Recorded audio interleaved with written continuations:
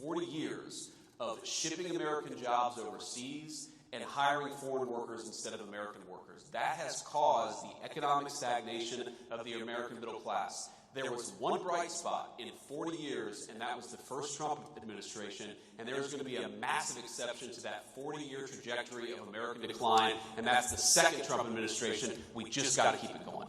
Right. So now we're a year removed from you and President Trump winning a massive electoral victory in November 2024, and we're just a couple of months since our friend Charlie Kirk was brutally murdered by a radical leftist. But at the same time, we are seeing some. What happens if my dad? Congress, some divisions in the MAGA movement, and I get it that there's this issue, that issue, whatever. What would be your message to how to reunify this movement for the fights ahead, whether it's the midterm elections, 2028, and beyond?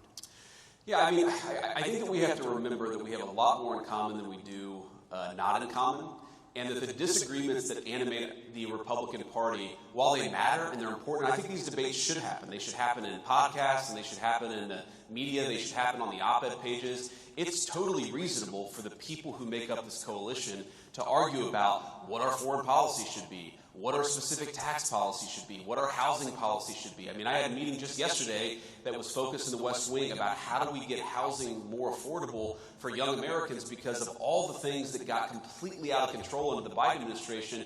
You had homes that doubled or tripled in price depending on the geography in 4 years under the Biden administration. We've got to solve that problem for our young people so they can afford to buy homes, start families, and actually build their own American dream. So I think my attitude is let these debates play out, but don't let the debates that we're having internally blind us to the fact that we are up against a radical leftist movement that murdered my friend a couple of months ago and that would throw many people in the Trump administration in prison, not for doing anything illegal, but for not following the far left's agenda. That is the real opponent here. A political movement in this country that has no animating principle, that has no agenda for the American people. Their sole obsession is to take down Donald Trump and anybody who helped Donald Trump govern. Focus on the enemy, have our debates, but focus on the enemy so that we can win victories that matter for the American people. That's my message.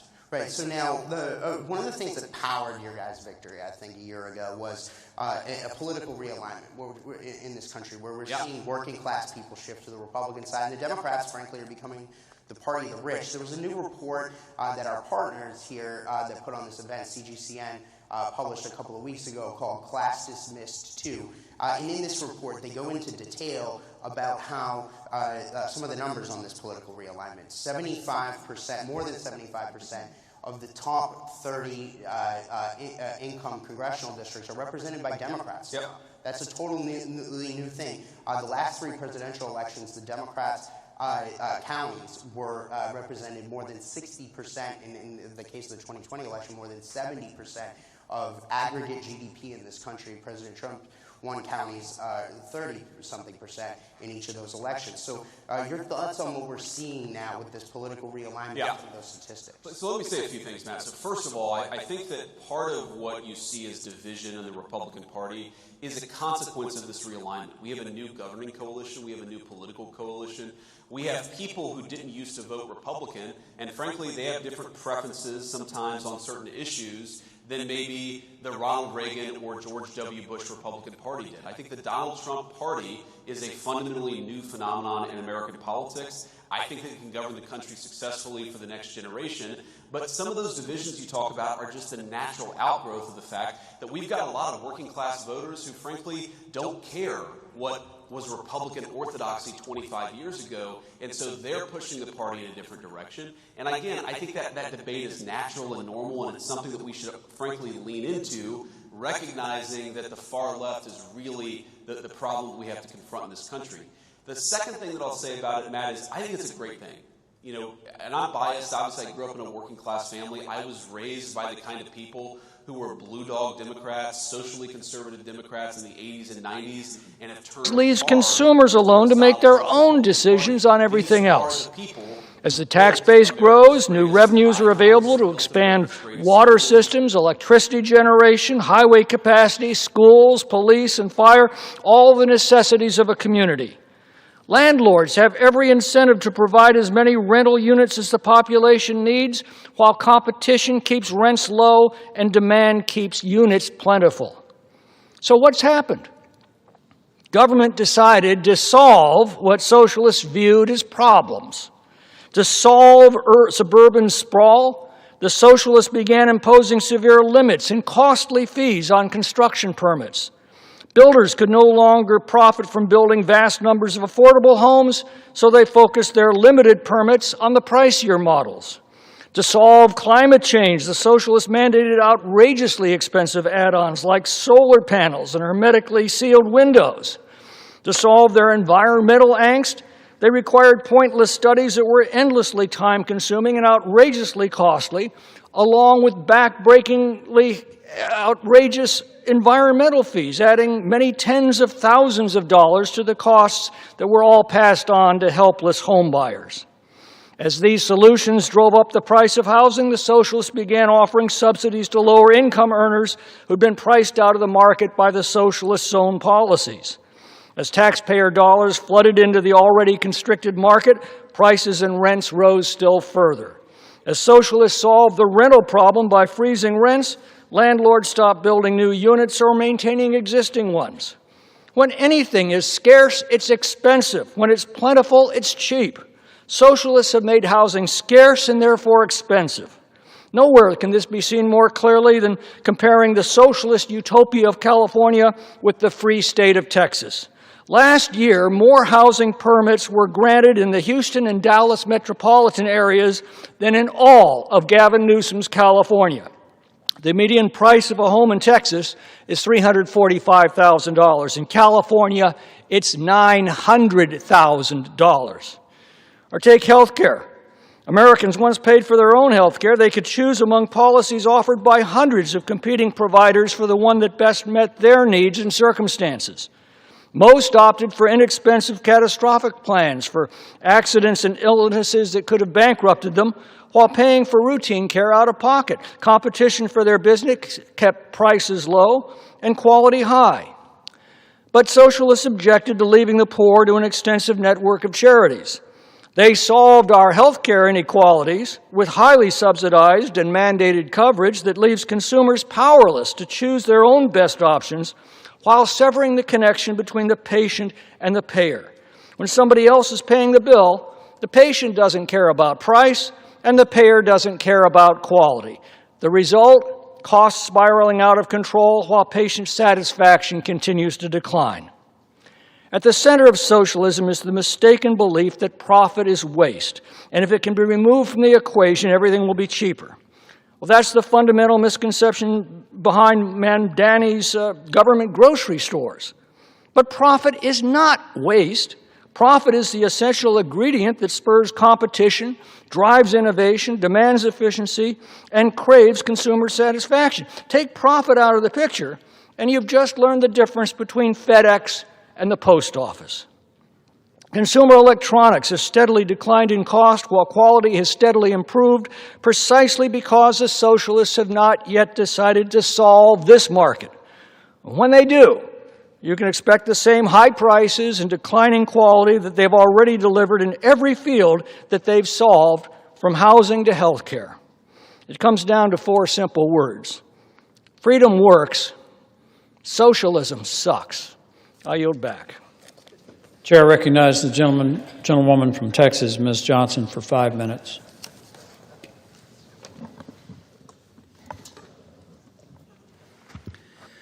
Thank you, Mr. Speaker. I rise today to recognize and congratulate Tracy Eubanks on his extraordinary leadership and decades of experience to MetroCrest services. For more than 40 years, MetroCrest has been a lifeline for families across Addison, Coppell, Carrollton, Farmers Branch, and Dallas, providing food security, housing stability, workforce support, and compassionate care in moments of crisis. For the past 13 years, Tracy has guided this organization with vision, integrity, and a deep commitment to uplifting every member of our community. Under Tracy's leadership, MetroCrest Services opened its new state-of-the-art community center, an investment that will serve North Texas families for generations. He has strengthened partnerships, expanded critical programs, and ensured that every person who walked through MetroCrest doors was met with dignity and hope. As Tracy prepares for his retirement in 2026, we honor not just his accomplishments, but the countless lives he has touched. North Texas is stronger, more resilient, and more compassionate because of his service. Tracy, thank you for your leadership, your heart, and your unwavering commitment to the people of our community. Mr. Speaker, I rise today to honor County Treasurer Pauline Medrano for her extraordinary dedication to public service and her newly elected role as president of the County Treasurers Association of Texas. Treasurer Medrano has spent more than a decade in elected office, always putting the people of Dallas County first. Her leadership has helped strengthen public institutions, increase transparency, and build a culture of accountability and service that has positively impacted countless residents. Her election as president of the County Treasurers Association of Texas is a testament to the respect she has earned across our state. It reflects her deep experience, her unwavering commitment to excellence, and a belief that government works best when it works for everyone. I am proud to recognize Treasurer Medrano for her years of leadership, her community involvement, and her tireless dedication to the people she serves. Her willingness to answer the call of public service embodies the very, very best of civic leadership. I want to wish her the best of luck as she takes on this new role on behalf of our community. And I want to commend Treasurer Medrano for her invaluable contributions to Dallas County and to the state of Texas. Mr. Speaker, last week the House voted on a bill to reopen the government, but tucked away in the fine print of that bill was something very disturbing and troubling, a very brazen payoff. Millions of taxpayer dollars that could quietly be transferred to the personal bank accounts of 8 Republican senators. These are senators who may have had knowledge or even participated in efforts to overturn the 2020 presidential election. At a time when Americans are struggling to get ahead, Republicans in both the House and the Senate signed off on a deal that lines the pockets of the very people who wrote it. In the very corner of this district, families are doing everything they can to make ends meet. They are juggling rising grocery costs, higher rents, health care bills that seem to grow every single month. They expect this Congress to meet the moment with integrity, responsibility, and the basic respect for the people we serve. But what Republicans did was an insult to every hard-working taxpayer who plays by the rules and expects honesty from their government. Republicans could have voted it down. They could have passed an amendment to remove that provision from the bill, but despite being given the opportunity to do so, House Republicans let it pass. Now, I'm grateful that the House voted just last night to pass a bill to take this away, but there's no guarantee that the Senate will actually do that. The American people deserve better than this corrupt backroom deals. They deserve better than legislation crafted to enrich the few at the expense of the many. And they certainly deserve better than a governing philosophy that treats cruelty as strength and corruption as strategy. The contrast before us could not be clearer. On one side, we see a Republican majority operating in the currency of cruelty and corruption, willing to hold hostage working families, willing to cut health care, and willing to undermine transparency, all to score political points to reward political friends. On the other side, Democrats are fighting with courage and compassion.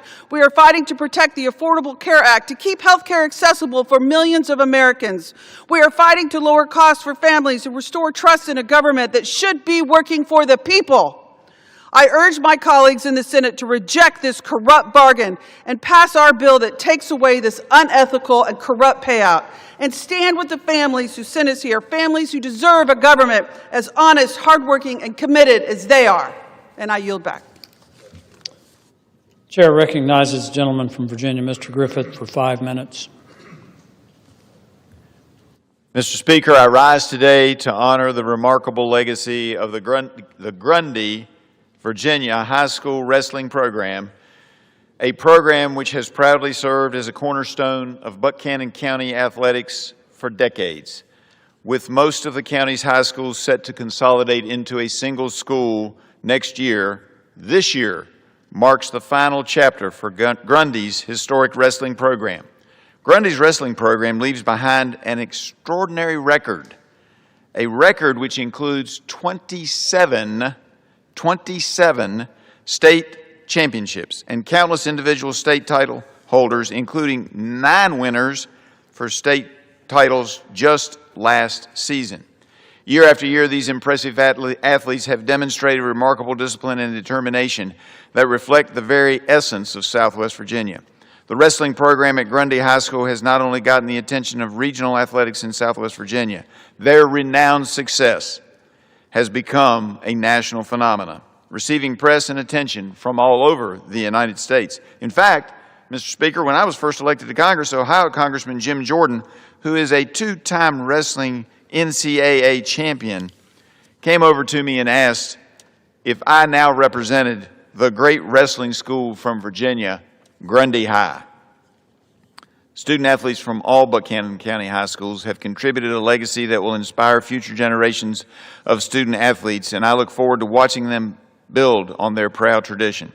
Southwest Virginia as a whole congratulates Grundy High School on its historic wrestling achievements and extends a heartfelt thank you to the athletes, coaches, families, and extraordinary fans who made this legacy possible. With their time, they made it possible with their time, their dedication, and their donations. A special nod goes to the Grundy Wrestling Club, a 501c3 charity that happens to support wrestling in the area. So, Mr. Speaker, I hope that we recognize that as we come to the end of this chapter, it is not the end of the story for wrestling in the Grundy region and in Buchanan County, but the beginning of a new one, rooted in the same values that carried Grundy High School to wrestling greatness. Mr. Speaker, I rise today as Americans celebrate National Rural Health Day. According to the Virginia Department of Health, 88% of Virginia is rural, including much of Virginia's 9th District. As a result, communities face numerous barriers in the rural areas to receive adequate access and opportunities for health care. Our rural health care providers do our country and our health care system a tremendous service, tending to the health care needs of rural communities. I am committed to working to improve rural health care access in my time here in Congress. Today, let all of us honor the profound contributions of these health care providers. Thank you to the doctors, the nurses, advocates, and others who strive to make rural health care a possibility in America and to make America a truly healthy America in all regions. I yield back. Chair recognizes the gentlewoman from Florida, Ms. Washman Schultz, for 5 minutes.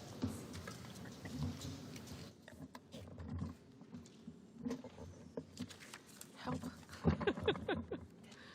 Lower than that. Yeah, all the way down. Thank you very much. Thank you, Mr. Speaker. Mr. Speaker, it's with a heavy heart to recognize the life of my longtime friend, fierce leader and cancer community advocate, Laney Jones. Laney was a 7-time cancer survivor and known on social media as a detective.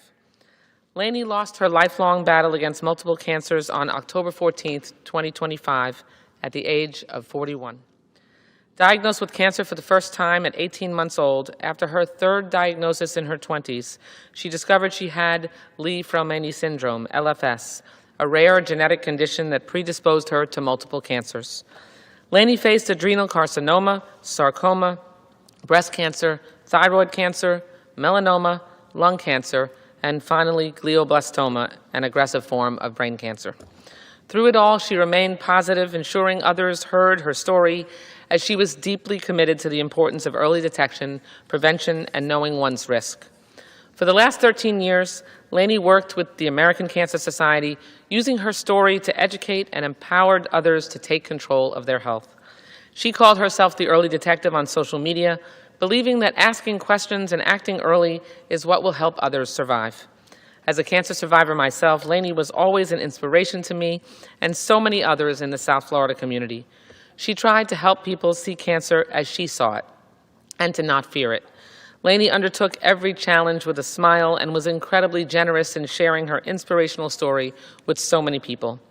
She lived by the words, "Live every day like it's your first."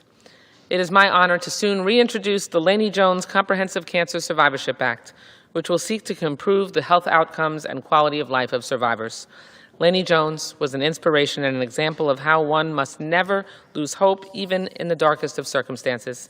I hope her story and her spirit continue to inspire others across the country. May her memory be for a blessing. Mr. Speaker, it is with great pleasure that I rise to recognize the City of Hollywood, Florida's centennial celebration. The City of Hollywood was founded by visionary Joseph Young in 1925 as a small seaside dream and has since grown into a charming coastal community and dynamic city. Over the past century, Hollywood has become known for its beautiful beaches, historic boardwalk, scenic waterways, and unique blend of natural beauty and urban vitality. It is one of South Florida's most unique and beloved coastal cities.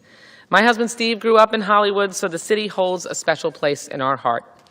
Hollywood's residents represent generations of families, new arrivals, and innovators who have built a strong and sustainable community that embraces inclusion, engagement, and civic involvement and diversity. Hollywood is also home to the Seminole Tribe of Florida, its reservation and ancestral lands. We also honor the Seminole people for their historic and ongoing contributions to our shared story. The City of Hollywood is deeply committed to sustainability and innovation, ensuring that future generations can continue to enjoy the city's remarkable natural resources. The city's unique charm lies in its ability to balance progress with preservation. This 100th anniversary is a time to honor the past and the efforts of those who came before us, as well as celebrate the achievements of today and the next 100 years. I'm grateful to Mayor Josh Levy and the City Commission for working tirelessly to ensure that Hollywood remains a world-class destination where residents thrive, businesses prosper, and visitors feel welcome. Happy 100th anniversary to Hollywood and all its residents. Mr. Speaker, I yield back the balance of my time. Chair recognizes the gentlewoman from Texas, Ms. Dela Cruz, for 5 minutes.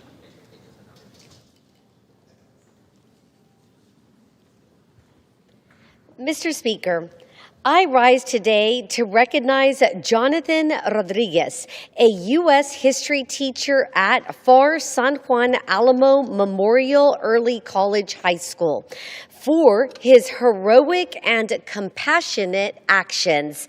Without hesitation, Mr. Rodriguez jumped to the rescue to help one of his former students following a vehicle collision. For his compassionate actions, the PSJA ISD awarded the first ever Heart of Service coin.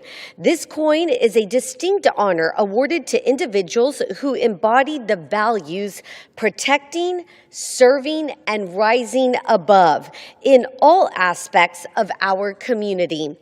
Mr. Rodriguez exemplifies these ideals every day, going above and beyond for his students and bringing his experience as a volunteer firefighter to his role as an educator. Thank you, Mr. Rodriguez, for your heroism and your quick action to save a young student's life.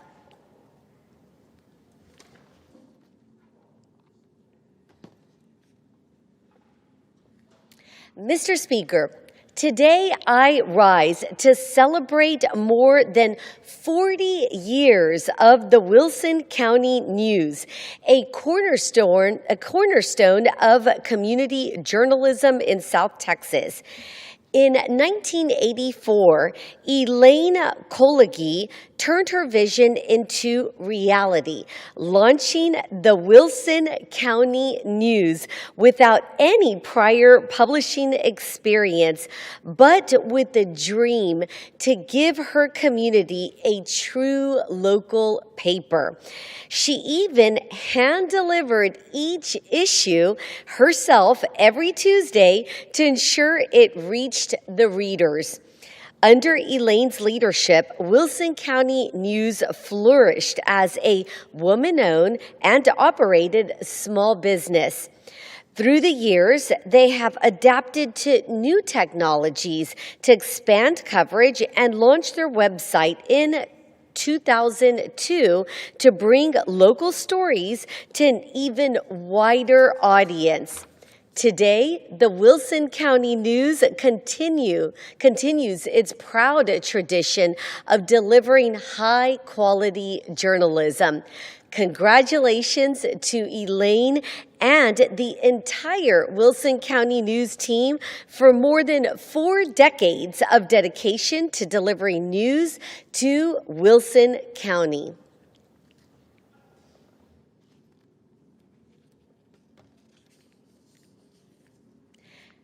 Mr. Speaker, today I rise to recognize the accomplishments of a Poth High School senior, Aiden Reed, the 2025 UIL 3A State Shot Put Champion. After earning silver at last year's championship, Aiden returned with determination and achieved gold to close out his senior season. During the state meet, Aiden sat in second place until his third attempt. A powerful throw secured him the gold medal and broke his own school record. Aiden is a passionate and driven role model for young athletes. His dedication and perseverance reflect the spirit of Poth and the strength of South Texas. Congratulations, Aiden. We can't wait to see what you accomplish next. Thank you, and I yield back. Chair recognizes the gentlewoman from Alabama, Ms. Sewell, for 5 minutes.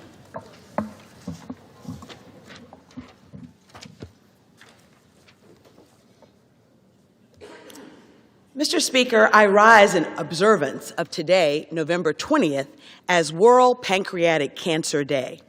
It is a time to shine light on the devastating impact of this disease and dedicate ourselves to improving prevention, early detection, and treatment. Pancreatic cancer is the third leading cause of cancer-related deaths in the United States and is on track to becoming the second by 2030. Over 67,000 Americans are diagnosed each year with pancreatic cancer. Like so many Americans, I know all too well the terrible impact of this disease. In 2021, I lost my dear mother, Nancy Gardner Sewell, to pancreatic cancer. By the time we caught it, the cancer had already spread. She passed away just 8 weeks after her diagnosis. In an effort to turn my pain into purpose, I have committed myself to doing everything I can to prevent other families from enduring such a painful loss. Along with my friend, Congressman Jody Arrington, I am proud to be leading H.R. 842.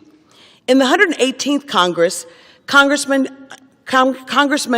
Arrington introduced our bill and surprised me by renaming it after my mother.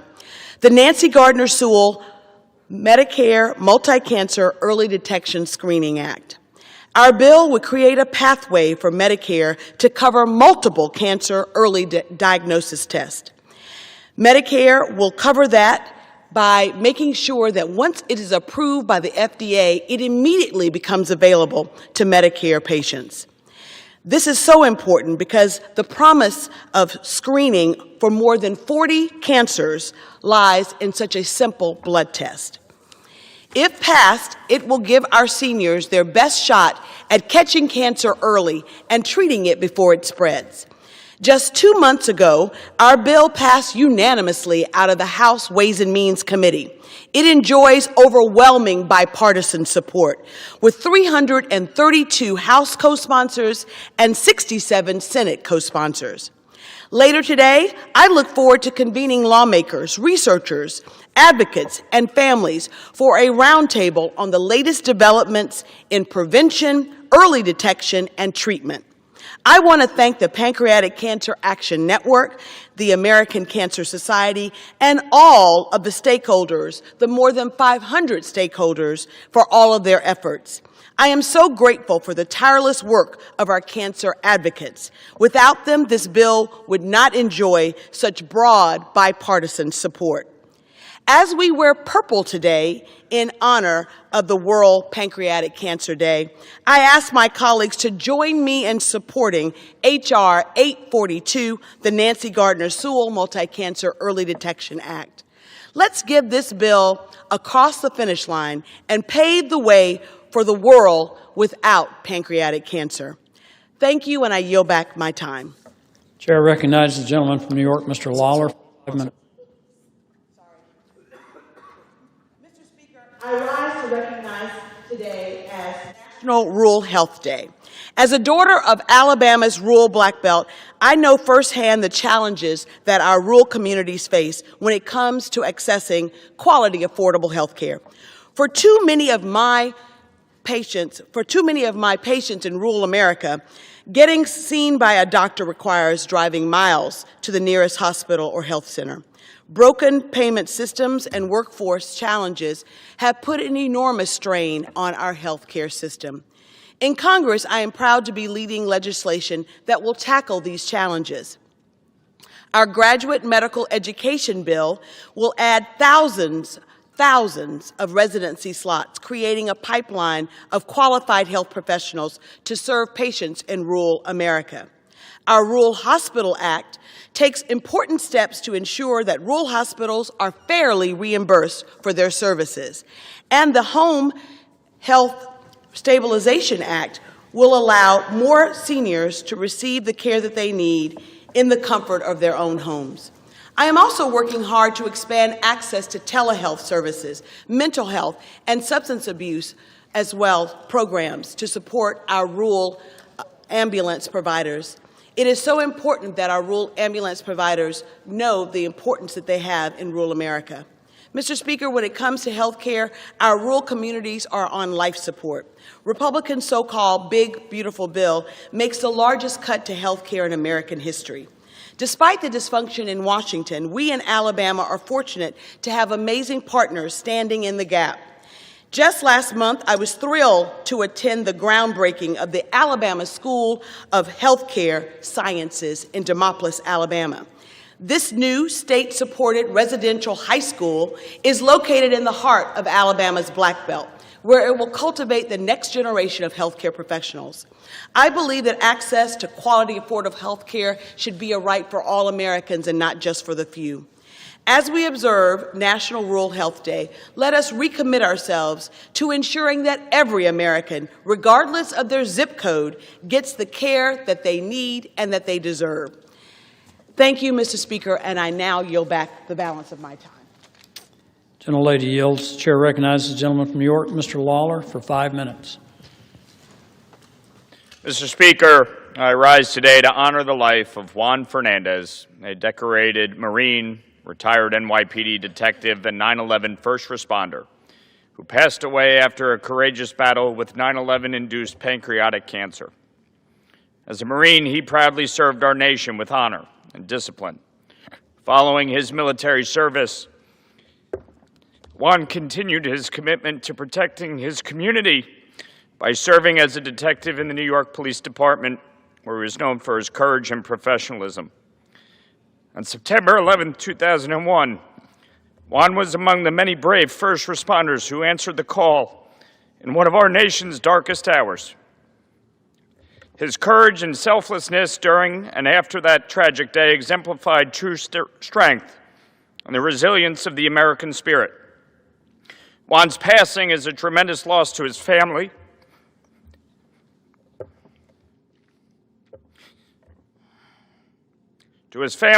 his friends, and those who served alongside him. My thoughts are with his wife, Lily, his daughters, Sydney, Samantha, and Jessica, during this difficult time. May his memory be a blessing to all who knew him and to our country.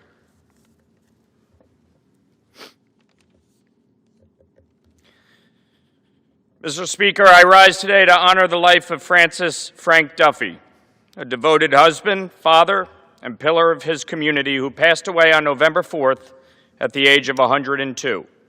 He was a decorated World War II veteran, earning both the Silver Star and the Purple Heart for his valor while serving in Iwo Jima, and he concluded his military career at the rank of corporal. Upon returning home from war, Frank embarked on a career with the United States Postal Service, retiring in 1978 as a foreman for transportation. He was an active member of the Pearl River VFW Post 7370 and the John H. Secor American Legion Post, the Ancient Order of the Hibernians, the Irish Cultural Center, and St. Margaret's Church, and was a past member of the Knights of Columbus. A proud father of 5, loving grandfather of 10, and great-grandfather of 11, Frank exemplified the values of steadfast wisdom and enriched the lives of all he touched within the Pearl River community and beyond. May God bless the memory of Frank Duffy.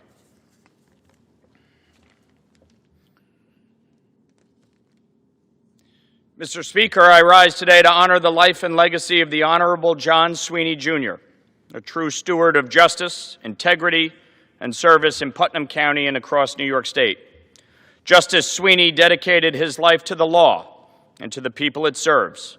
From his early days as Administrative Assistant District Attorney in Putnam County to his distinguished tenure on the New York State Supreme Court and the Appellate Division, First Department, where he made history as the highest-ranking judge ever to hail from Putnam County. John embodied fairness, humility, and an unwavering commitment to justice. He was a man of quiet grace and deep intellect, a mentor to many and a true gentleman in every sense of the word. Beyond the courtroom, he gave selflessly to his community, from supporting veterans and first responders to volunteering at local fairs and serving with the Friendly Sons of St. Patrick. On a personal level, he was extremely gracious and supportive of me, and I will never forget it.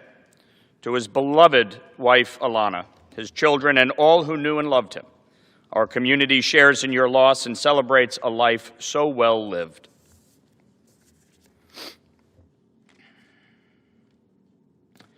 Mr. Speaker, I rise today to honor the life of Vincent Altieri, a dedicated community leader and longtime public servant.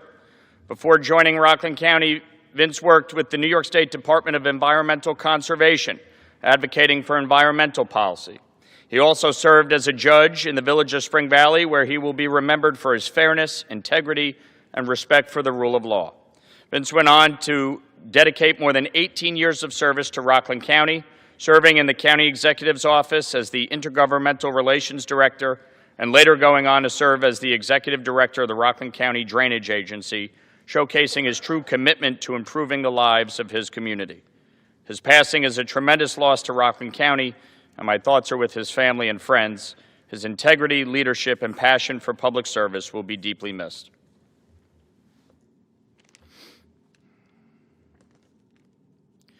Mr. Speaker, I rise today to honor the life of Donna Breen Clark, who passed away peacefully on October 25th, surrounded by her beloved family. A proud graduate of Marymount Academy and Marymount College in Tarrytown, New York, Donna dedicated her life to the education and enrichment of the young minds of our community. She started her career at Marymount International School in Surrey, England, before returning home to teach first graders in Mount Kisco. Following her marriage to her beloved husband, Joseph Clark, in the summer of 1962, she went on to serve as a preschool teacher and then director of the Norrishawn Cooperative Nursery School in time Pearl has River. expired. Let me just finish, Gary. In Pearl River, where she educated thousands of students, including myself. Whether through educating the next generation or through the active involvement in St. Aidan's Church, Donna was deeply committed to her community. A proud mother of 3 and loving grandmother of 7, Donna lived a life defined by compassion. May God bless the memory of Donna Breen Clark and her husband, Joe, and may God continue to comfort her family. Chair recognizes the gentleman from Louisiana, Mr. Carter, for 5 minutes. May I ask unanimous consent to address the House for 5 minutes to revise and extend my remarks? The gentleman is recognized.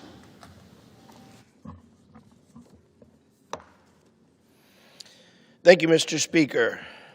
James M. Bernhardt, Jr. was a legend in Louisiana. The headlines called him an icon, a titan, a giant of a man. Those who knew him understood why. He was a builder, a problem solver, and at his core, a man of faith. Jim was a proud LSU Tiger. Graduating in construction management, he loved to tell the story of realizing at the last minute he was 3 hours short of credits he needed to graduate. Facing that problem, he decided to test out a bowling class by scoring a 200, despite barely ever bowling before. In true Jim fashion, with determination and high tolerance for risk, he figured out how to make it work and to graduate. After LSU, he went to work for the family business where every new employee had to start by installing toilets and air conditioners. As the family's first college graduate and someone who had already done that work since high school, the rule didn't sit right with him. So he turned down the offer to join and joined Southeast Fabricators as their first salesman. On his first day, he picked up the yellow pages and got to work. He quickly discovered the company's prices were far too high to compete in South Louisiana. With no formal authority, he restructured the company's operations. By age 26, he was a corporate vice president and a member of the board. In 1986, he faced another challenge. Health insurance premiums raised on workers, including 2 employees whose wives were pregnant. Jim wanted to raise their pay to cover the costs. His boss said no, so Jim handed in his resignation, partnered with 2 colleagues, and founded National Fabricators with just $50,000. That company grew into the Shaw Group, a Fortune 500 global engineering powerhouse headquartered in Baton Rouge. At the time, the only non-utility Fortune 500 company in Louisiana. His success brought offers from other states to relocate. With millions of dollars on the table, he refused every one of them. Jim was Louisiana through and through. His love for this state fueled his political engagement. After years of resisting pressure to get involved in politics, he finally told his board of directors that he was a proud Democrat. To their surprise, and he devoted himself to pushing leaders to feed and educate children of all backgrounds, expand health care, and lift Louisiana forward. He helped elect 2 governors, the first black mayor of Baton Rouge, and dozens of others across the state. He proudly served as the chairman of the Louisiana Democratic Party. For years, many waited for Jim to run for governor or the Senate. His son, one of my most trusted advisors, Trace, you know Trace, told me a secret. He said he was never going to run. He preferred the challenging the rest of us to do better. His door was open to Democrats and Republicans alike who wanted to improve the lives of people. When he retired from Shaw, he faced another problem. What do I do next? He founded Bernhard Capital Partners, now one of the largest employers in my district. And remembering that family business, whose terms he once rejected, he joined his brother and transformed it into the largest energy as a service provider in the United States. Jim's impact stretches far beyond business. Louisianans will tell you, Jim pumped the water out of New Orleans after Katrina. He helped build Category 5 strength levees that now protect the city. He built power plants that power America, paid living wages to tens of thousands of workers, expanded broadband for children in Baton Rouge during the pandemic. And with his beloved wife, Dana, founded Every Kid a King Foundation to serve the children of Louisiana. But none of that compares to what he cherished most, his family.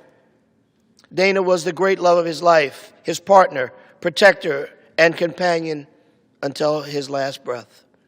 His pride in his children, Trace, Catherine, Patrick, Michael, and Benjamin, was immeasurable, even if he did joke about 2 of them going to Ole Miss.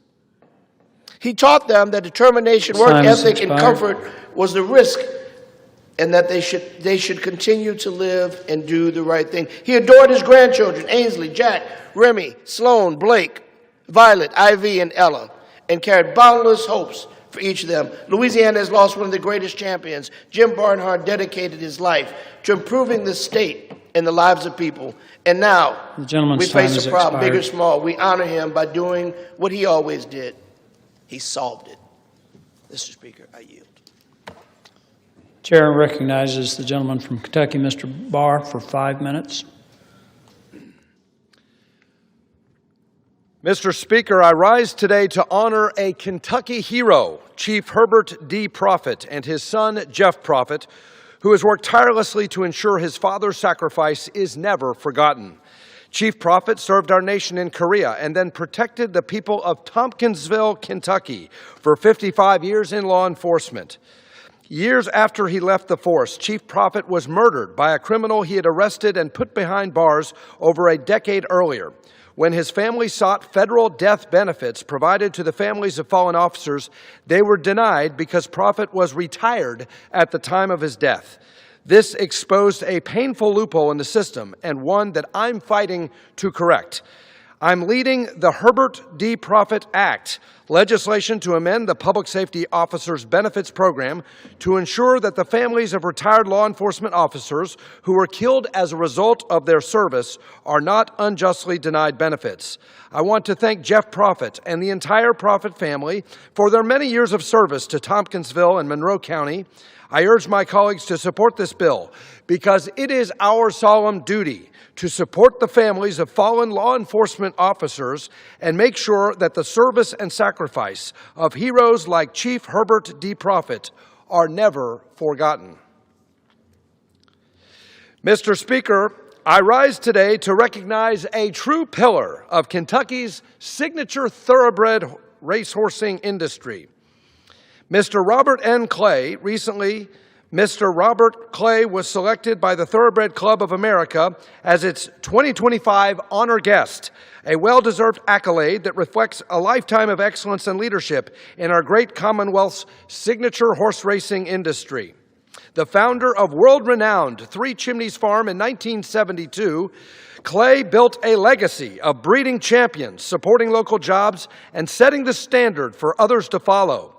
Stallions to stand stud at Three Chimneys during Clay's tenure included Slew of Gold, who was the operation's first stallion, Triple Crown winner Seattle Slew, and classic winners Silver Charm, Smarty Jones, Point Given, and Big Brown, as well as breed shapers Dynaformer and Rahi. His contributions reach beyond the track. They reflect what Kentucky stands for: tradition, hard work, and community. Today, we honor Mr. Clay not only for his success in breeding and racing, but for being a model Kentuckian. A descendant of former Speaker of the House Henry Clay, the great compromiser, Robert Clay recently helped to establish the Henry Clay Center for Statesmanship, a nonprofit, nonpartisan organization dedicated to transforming the tone of our country's national discourse and inspiring current and future leaders to emulate the political legacy of Henry Clay to find common ground through beneficial compromise. On behalf of the people of Kentucky and this House, I want to thank Mr. Robert Clay for his life's work. I congratulate you on this honor, and I look forward to witnessing the enormous positive impact your efforts will continue to make on our Commonwealth. Mr. Speaker, I rise today in strong support of the resolution condemning socialism and reaffirm my commitment to the principles of free market capitalism. These are principles that have guided the United States into becoming the most prosperous nation in the history of the world. For more than 2 centuries, America's free enterprise system has lifted more people out of poverty, created more opportunity, and generated more innovation than any other economic model the world has ever known. American GDP has grown more than 100-fold since 1920. Average life expectancy has risen dramatically, and American workers today enjoy standards of living that socialist economies could never deliver. Contrast that with socialism. Wherever socialism has been tried, the former Soviet Union, Eastern Europe, Maoist China, Cuba, and Venezuela, it has produced the same tragic pattern: economic collapse, shortages, lost freedoms, and human suffering. Venezuela, one of the most wealthy countries in Latin America, saw its economy contract by over 75% after adopting socialist policies, destroying its currency and plunging millions into poverty. Mr. Speaker, free markets empower individuals. Socialism empowers the state. Socialism requires coercive power. To plan effectively, socialist central planners must override individual choices. This expands state power and threatens political freedom. Capitalism, in contrast, is the only system capable of using dispersed knowledge, preserving individual freedom, and enabling spontaneous social cooperation without central direction. Under free enterprise, businesses compete, innovate, and create, driving American leadership in everything from technology to agriculture to energy. Free markets and capitalism gave birth to the American dream that is the envy of the world. And under socialism, bureaucrats dictate, ration, and restrict. Mr. Speaker, I urge my colleagues to support this resolution. Let's send a clear message that the United States will always stand for freedom over government coercion, markets over mandates, and prosperity over poverty. I yield back. Chair recognizes the gentleman from California, Mr. Panetta, for 5 minutes. Mr. Speaker, although my heart hangs low, I rise today to honor the life, the legacy of Miss Helen Rucker. This week, she passed at the young age of 93.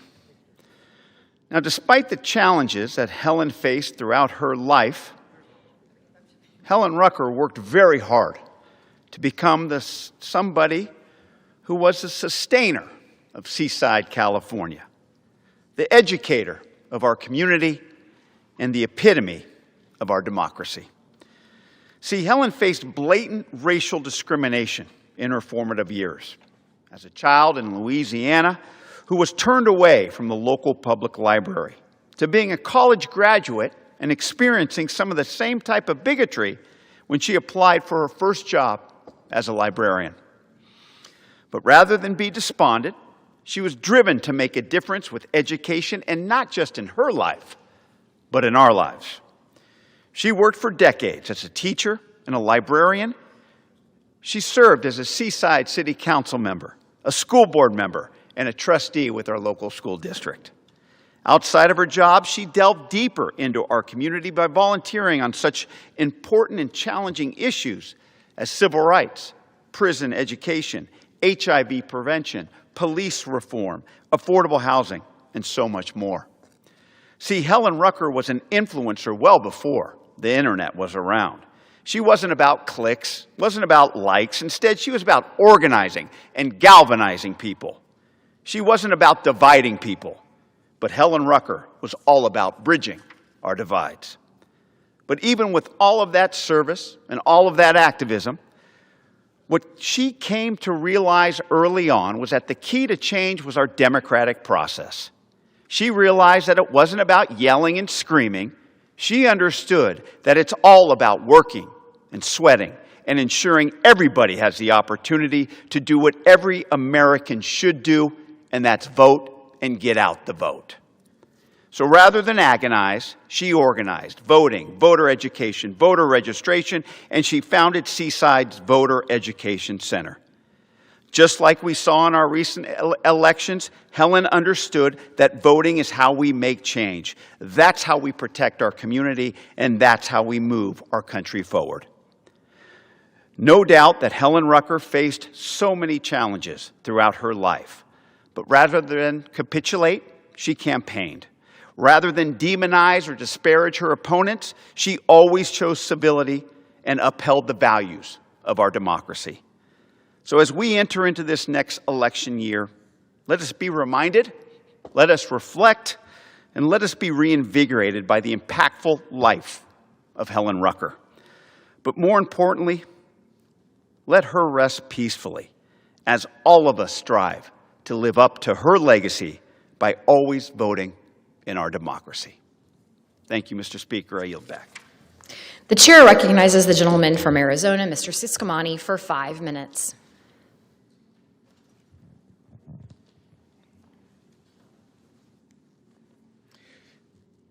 Thank you, Madam Speaker.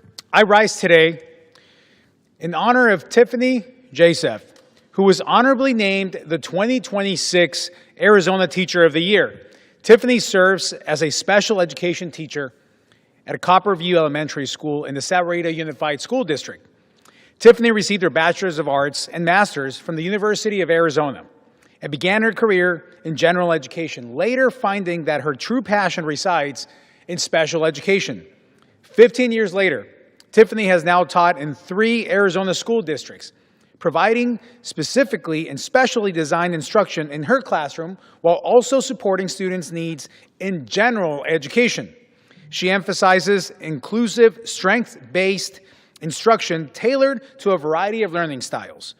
Before this honor, Tiffany was named the school's Teacher of the Year and has also been a finalist for District Teacher of the Year.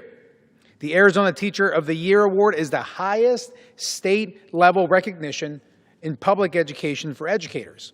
Now, Tiffany will join other state teachers of the year from across the entire country in a year of professional learning and a once-in-a-lifetime opportunity.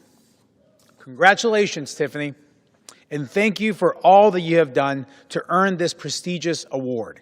Arizona's 6th Congressional District is very lucky to have you.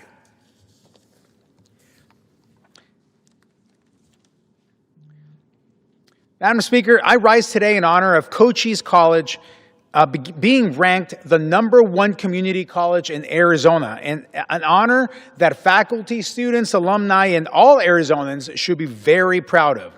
Cochise Community College has 2 campuses and 4 centers in Cochise County and is known for its affordable tuition and small class sizes and programs that lead to real-world success. Cochise College embraces what all colleges should and strive to be in this amazing country. A product of community college myself, I know firsthand that Cochise College remains committed to helping students create bright futures. Cochise College provides both university transfer programs for those wanting to continue education and also offers workforce-related certificates designed to prepare graduates for immediate employment in Southern Arizona's growing job market. I'm honored to represent Cochise College in Arizona's 6th Congressional District, and I'm incredibly proud of their hard work and commitment of excellence. Congratulations to President James Perry, your board, your faculty, your staff, and all the students that make Cochise College what it is today.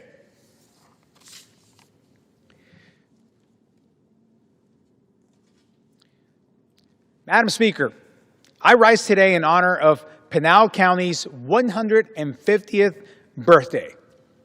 Older than the state of Arizona, Pinal County was formed from portions from Maricopa and Pima counties on February 1st, 1875. While mining is the county's, was the county and the most dominant force back then, Pinal County's economy has exponentially grown and expanded over time. But agriculture remains a significant part of the county's economy, while large-scale farming operations and ag research also prevail. Pinal County has experienced significant population growth in recent decades, becoming one of the fastest-growing counties in the entire country. The county's location, infrastructure, and pro-business environment are key factors in its expedited growth and in its development. And the beauty of Pinal County is diverse, with a landscape including both mountains and desert valleys. Pinal County is home to the Casa Grande Ruins National Monument, Picacho Peak, and way, way more. It's an honor to represent Pinal County in Congress. Happy birthday, happy 150th birthday to Pinal County. Thank you, and I yield back. The chair recognizes the gentlewoman from Massachusetts, Ms. Presley, for 5 minutes. Madam Speaker, I rise today to congratulate Bishop William E. Dickerson II and Lady Luella Dickerson, role models in love and in service, on their 36 years of selfless service and spiritual stewardship as founding pastor and First Lady of the Greater Love Tabernacle in Dorchester. Across the city of Boston and the Commonwealth of Massachusetts, the names Bishop Dickerson and Lady Luella have been synonymous with truth, justice, and love. And their love of community, love for all God's children, is evident in their spiritual guidance every Sunday and made manifest in their good deeds in community Monday through Saturday. From the pulpit to the classroom, from City Hall to behind the incarcerated walls, Bishop Dickerson and Lady Luella have saved generations of souls, changed and saved lives. They have lived a life dedicated to God, their ministry, their city, their marriage, and their family. It is only fitting that Greater Love Tabernacle's 36 years of service are now an indelible part of the congressional record to serve as a permanent inspiration to us all. Madam Speaker, I rise to honor the life and legacy of the Honorable Judge Leslie Harris, a father, husband, grandfather, mentor, and champion for justice in Massachusetts. Raised in Chicago, he journeyed to Boston, where he earned advanced degrees, planted roots, and dedicated his life to public service. In the courtroom, first as a probation officer, then as a public defender, then as the chief of the juvenile division of the Suffolk County DA's office, Judge Harris inspired generations. He possessed a fine legal mind and an altruistic heart. He saw every person as worthy of dignity, of opportunity, and compassion. He will forever be remembered as a kind titan of a man who showed up for everyone. For his beloved members at the Elliott Church of Roxbury, for students at Roxbury Community College. He was there for young children experiencing abuse and neglect. He was there defending Black men viciously targeted and criminalized in the Charles Stewart case. He was there supporting marriage equality to facilitate the first ever adoption by a gay couple in Massachusetts. He was there for all walks, for people from all walks of life. And I can feel that he is here with us today. His spirit straightens our backs and lifts our chin to motivate us in the pursuit of justice. May he rest in peace and power. Madam Speaker, I rise today to honor the life and legacy of my dear friend and brother, former Newton Mayor Seti Warren, a trailblazer, the first popularly elected Black mayor in the Commonwealth of Massachusetts. Seti was a loving son, brother, husband, and father who I had the privilege of working closely alongside when we were both aides to United States Senator John Kerry. He was always ready with thoughtful counsel, an easy and deep laugh, kind eyes that twinkled. He radiated life and optimism. Seti accomplished so much in his short 55 years here with us. He was a dedicated mayor, veteran, and public servant from the White House to Capitol Hill to City Hall. As the director of the Harvard Institute of Politics, he led pivotal conversations that stoked our consciousness and reminded us of our shared humanity, all the while inspiring a new generation of public service leaders. Seti had so much life left to live, milestones to experience, hearts to touch, and lives to change. My heart goes out to his wife, Tassie, and their children, Abigail and John. Know that your Kerry family, your Boston College family, the city of Newton, and your Harvard family mourn alongside you. What a tremendous loss for our country, our Commonwealth, and for humanity. Rest in power, my friend. The chair recognizes the gentleman from Ohio, Mr. Taylor, for 5 minutes.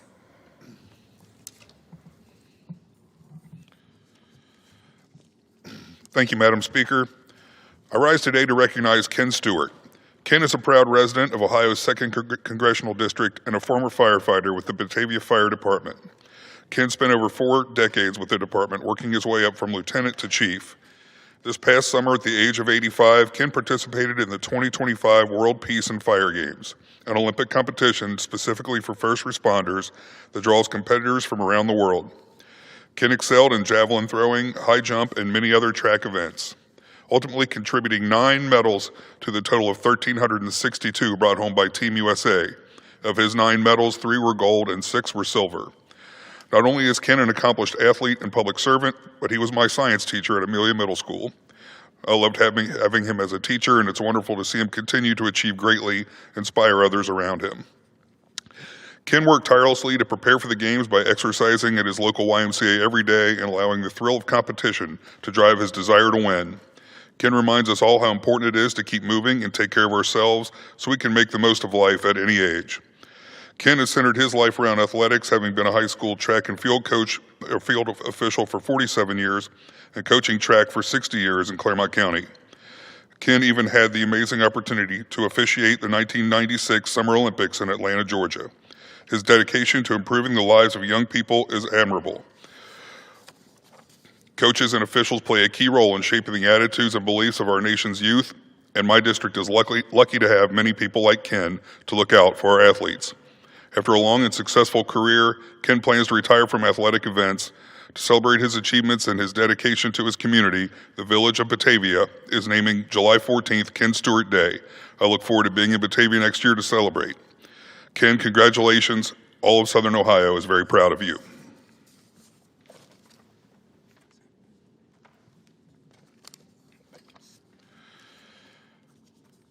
Madam Speaker, I rise today to recognize Billy Ray Daddy-O Midkiff and his extraordinary service to Southern Ohio. Ray began serving as a volunteer firefighter in 1977 with the Wilkesville Volunteer Fire Department and became a charter member of the Salem Township Volunteer Fire Department. He has over 50 years of service, including several years as fire chief for Salem Township. Ray's roots in the community run deep, as he has also worked as a dairy farmer and coal miner for the Southern Ohio Coal Company. Ray has received numerous awards, such as the National Grange Volunteer Firefighter of the Year, and was deemed a hometown hero by Modern Woodmen. To this day, he is an active fire chief and continues to give back to Southern Ohio. America is forever grateful for people like him and the millions of other first responders who put their lives on the line for us every day. Ray, all of Southern Ohio thanks you for your service. Thank you, Madam Speaker. I yield my time. The chair recognizes the gentlewoman from New Mexico, Ms. Stansberry, for 5 minutes. For 5 minutes and to revise and extend my remarks. Without objection.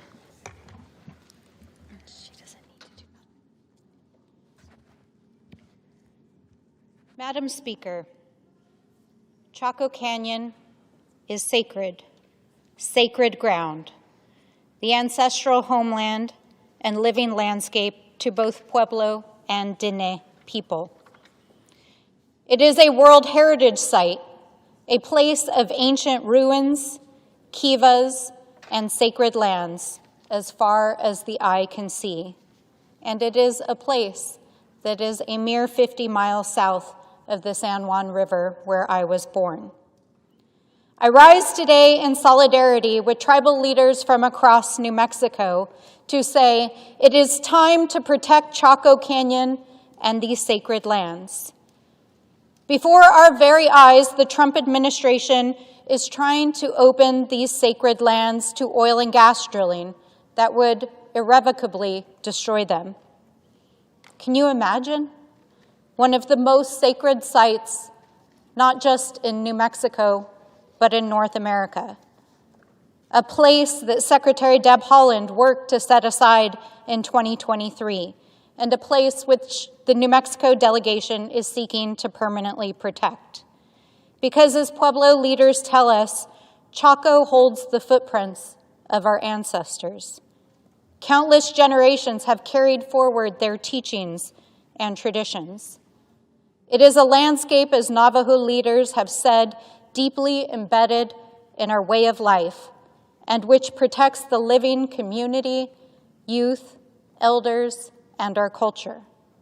And yet this administration is forging ahead, even as tribal leaders are saying no, to open these lands to desecration of sites that could never be recovered.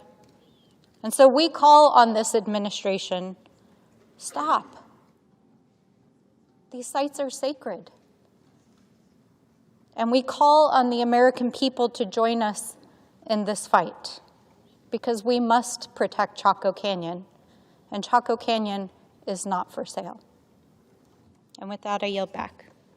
Chair recognizes the gentleman from Kentucky, Mr. Comer, for 5 minutes.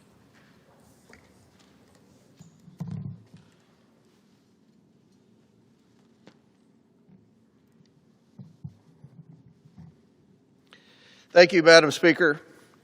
I've taken to the floor today to respond to Minority Leader Hakeem Jeffries calling me a, quote, stone-cold liar during a press conference defending the recent discovery of Democrats' communication with convicted sex offender Jeffrey Epstein. And I bring with me something that he and many of his fellow Democrats like Jamie Raskin, Jasmine Crockett, and Stacey Plaskett, apparently detest. And that is a thing called evidence. Tuesday, I gave a speech on the House floor detailing my House Oversight Committee's good work to date on our Epstein investigation. After all, Hakeem Jeffries, the Democrats in Congress, and your allies in the corporate media have been demanding a full release of the Epstein documents for months, including all the documents from the Epstein estate.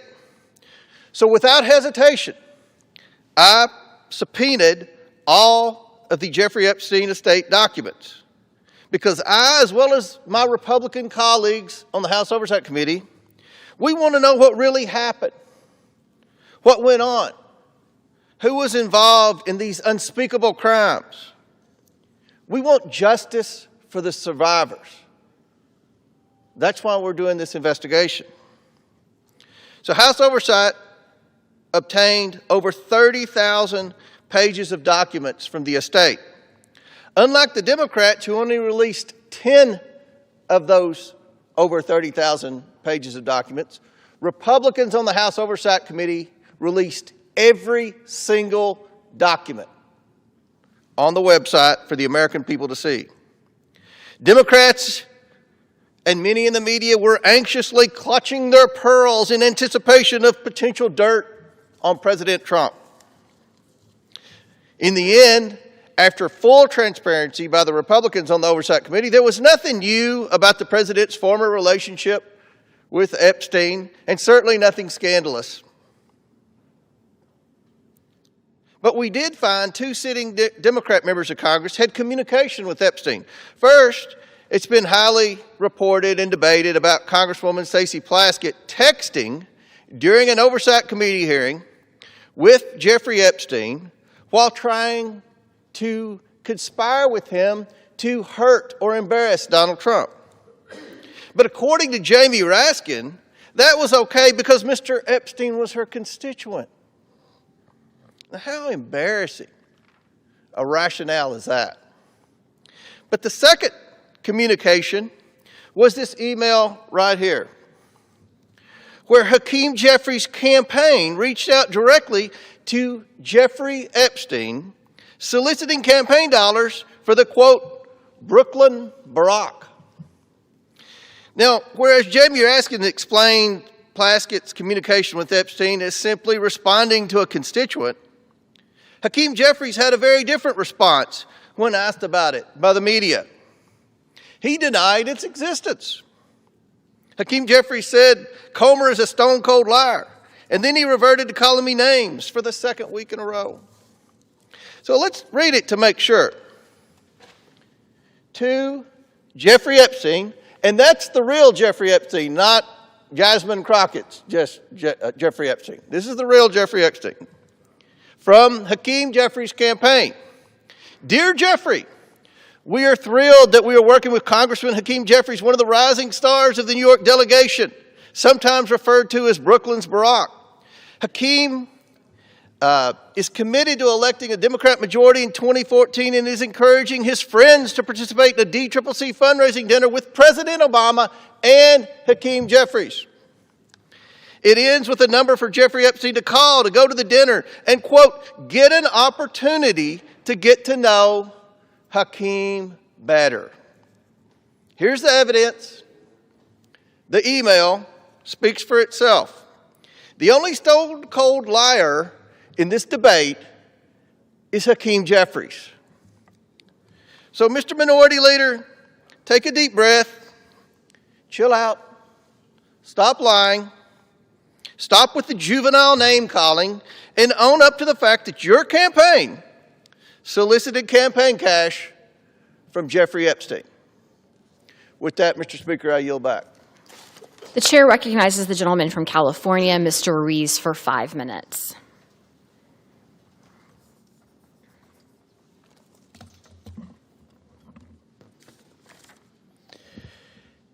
Mr. Speaker, I rise today to honor the profound courage and sacrifice of a woman whose story embodies the enduring struggle for freedom and human dignity in Iran.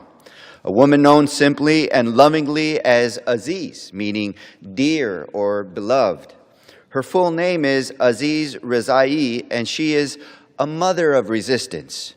Aziz was born in Zahra Narazi in 1929 in Tehran. And like many mothers around the world, she married young, raised a large family, and worked to give her children a better future. But the tides of Iranian history pulled her family into the heart of political repression and terror. Aziz endured a heartbreak that no parent should ever face, the loss of 9 members of her family, 4 sons, 3 daughters, 2 sons-in-laws, all killed across 2 successive dictatorships that feared the voices of those seeking democracy and basic rights. First under the Shah and later under the clerical regime that replaced him. Her children's only so-called crime was their involvement in Iran's democratic opposition movement, a movement that dared to say that the people of Iran deserved liberty, justice, and respect for human rights. During the rule of the Shah, 3 of Aziz's children were imprisoned and tortured, and 1 was killed in the street by secret police. Aziz herself was arrested in 1975 and spent more than 3 years in prison. She was tortured, she was flogged, she was hung upside down, she was forced into solitary confinement, and yet she never broke. The scars on her soles of her feet remain today. Living proof of cruelty she endured for simply wanting freedom for her people. Her son Mehdi, only 19 years old when arrested, refused to bow to the torture inflicted on him. In a rare public trial before foreign journalists, he exposed the brutal acts of the regime and pledged his life to the poor and oppressed in Iran. That defiance cost him his life, but his voice continues to echo. After the 1979 revolution, the Iranian people hoped for democracy. Instead, a new tyranny rose, one just as ruthless as the one before. The new regime once again targeted Aziz's family. In 1982, her daughter, Azar, 8 months pregnant, and her husband were killed in a raid by the Revolutionary Guard.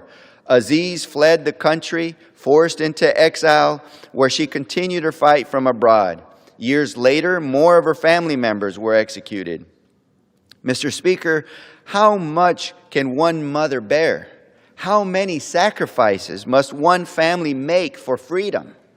Despite the unimaginable loss, despite being denied the right to return home, Aziz has never surrendered her hope for a democratic, free Iran.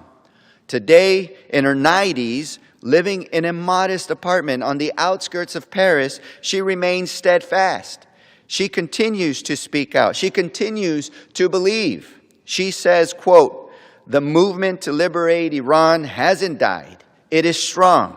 It is alive, and we are marching forward," unquote. Aziz Rezai's story is not only about suffering, it is about endurance. It is about resilience and resistance.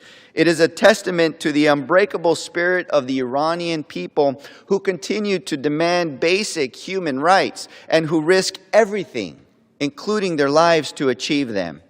Mr. Speaker, we stand here in the United States Congress, a place that symbolizes freedom and democratic voice. We must never take those values for granted. And we must never turn our eyes away from those who fight for them around the world. Today, I honor Aziz, a mother of resistance, and all Iranians who stand bravely against oppression. I stand with the Iranian people in their pursuit of democracy, equality, and human dignity. And I reaffirm that the United States will always support the fundamental rights of people seeking freedom. May Aziz's courage continue to inspire us like it has inspired me, and may her sacrifices never be forgotten. And may the day come soon when the people of Iran can live free in peace, justice, and democracy. Thank you, and I yield back. The chairwoman recognizes the gentleman from Florida, Mr. Bean, for 5 minutes.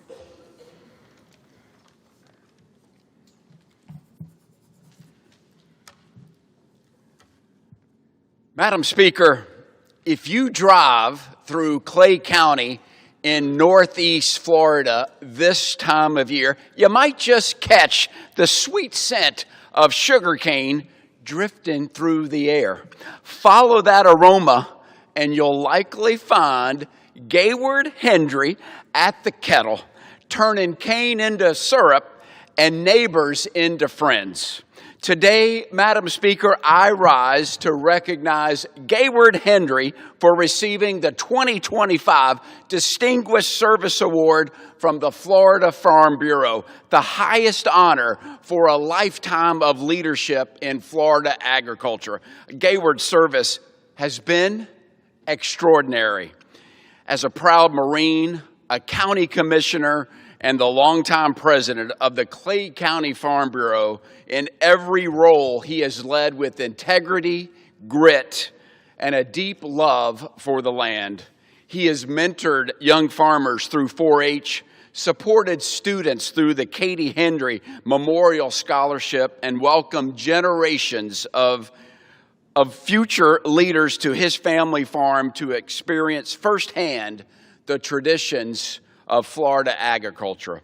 Madam Speaker, whether he's grinding cane or guiding the next generation through the challenges ahead, Gayward shows what it means to serve with purpose and to keep a community growing together.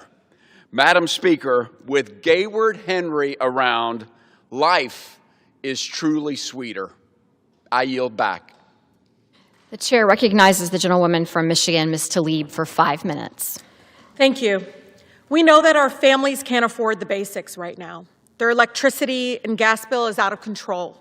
Their water bills are out of control. And don't get me started about their auto and home insurance. It's all out of control. Grocery costs are up 28%. Healthcare costs are up and out of control. And it's even worse for those family members that are sick. So our families can't afford the basics. Everyone in this chamber can agree to that. So there's an affordability crisis in our country. And the corporations and billionaires driving up these costs don't care. They were not only don't care, they also were rewarded with the big tax breaks and the betrayal bill. So this is why it is important to understand that this is a policy choice, that many of our families feel like they're intentionally being put in a survivor mode instead of being able to thrive. I know that right now nearly 1 in 5 children in Michigan live below the poverty line, Madam Speaker, and 60% Americans live paycheck to paycheck. So I'm not going to wait for President Trump to keep his promise to address the cost of living in our country. I'm going to help and push back and introduce the economic dignity for all agenda, a plan to tackle the high cost of living in our country. We need to ensure that every family, every single corner in our country, a child has resources that they need to live and thrive in our country, not just hope to survive. This plan includes End Child Poverty Act, the Baby Bonus Act, and the Boost Act. The End Child Poverty Act would provide a universal child benefit of $458 per child per month, bring us closer to a nation where all children have the opportunity to flourish, not just grow. This plan would make it easy for our families to afford the basics. I hear it from them. Formula, diapers, childcare, all out of control, while providing, again, a long overdue safety net for our families. We know right now this bill, the End Child Poverty Act, is estimated to cut child poverty by 50%, according to the People's Policy Project, and cut deep child poverty by 70%. The second bill, A part of the plan is the Baby Bonus Act, which would provide every family with $2,000 upon the birth of their child, bringing economic stability to households through timely and flexible assistance at a pivotal moment for our child's development. The birth of a new child is often a time of increased economic insecurity. Families face new expenses of childcare, diapers, baby clothes, and more, while many parents must take time off leading up to and following the birth of a newborn. Without universal childcare, parents are often forced to choose between healing, caring for their newborn, and keeping their jobs. As the founder of the Congressional Mamas Caucus, it's time we listen to mothers who are urging our government to focus on families. Roughly 134,000 families are driven into poverty annually because of the cost of childcare alone. But this is not surprising when countless families are one job loss, disability, and emergency away from crushing financial hardship. And finally, part of the plan includes the Boost Act. It's one of my district's favorite. It's Building Opportunities to Survive and Thrive Act. It would provide $250 per month to adults between the ages of 19 to 67 years old, promoting economic security for all. Studies show that this is effective. What's not effective is continuing to give billionaires big tax breaks, again, that doesn't impact our families in a positive way. While costs for necessities like housing, groceries, healthcare, and education increase annually, wages fail to keep up. We all know this in this chamber, and it puts many of our families in economic insecurity. An estimated expense like medical bills should not be a threat to a family's financial livelihood. So it's important that we start looking at new ways, and that includes regular cash assistance would make a tremendous difference to families literally on the edge of poverty and struggling to pay their bills. Everyone in our country deserves human dignity. We know that corporate greed is driving the costs up and creating this affordability crisis. So we need to push back. If my colleagues in Congress are serious in wanting to improve the lives of the American people, they should stop corporate giveaways and support and pass the Economic Dignity for All plan. Thank you, and I yield. The chairwoman recognizes the gentleman from Pennsylvania, Mr. Fitzpatrick, for 5 minutes.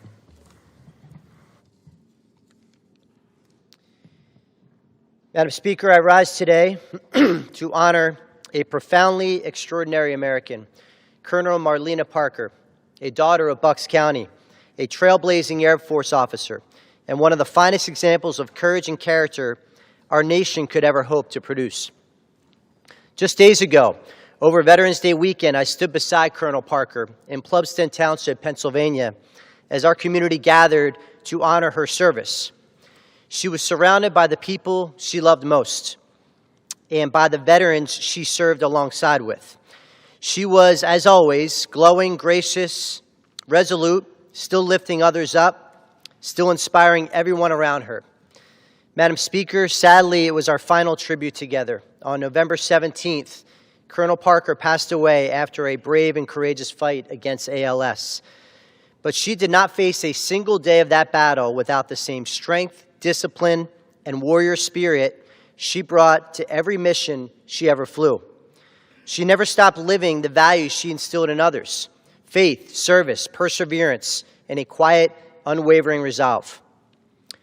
Colonel Marlena Parker was born in Doylestown on December 31st of 1968, a proud first-generation Italian-American and the daughter of Tony and Lena Van Tresca. Faith and family were her foundation. Discipline and drive were her compass. At Gwen and Mercy Academy, she was a valedictorian. At the United States Air Force Academy, she was an NCAA All-American gymnast. From the very beginning, she was destined to soar. After commissioning, she completed pilot training at Reese Air Force Base and went on to fly the KC-10 Extender, one of the nation's most critical refueling and transport aircraft that we have. She deployed in support of Operations Southern Watch, Allied Force, Iraqi Freedom, and Enduring Freedom, carrying American power, American hope, and American strength across continents.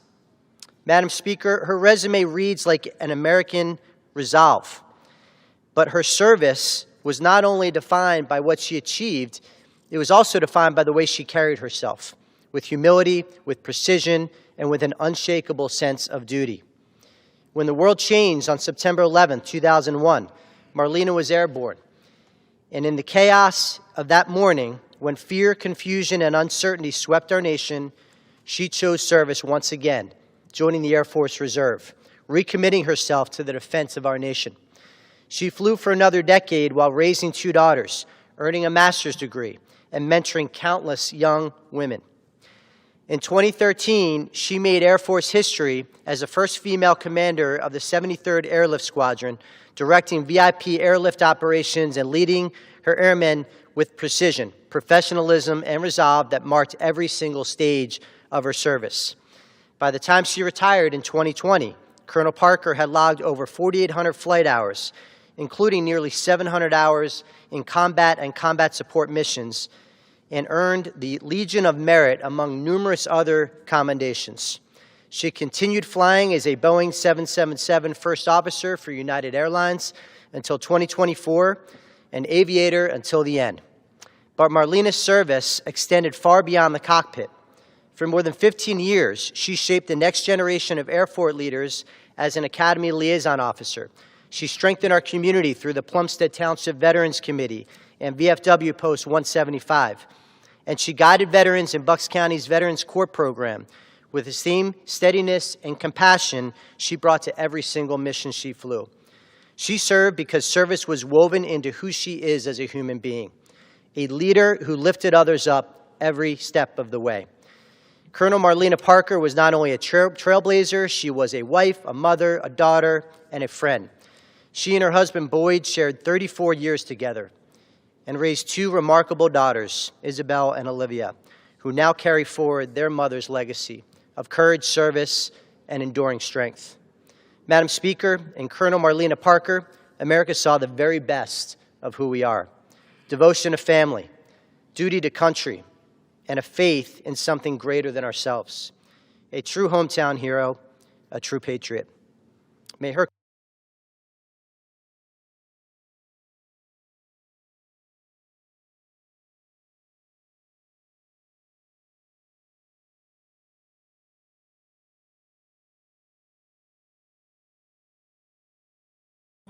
Please join me in welcoming Dave Middick, the Congressional Ops Lead for FLAIR.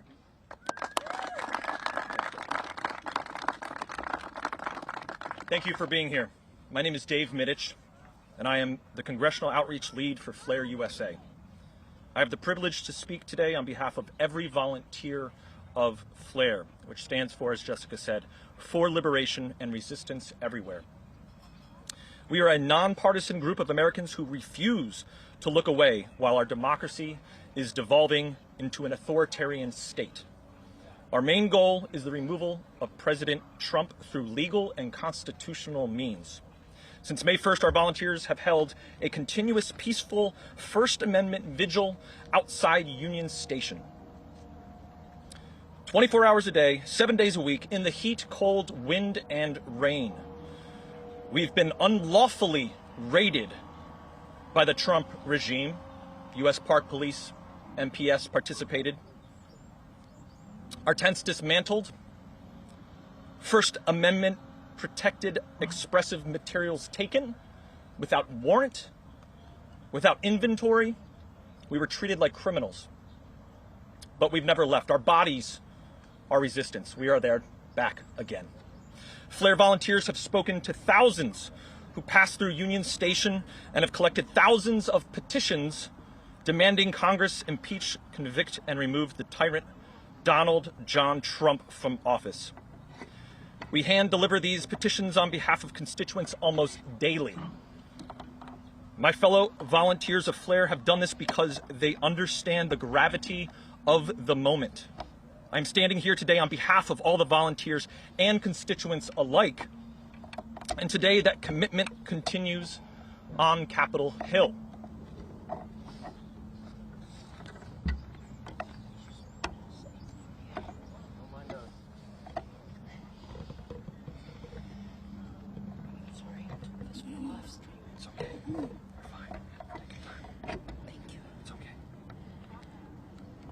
We're doing it live, folks. This is what it's about. We've got time. We've got time to impeach him. Not much, but we got some time. Thank you, sir. Yeah, you're fine. Yep. Today, thousands of constituents and members of the Removal Coalition have traveled across the country in record numbers to lobby their members of Congress to take a position of yes on impeachment because they know the danger we face is real. It is a constitutional right protected by the First Amendment for citizens to petition their government for a redress of grievances. That is what we are doing here today. These constituents know that impeachment, conviction, and removal are the constitutional obligations by members of Congress. When a president abuses power or threatens the stability of a nation, Congress cannot simply hope things will improve on their own. Congress must act. I've heard from establishment Democrats and their staffers, such as my Representative Chrissy Houlihan from Pennsylvania, say things like, "Now's not the right time to impeach him." Or, "We have to wait until we win the midterms to get the majority." Or, "We've impeached him twice before and he wasn't convicted in the Senate." The legislative director of Representative Jamie Raskin told me in person, "What do you expect us to do? Impeach him every day?" Maybe. Maybe we just do that. And with Rule 9, Rule IX of the House rules, that actually is an option. But we mostly hear poor excuses of why we shouldn't impeach Trump. Well, I say to you, it's always the right time to honor your oath to defend the Constitution. Right now, only 80 Democrats in the House publicly support impeachment. 80. That's it. How can we expect Republicans to break rank when the majority of Democrats don't even support impeachment? And believe me, there are Republicans that are wanting to disassociate from Trump and MAGA more now than ever. This country needs leaders who are willing to stand up and fight even when the odds are against them. This is what the American people want. They want fighters that hold the line. Democrats, are you listening? Leader Schumer, are you listening? Leader Jeffries, are you listening? So as I stand here today next to the great representative from Texas, Representative Al Green, I am reminded that there are members of Congress who do fight, members who do understand that history is watching. We just need more members like Representative Green who aren't afraid to stand up and say no more. Flair USA unequivocally demands that members of Congress act now to impeach, convict, and remove Trump from office. Thank you.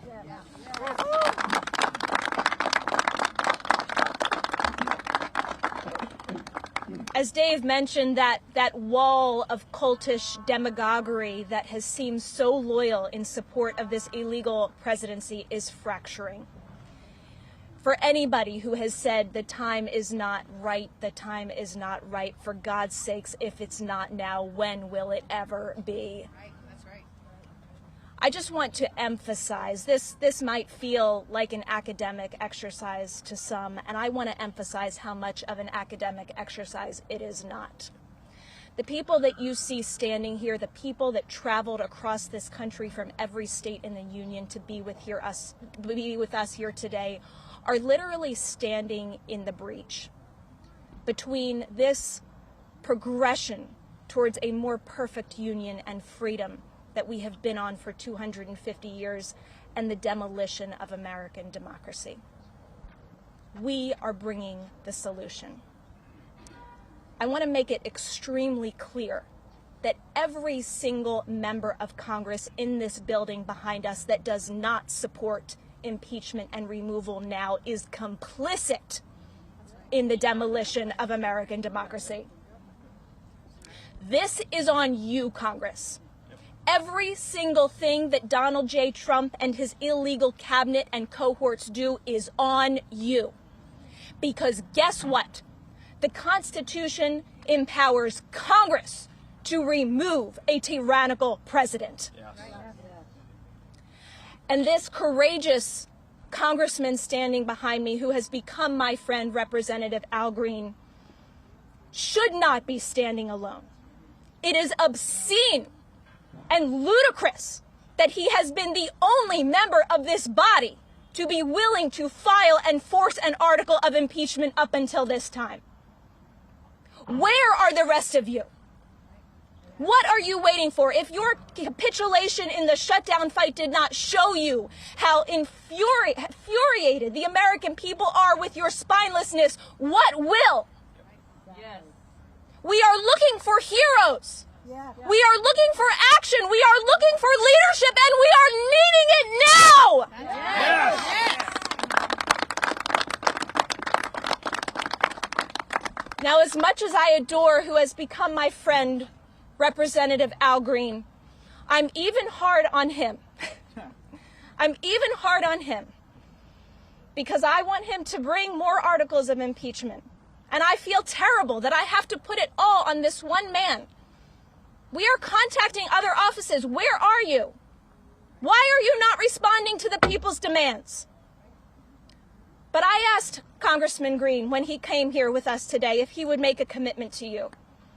And because he is a man of honor and a man of courage, he has an announcement to make for you today. And I, with great pleasure, welcome my friend, Representative Al Green.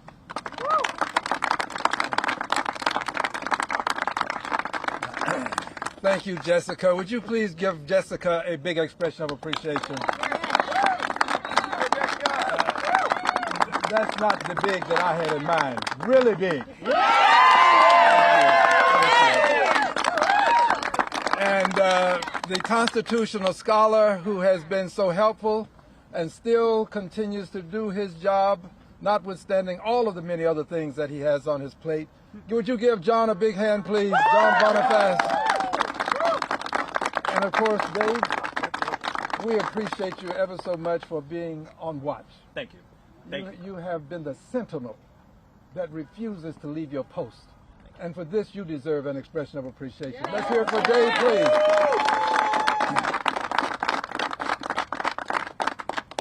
I'm here today because this is my watch. This is my watch. But it's also the watch of all of the people who are here with me. So in truth, this is our watch. Yes.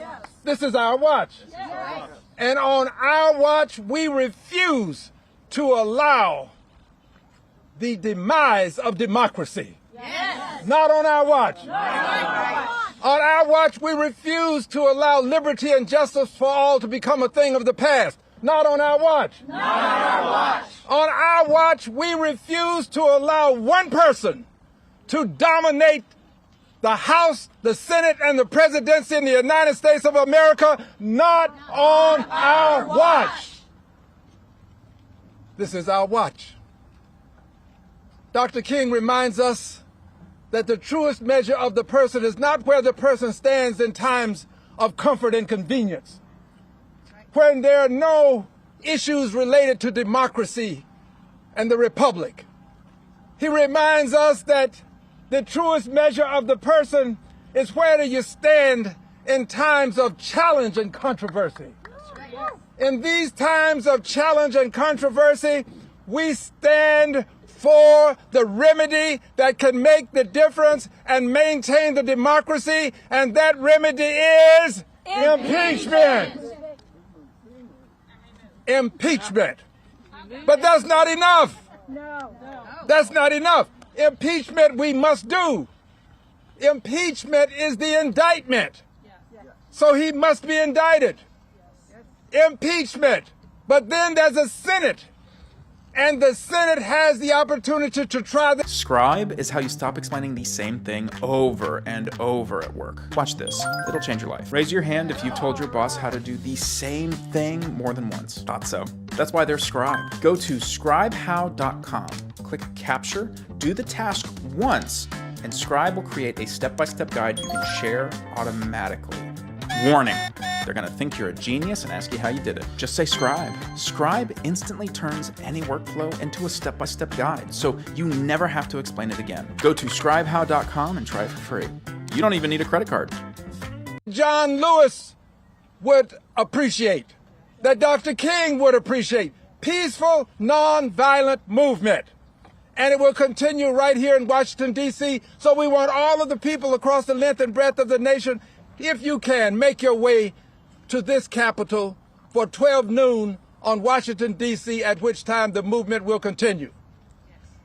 Jessica has given me the opportunity to make this announcement.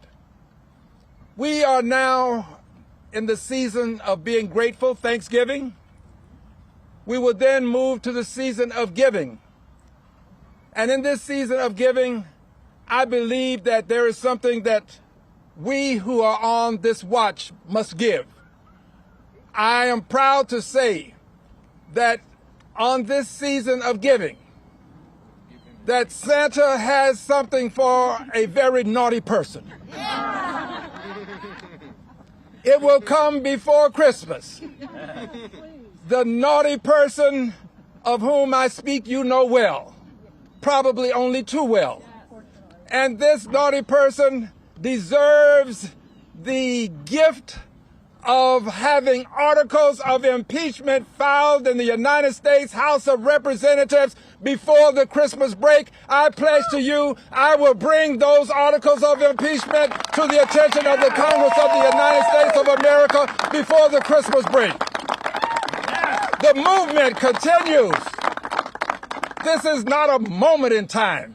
This is a movement for all time. And those who have the courage to stand for liberty and justice for all, you are a part of this movement. You may not know it, but you are. Those who believe that government of the people, by the people, for the people is a necessity in a democracy, you are a part of this movement. So let us not forget that if we are to maintain what has been given to us, we inherited this democracy. And if we are to maintain this democracy, we have to do more than say we believe in these things. We have to participate. This is a participatory democracy. Impeachment requires the hands and the guidance of all of us. So I beg of you, remember 12 o'clock, remember Saturday, remember Washington, D.C., and remember that there will be articles of impeachment filed before the Christmas break. This I pledge, this I will do. God bless you.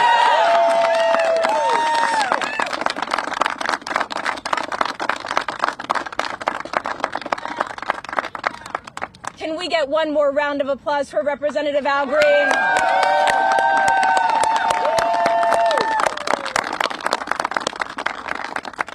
That is right. In less than 48 hours from now, we are calling on the nation. We are calling on the nation to converge peacefully on Washington, D.C. at our nation's capital, at Lincoln Memorial, noon, Saturday, November 22nd, 2025. I said a few minutes ago that Congress, members of Congress, are complicit in this destruction for their inaction.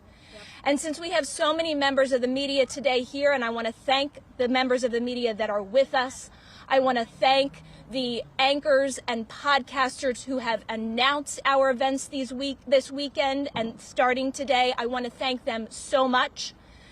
And to the rest who haven't yet, I say you have an opportunity in the next 48 hours to not yourself be complicit in the destruction of American democracy. Because we, the people here, are giving the country and the world a remedy. And we need you to tell them about it. The First Amendment of the Constitution gives us the right to assemble, to have free speech, to redress our government for grievances. And we are exercising that very First Amendment that gives each and every one of you the right to be here today. We need the media to talk about this between now and Saturday. We need them to put it on blast. We need our friends like Jimmy Kimmel, who I love so much, in Late Night, and the American people that stood out for him when his free speech rights were threatened. We need him to talk about it. We need Stephen Colbert, who's been such a warrior after his contract was insanely pulled to appease this administration, to talk about it. We need the morning shows to talk about it. We need international newspapers to talk about it. We need the whole world to talk about the peaceful convergence that we are having in Remove the Regime on Saturday, November 22nd.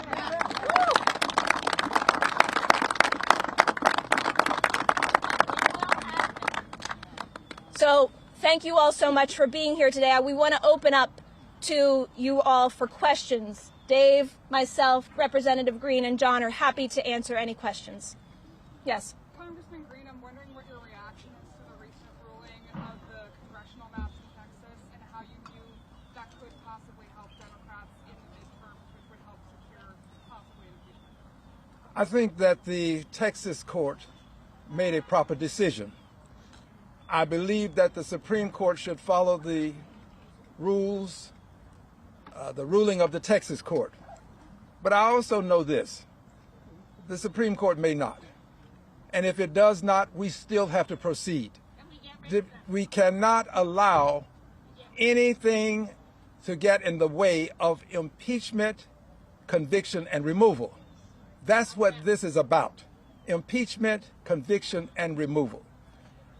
I understand why you ask the question, and I can give you greater details after this event. Lord, but today the focus has to loving remain on Creator and Redeemer, conviction, and removal. Bless the members of this House with your peace. Give these elected representatives of your people true fidelity to their duties in their service of the common welfare. Protect them from the temptations of self-seeking, corrupting influence, and destructive divisiveness. Grant them resilience in the face of brutal scrutiny and unfair and even vicious criticism.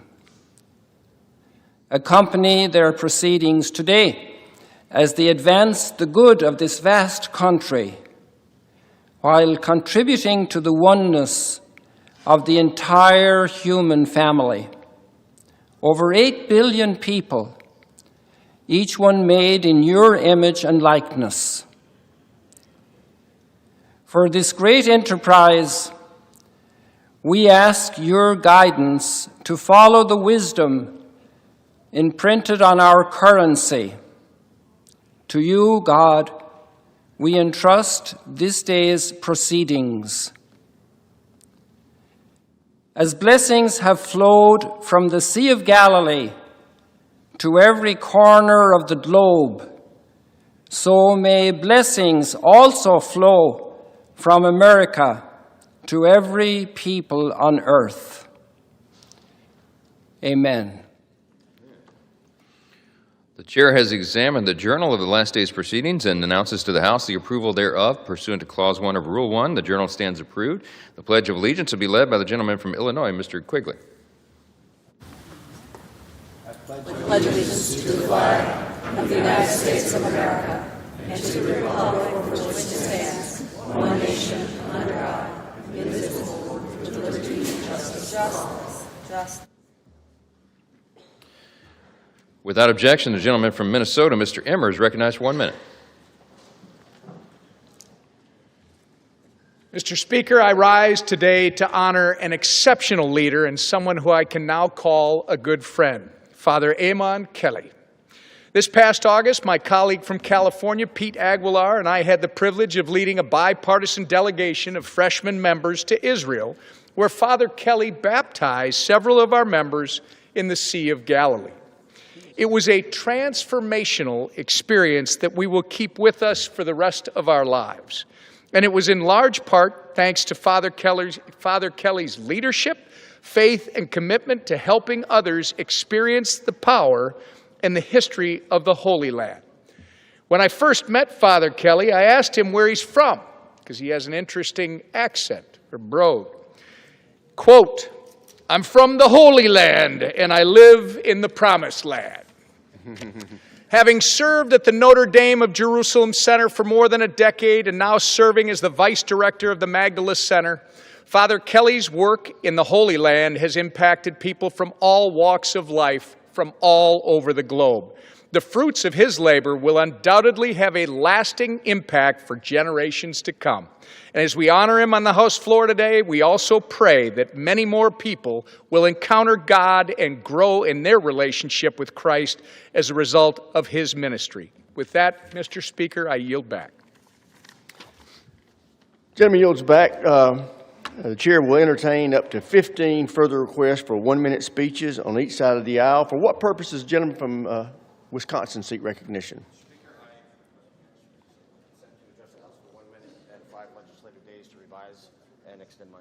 Without objection, the gentleman is recognized for 1 minute. Mr. Speaker, I rise today to unfortunately once again highlight the scourge of veteran suicide. Matthew Burns was in my platoon when I was a Navy SEAL chief, and unfortunately, and for a reason only known between him and God, he decided to end his life shortly, or a few months ago. With Matthew's passing, that makes 22 of my Navy SEAL friends that have committed suicide. I will be exiting the House floor. I'll miss votes today, and I'll miss them tomorrow, because I'll be interning Matthew's earthly remains in San Diego, California with his family. So I would just ask one thing. If you are a veteran and you think that there is no hope, there is.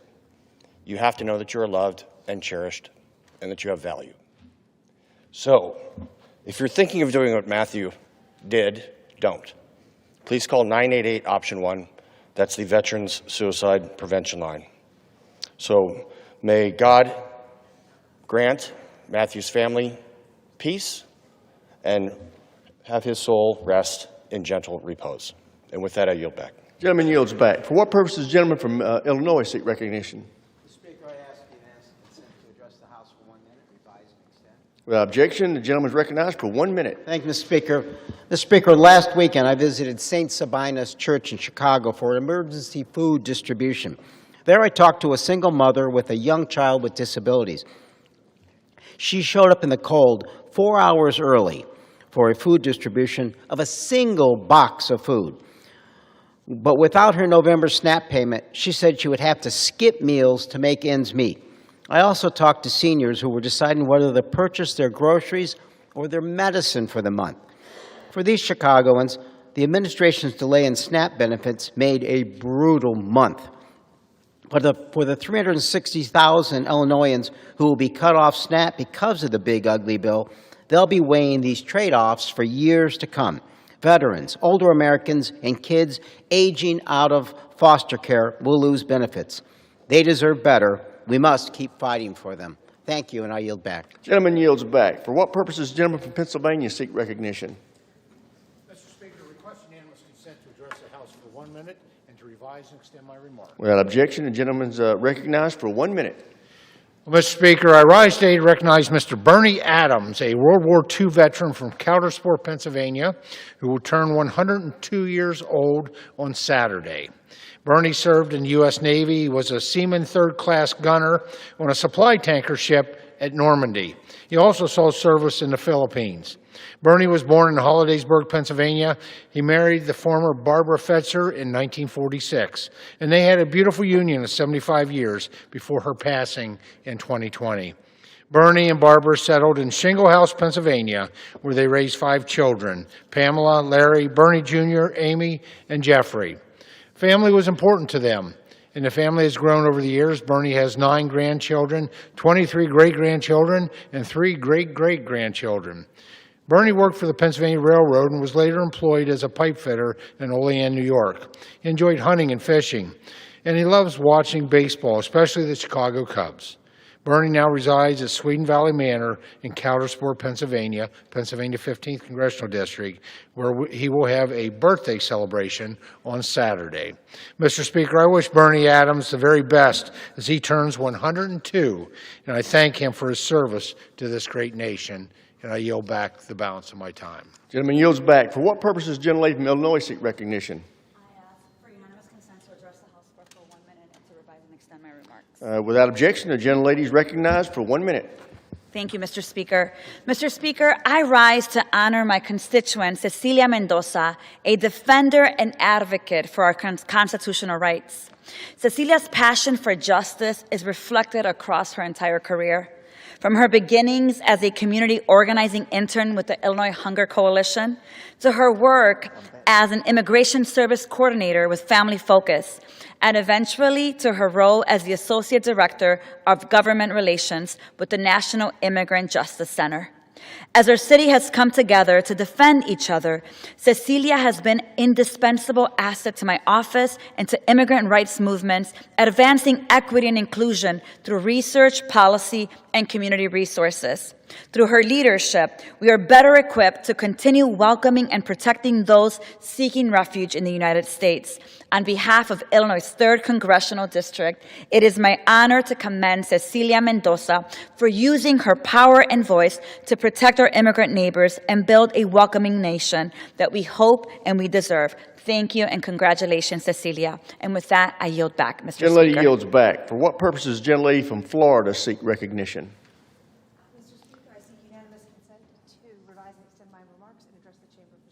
Without objection, the gentlelady is recognized for 1 minute. Mr. Speaker, I rise in support of the Safer Supervision Act, a bipartisan bill backed by federal law enforcement, probation officers, and public defenders. This broad coalition shares a common goal: a supervision system that improves public safety and supports successful reentry. Today, more than 110,000 Americans are on supervision. Probation officers are carrying caseloads so large that it's difficult to focus on the individuals who truly need the greatest oversight. The Safer Supervision Act restores individualized judicial decision-making, creates a responsible path to early termination, allows treatment-based responses, and focuses resources where they make the greatest impact. This is smart on crime reform that strengthens safety and supports second chances. I urge my colleagues to support the Safer Supervision Act. I yield back. Gentlelady yields back. For what purpose does the gentlelady from North Carolina seek recognition? To address the House for 1 minute and revise and extend my remarks. Without objection, the gentlelady is recognized for 1 minute. Mr. Speaker, I rise today to condemn the Trump administration's deployment of CBP to North Carolina. Since last weekend, North Carolinians watched in horror as masked agents descended on our state, terrorizing communities and abducting people off the streets based on the color of their skin. These immigration raids only serve one purpose: sowing fear and intimidation. If the Republicans cared about fixing our broken immigration system, this wouldn't be the way to do it. If they did, they would work with Democrats to ensure our border is secure, families stay together, and our farms and businesses can get the workers they need. Instead, they refuse to do anything to fix our immigration system for legal immigration. Wake County and our state are welcoming, vibrant places, made stronger by the hardworking immigrants who choose to call our communities home. It is time for federal immigration officers to go home and stop attacking our people. They need to arrest real criminals. Mr. Speaker, I yield back. Gentlelady yields back. For what purpose does the gentleman from South Carolina seek recognition?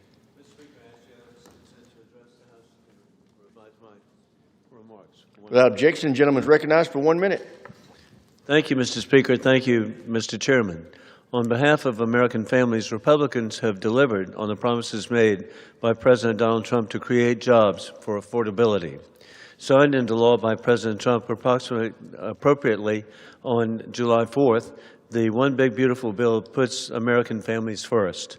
The law will provide by raising wages up to $3,300 for every American worker. Eliminate taxes on Social Security for 88% of recipients permanently, extend tax cuts that will create jobs, eliminate taxes on tips, adding to an average of $1,300 annually for workers, and eliminate taxes on overtime, adding an average $1,400 for millions of hourly workers. In conclusion, God bless our troops as the global war on terrorism continues. Trump is reinstituting peace through strength, revealing war criminal Putin lies. As Putin is insulting Trump and mocking Trump, as the Washington Times discloses today, 25 civilians murdered yesterday by Putin near NATO ally Poland, with children burned alive. I yield back. Gentleman yields back. For what purpose does the gentlelady from New York seek recognition? I request unanimous consent to address the House for 1 minute to revise and extend my remarks. Without objection, the gentlelady is recognized for 1 minute. Thank you, Mr. Speaker. I rise today to welcome to our nation's capital my constituent from Lynbrook and founder of the Love for Giovanni Foundation, Georgina Cornago. Mr. Speaker, Georgina is the beloved mother of Long Island native Giovanni, or Gio, Cipriano, pictured here, who we tragically lost in 2013 due to a severe allergic reaction. In the face of unimaginable loss, Georgina has transformed her grief into purpose. She's been a tireless force behind Gio's Law, bipartisan legislation that I introduced to equip local law enforcement with EpiPens to quickly and effectively respond to allergic reactions and save lives. Thanks to her advocacy, first responders on Long Island are already saving lives. Mr. Speaker, I ask all my colleagues to join me in honoring the memory of Gio and working together to prevent future tragedies and pass Gio's Law. Thank you, Mr. Speaker. I yield back. Gentlelady yields back. For what purpose does the gentleman from Nebraska seek recognition? Mr. Speaker, I ask unanimous consent to address the House for 1 minute and to revise and extend my remarks. Without objection, the gentleman is recognized for 1 minute. Mr. Speaker, today I rise to celebrate Ken Shimmick on his retirement as 1011 Severe Weather Center Chief Meteorologist. For over 40 years, Ken has informed Nebraskans with vital, sometimes even life-saving weather updates. Since joining 1011 in 1981, he quickly became synonymous with the trust and reliability across the Lincoln market. He was an ever-steady presence on the newscasts and on the air. From warning families of severe storms to sharing forecasts with the news of a sunnier tomorrow, Ken's calm, steady voice resonated deeply across the Lincoln media market. His legacy of excellence and dedication will continue to inspire future generations of broadcasters across Nebraska. Through the years, Ken Shimmick was the calm before the storm. I join everyone from Lincoln to Imperial in thanking him for his decades of dedication and wishing him the very best in retirement. With that, I yield back. Gentleman yields back. For what purpose does the gentleman from Florida seek recognition? Mr. Speaker, I ask unanimous consent to address the House for 1 minute and to revise or extend my remarks. Without objection, the gentleman is recognized for 1 minute. In just a few weeks, tax credits for the Affordable Care Act are set to expire. And the President has had weeks, months to negotiate a deal that addresses the health care crisis in this nation.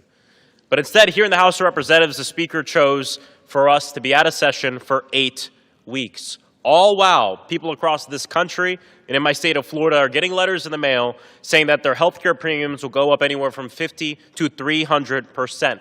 189,000 of my own constituents have been getting these notices. One of my constituents, battling stage 4 breast cancer, said that without these credits, she can't afford insurance or the life-saving medicine that she needs. For her and millions more, this isn't about partisan politics. It's literally about life or death. And Donald Trump's latest idea is to give money directly to the people to pick their health insurance, but that's exactly how the ACA subsidies worked. Since he can only make concepts of a plan for our health care system, I have a plan. Let's fix it. Let's invest in it, and let's make our government actually work for the people, not just the ultra-wealthy. Because I believe in this country, health care should be a human right. Gentleman's time expired. For what purpose does the gentleman from Virginia seek recognition? Speaker, I ask unanimous consent to address the House for 1 minute and revise and extend my remarks. Without objection, the gentleman is recognized for 1 minute.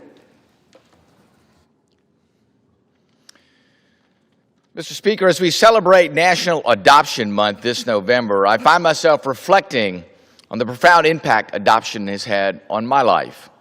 When I was born, my birth mother made the courageous decision to place me up for adoption.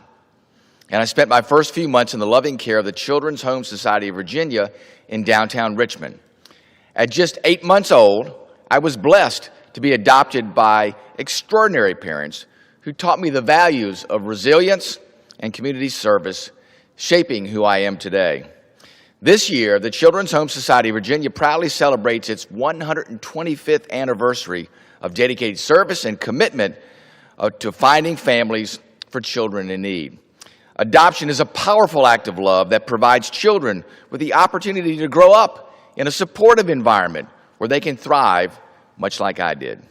National Adoption Month serves as a reminder of the importance of raising awareness about the needs of children in the foster care system and the families who open their hearts and homes to them. Please join me in celebrating the gift of adoption. With that, Mr. Speaker, I yield back the balance of my time. Gentleman yields back. What purpose does the gentleman from Rhode Island seek recognition? Mr. Speaker, I ask unanimous consent to address the House for 1 minute and revise and extend my remarks. Without objection, the gentleman is recognized for 1 minute. Mr. Speaker, Thanksgiving is next week, and this year families are paying more because of the president. The staple items for this classic American holiday cost on average 7% more than last year. Take my favorite side, stuffing. A box of stuffing mix has soared by double digits. The centerpiece of many tables, turkey, is up 7%. And it's not just Thanksgiving food. Grocery prices are up. Families of four are spending more than $1,000 on groceries each month. Americans simply cannot afford to live in Trump's economy. Not my constituents expecting their health care costs to more than double next year. Not small business owners and consumers alike hit hard by tariffs. Americans are hurting because my colleagues across the aisle would rather give tax breaks to billionaires than lower costs for working families. You and your families deserve better. Whether you call it stuffing or dressing, cranberry relish or sauce, I'll keep working for you to lower your costs and make life affordable. I yield back. Gentleman yields back. For what purpose does the gentleman from North Carolina seek recognition? Mr. Speaker, I ask for unanimous consent to address the House for 1 minute. Without objection, the gentleman is recognized for 1 minute. Mr. Speaker, I honor the life and legacy of Louis Pate, Jr., a former North Carolina senator from Mount Olive who passed on August 29th at 88 years old. Louis's journey began in Duplin County, but he would later serve 20 years in the United States Air Force, including time as a navigator on a B-57 during Vietnam. After his military career, Louis returned home to continue serving. He served as the mayor of Mount Olive, in the North Carolina House of Representatives, and later in the state Senate, serving as Deputy President Pro Tem. But his greatest accomplishment, above all, was being a devoted husband for 59 years to Joyce, and being a loving father to their wonderful children, Lisa, Chip, and Francis. I'm so grateful to have had the opportunity of serving alongside Louis, and I extend my heartfelt condolences to Joyce and to the Pate family. Mr. Speaker, I yield back. Gentleman yields back. Pursuant to Clause 12A of Rule 1, the chair declares the House in recess, subject to the call of the chair.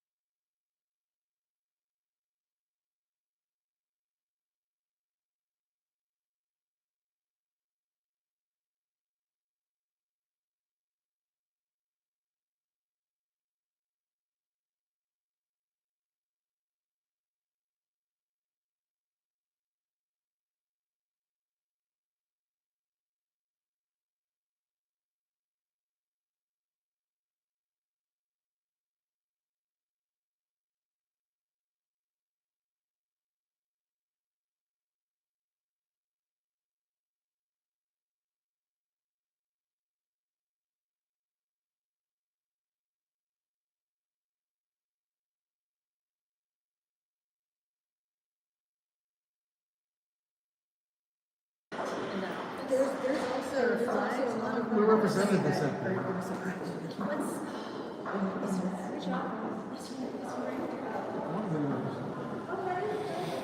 So this is the representative, I guess, that Trump's calling to be hanged, is what they said, and they just came out.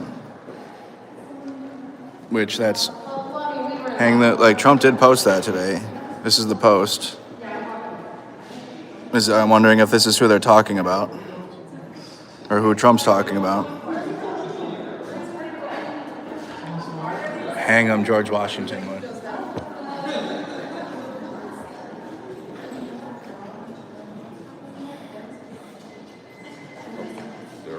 So is that what this one is about then, with Trump retruth today? Is that what that's in reference to? I'm not sure if that, it could be. I'm not sure. Okay. She didn't reference.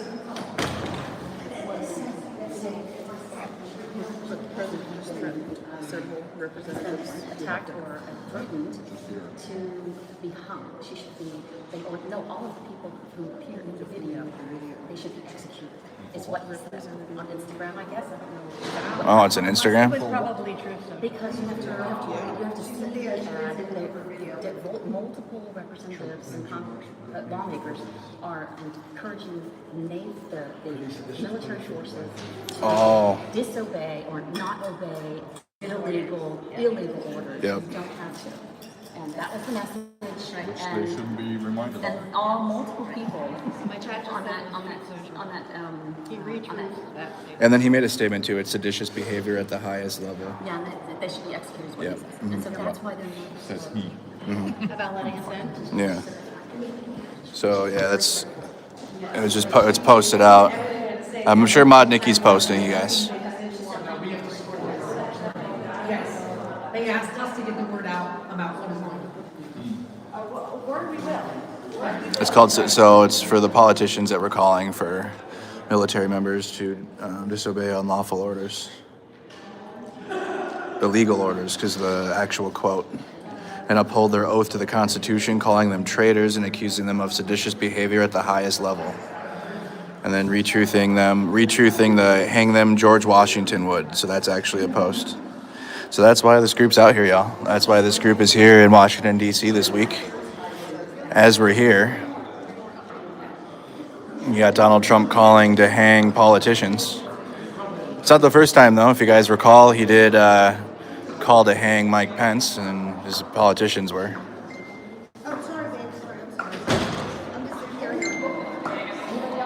So we were going to give this to our son this year for Christmas as a stocking stuffer, but honestly, we're probably going to keep it to ourselves because this is way... No.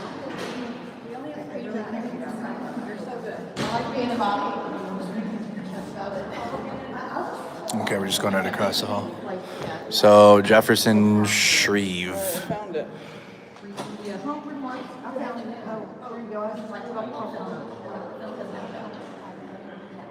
They'll stay out. They know. They'll stay out. Videos and I posted all of them.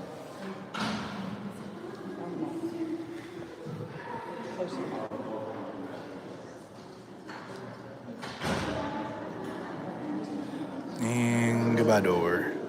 Jefferson Shreve from Indiana.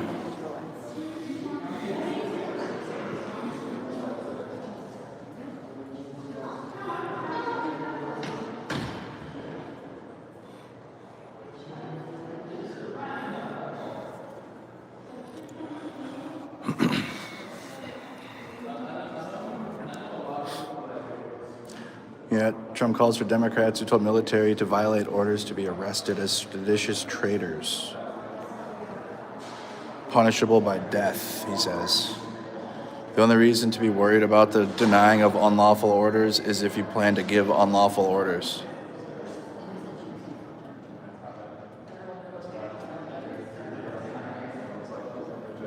And here's that post. I don't know if you didn't, we probably posted this one, right, Nikki?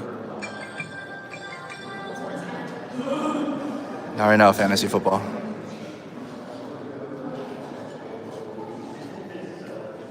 So that was at 9:21 in the morning.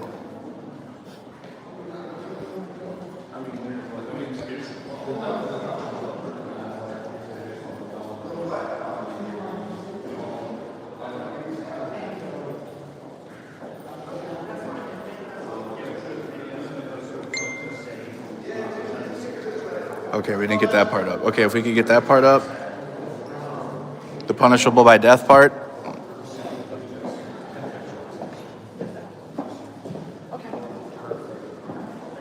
Yeah, even Ford, everyone's posting.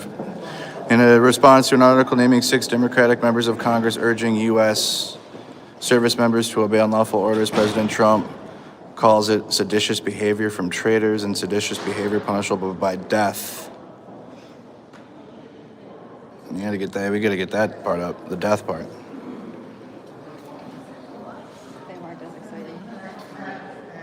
That wasn't nearly as exciting. Man, 2 hours ago now. Calls for death. Raw an hour ago. What is it?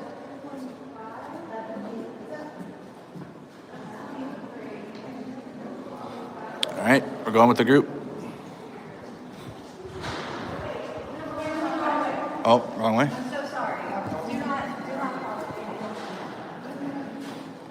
Going the wrong way.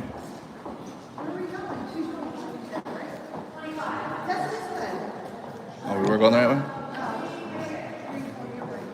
Yes, they're Jedis. Yep. They're with the red Jedis. Jedi Democrats, yeah.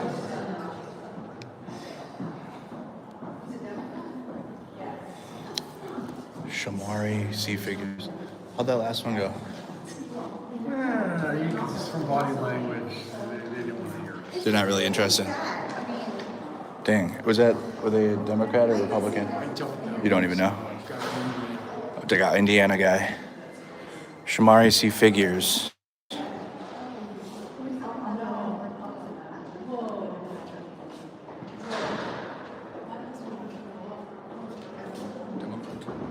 Democrat. Yep. Shamari Figures from Alabama.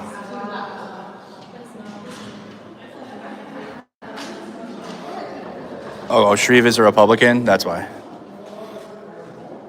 That makes sense. Wow. Jesus. No way. That's called. Who is this? What loser politician is it? Oh, of course. Of course, the OnlyFans one. The OnlyFans representative. Oh my God. Yeah, go. Let me know how it goes. No way did she put it. Oh, what a crazy picture, yo. What the fuck? And then, of course, it's white European Jesus. Oh, boy. Unreal. Nice.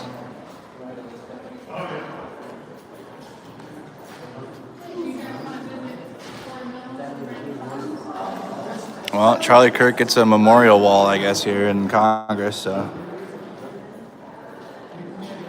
There you go. I guess that guy really was holding it together because the right wing is fucked right now. They're not good. They're not okay right now, so.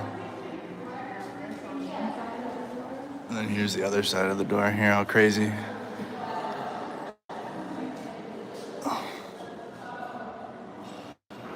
Golly.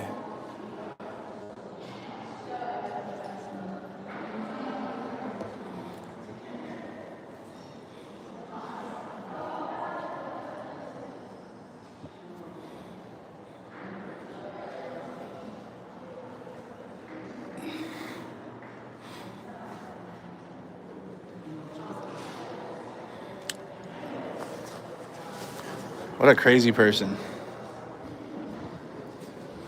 I gotta take a picture of that wall. Lunatic. Yeah.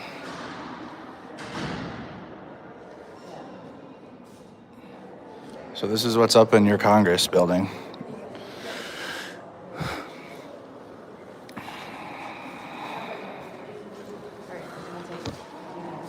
That one go well? Yep.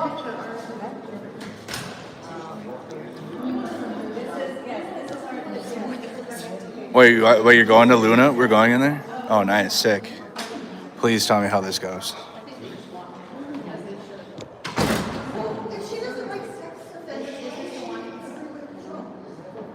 That's a good point. Oh boy, we're going in there. Oh shit, oh, I'm not going in there.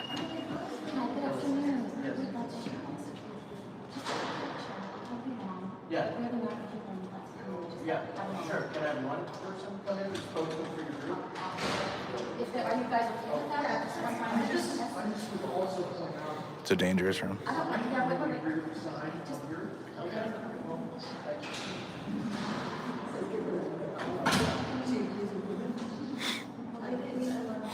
No, that wasn't Chip Roy.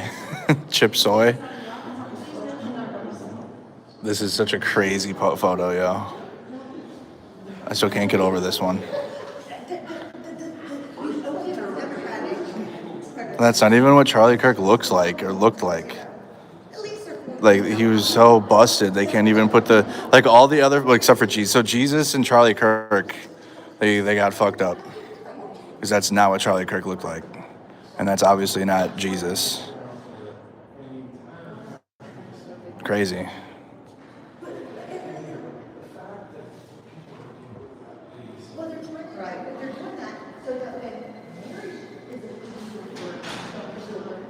That's real Charlie right there.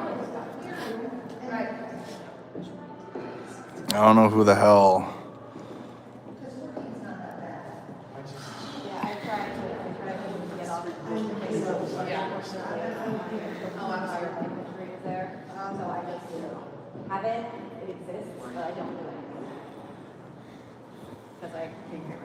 I don't know who made that picture, but they altered him.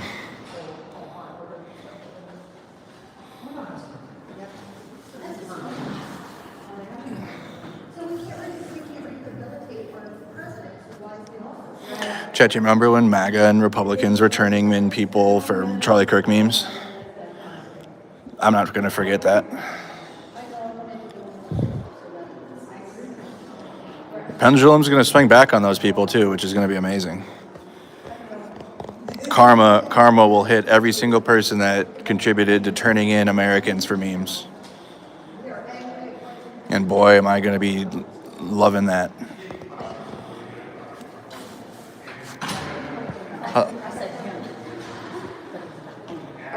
We're done. That was it? That's it. We've reached the end of our list. Nice.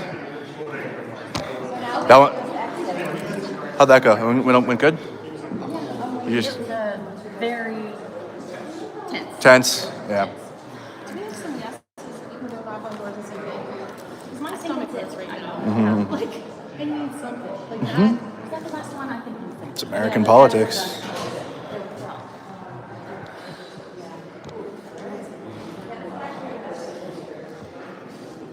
Oh wait, we have to leave together, right? Do we have to?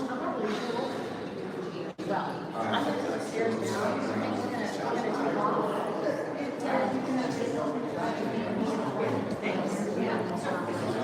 Thanks for being the mouthpiece today. Yeah.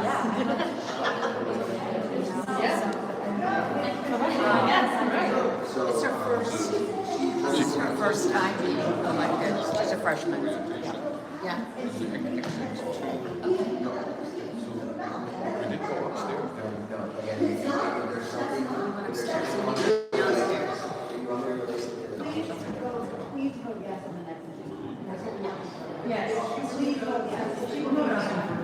If that's what she believes, right, this one right there, if that's what she believes, then yes, we will. You guys need to go. You guys need to go or no? Are you guys just? Yeah, no, yeah. So you guys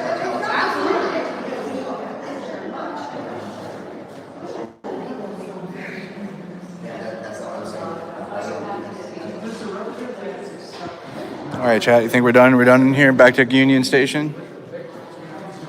I think we're good, you guys. We got to see what the process in here looks like.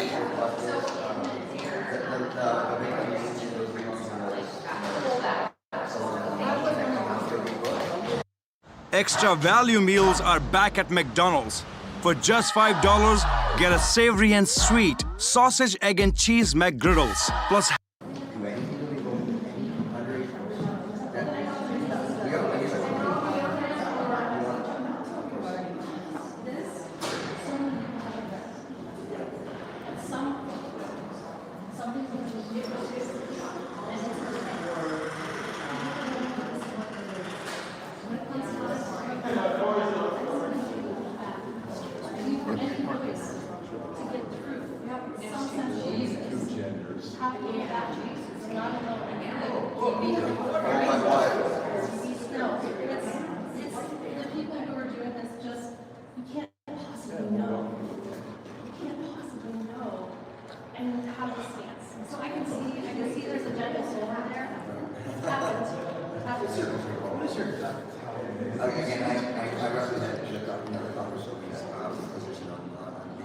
I'll be more than happy to give you all my card and the state director, and so if there's any other information you want to send over that we can give to her, I'd be more than happy to show it to her. Did they give you the paper? We do, we have the paper inside. That's all. Yes, of course, here's my card. And I'm so sorry. Yep. I'm sure every woman that's walked by one of them has been there. I'm here all that business. And that's why it's normalized, because It is. because for every one of us, there's one of them. And they get away with it. That's why it's normalized. It's okay. You'll be okay. Well, she believes the woman that came out and said that. Or if they're working men, so you know what, they're going to be in the That's exactly. Because, you know, that's like why she's free. They were Not right. out. Right. She's just lying. She's bringing it on herself. She was one. Well, I was surprised, so I didn't bring shit on myself. I don't know the name I off the hate top of my Maddox. head. This was the But worst. her brother, I think, the one that released it was Okay. Let's see where the group goes next, y'all.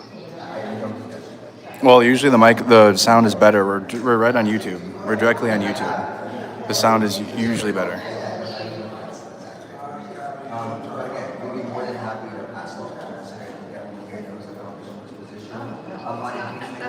Said seeing Bernie would be cool. There's a group that is. Like I just picked a group because there are so many groups. Going out and meeting people. I almost should post. I gotta post that. Right. Exactly. Right, and you said I'm underage. She was, and regardless of what that court found, you said underage. That's not true. You said it was What's underage? A minor. That's not true. One person's accounting of it, and that excuses Trump forever, apparently.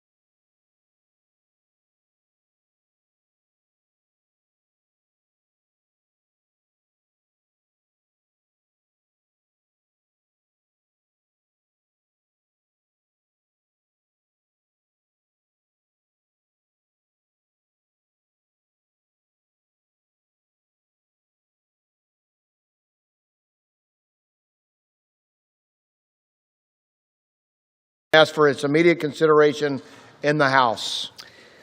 The clerk will report the title of the bill. Union Calendar Number 223, H.R. 3109, a bill to require the Secretary of Energy to direct the National Petroleum Council to issue a report with respect to petrochemical refineries in the United States and for other purposes. Pursuant to House Resolution 879, the bill is considered read. The bill should be debatable for 1 hour, equally divided and controlled by the chair and ranking member of the Committee on Education and Commerce or their respective designees. The gentleman from Kentucky, Mr. Guthrie, and the gentleman from New Jersey, Mr. Pallone, each will control 30 minutes. The chair recognizes the gentleman from Kentucky, Mr. Guthrie. Speaker, I ask unanimous consent that all members may have 5 legislative days to revise and extend their remarks on the legislation and to insert extraneous material on H.R. 3109. Without objection. Mr. Speaker, I yield myself as much time as I may consume. Gentleman is recognized. Thank you, Mr. Speaker. The American economy is fueled by petrochemical refineries, providing affordable diesel and gasoline to families, critical inputs for our manufacturers, and products imperative for the maintenance of our defense systems. The national security component of a viable refining industry cannot be understated, and we must not forfeit these essential supply chains. Under the previous administration, we saw the impact of an energy retreat, higher prices for families and businesses, emboldened adversaries, sluggish economies, and increasing reliance on other nations. Unfortunately, this still holds the case in states like California, where a hostile regulatory environment has forced refineries to reduce operations. In fact, the Golden State is expected to lose 17% of its capacity in the next year. This has led to an average gasoline prices of nearly $5 per gallon, increased fuel dependence on Asian producers, and jeopardized the fuel supply chain of military installations in their state. We must not let this become status quo across the country. H.R. 3109 requires the National Petroleum Council to collect and examine information regarding the role of petrochemical refineries in the United States and their contributions to affordability, security, and reliability. The report will assess opportunities to expand capacity as well as current risks to refineries. H.R. 3109 will provide Department of Energy and Congress the information we need to enact policies that deliver affordable, reliable, and clean energy to all Americans. I thank Representative Latta, the chairman of the Energy Subcommittee, for his leadership on this issue. Urge all of my colleagues to support H.R. 3109, and I reserve the balance of my time. The gentleman from Kentucky reserves. The chair will receive a message. Speaker, messages from the Senate. Mr. Speaker, Secretary.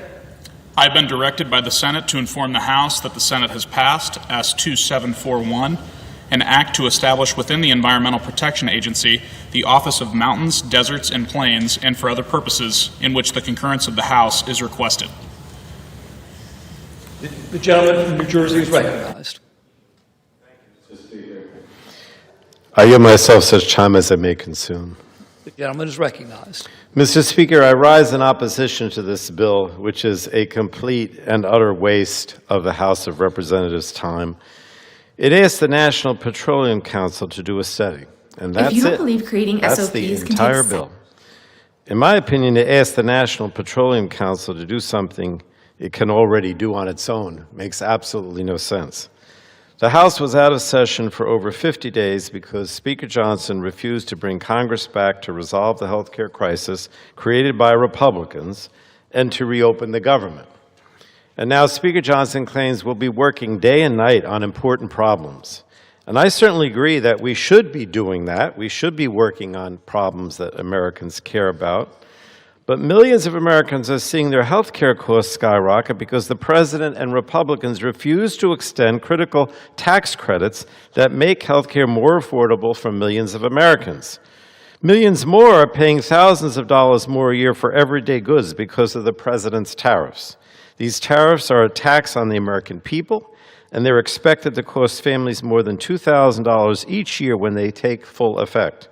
And meanwhile, prices on everything, from utilities to food to energy, even prices for Thanksgiving dinner next week are going up.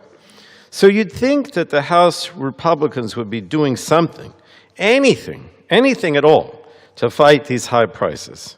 But instead, we're here talking about a bill that requires a big oil and gas lobby group to put together a report. That's it. I cannot stress that this report is simply not needed, regardless of who does it. In fact, it's almost an insult, particularly to refinery workers on the East Coast, including my state of New Jersey, who don't need a study to tell you why refining capacity here has dropped by over 1/3 in the last decade. It all goes back to the repeal of the crude oil export ban in 2015. You don't have to take my word for it. The Nonpartisan Government Accountability Office found in a 2020 report, that was a report, that domestic refinery margins suffered in the wake of the repeal. But this bill only asks for the report to assess executive actions, regulations, or policies that have impacted refineries, not a change in the law. If it was dealing with a change in the law, I think that would make sense. But it's a massive oversight to not talk about the law and what happened when the crude oil export ban was lifted 10 years ago. That's what caused the problem with refineries. But the most ridiculous part of this bill is that it demands the study not be done by the Department of Energy, but by the National Petroleum Council, an industry advisory body for big oil and gas. I have no doubt that the National Petroleum Council will produce a biased report that will likely complain about every environmental regulation that protects the American people, but that they don't like. Because that's what Republicans have been doing, is repealing all the environmental regulations. If Republicans wanted an unbiased view of domestic refining challenges, they would have asked the Department of Energy to craft a report. But that's not what they're looking for, because Republicans just want to sanction fossil fuel propaganda, and that's what they're doing with this bill. It's a waste of everyone's time, Mr. Speaker. It's just another example of how Republicans have absolutely no ideas to help American families to lower everyday costs. We need to be working on real solutions, Democrats and Republicans, to address the affordability crisis. That's what the American people want, not this report. I reserve the balance of my time.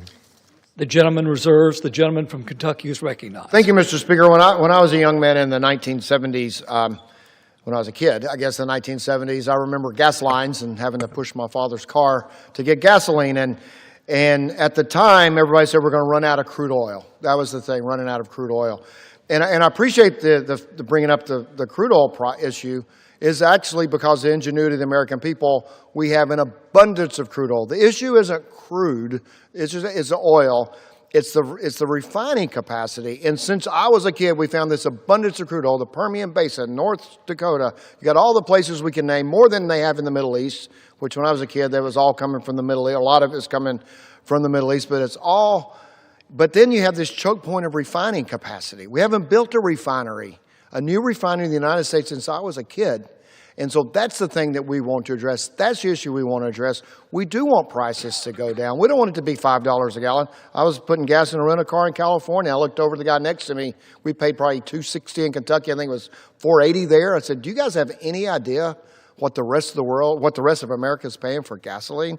And we're here to address it, and we're addressing it by a bill by my good friend, the chairman of the Energy Subcommittee on the Energy and Commerce Committee, the leader in this arena, and Chairman Bob Latta. I will yield 3 minutes to Mr. Latta from Ohio.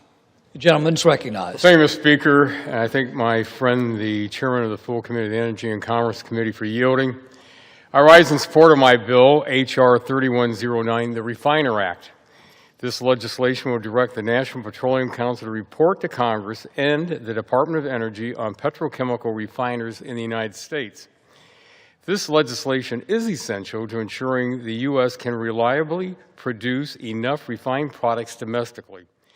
The Energy Information Administration projects global demand for liquid fuels to increase by about 20 million barrels per day by 2050. Alarmingly, over the last several years, North America has lost an estimated 1 million barrels of fuel per day due to low refining capacity. The last report from the National Petroleum Council on refining was completed over 20 years ago.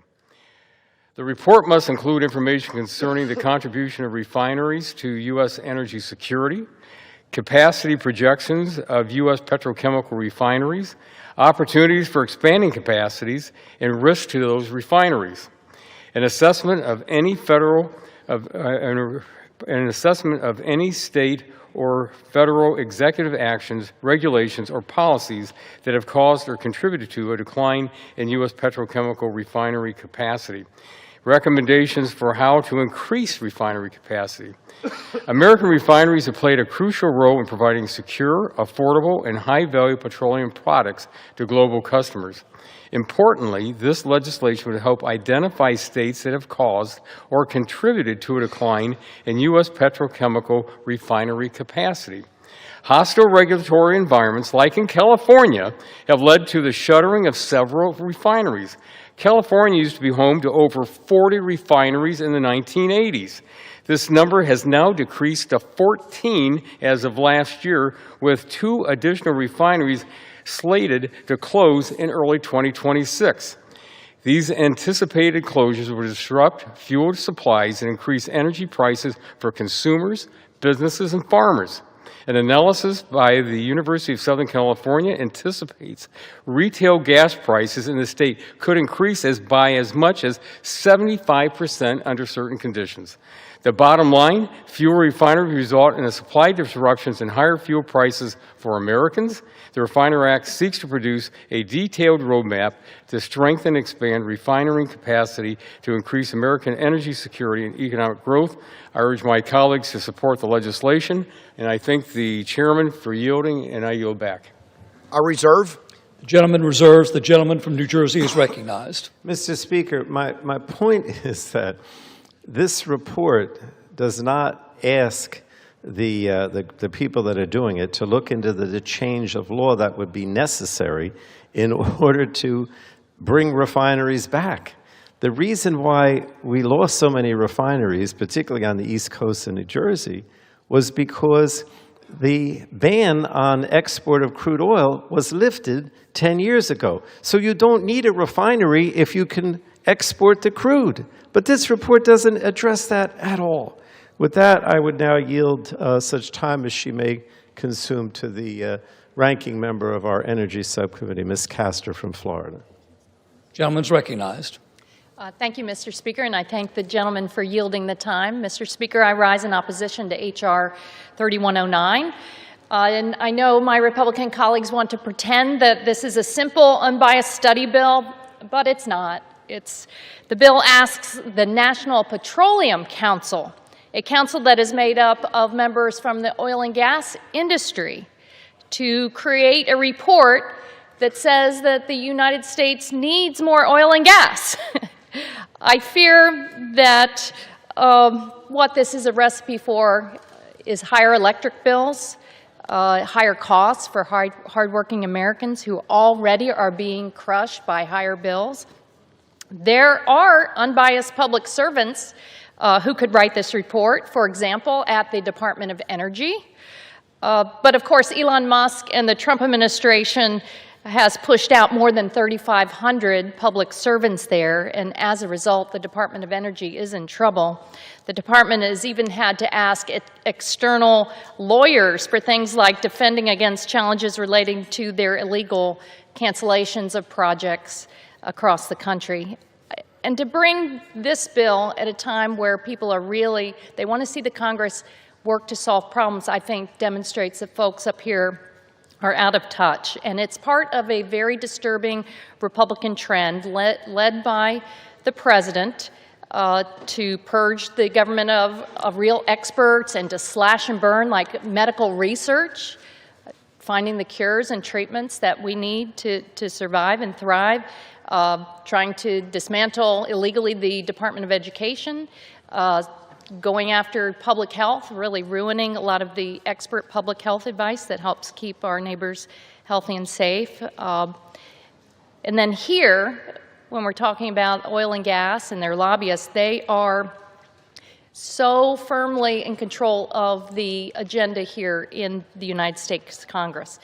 And I just think they're not, my colleagues are not solving problems, and and watching the president just remain out of touch is so painful to people back home. They feel betrayed. You know, even during the Republican shutdown, where the president, was he focused on trying to negotiate a solution there, trying to take us out of the healthcare crisis? No, he was giving the White House a makeover. He tore down the entire East Wing to make way for a 90,000 square foot, $300 million ballroom funded by corporations that have a lot to gain monetarily. Had Great Gatsby parties at Mar-a-Lago with dancing girls. It's just mind-boggling. But back to electric bills. Let's not forget last year President Trump convened oil industry executives and lobbyists at his home to ask for $1 billion for his presidential campaign. Well, now they're coming to collect. Even after almost 2 months when Speaker Johnson had the House of Representatives shut down because he didn't want to find a solution to rising health care costs, and he wanted to avoid a vote to release the Epstein files, we could have been focusing on, behind the scenes, some ways to lower cost and solve real problems. But they continue to bring bills like this, a study on how we produce more oil and gas. And here's the connection to higher bills. Because while they want to pad the profits of oil and gas companies, what they're doing to sabotage jobs and cleaner, cheaper energy now is showing up in people's electric bills, and they're angry. I was with neighbors a couple weeks ago who were burning their electric bills because costs are increasing so dramatically. Why? On January 20th, the president froze federal leasing for wind projects and blocked permits for projects that had already been approved. On February 5th, the Army Corps of Engineers halted permits for 168 renewable energy projects on private lands. In March, as part of his tariff war, he imposed a 10% tax on energy imported from Canada, hitting Midwestern states with higher gas prices. In April, the Trump administration abruptly fired the entire staff overseeing the low-income Home Energy Assistance Program, which helps working families for their utility bills. And weeks later, the White House proposed cutting it entirely. In May, the Secretary of Energy ordered an old Michigan coal plant to stay online, forcing the company to spend nearly $1 million a day, costs that are passed on to families across the Midwest. In June, the Trump administration's EPA proposed a rule to allow coal and gas power plants to emit unlimited amounts of climate pollution, locking us into a dirtier and more expensive future. In July, Republicans have passed their big ugly bill, which will saddle American families with price hikes of at least $110 next year and up to $4,000 annually within a decade.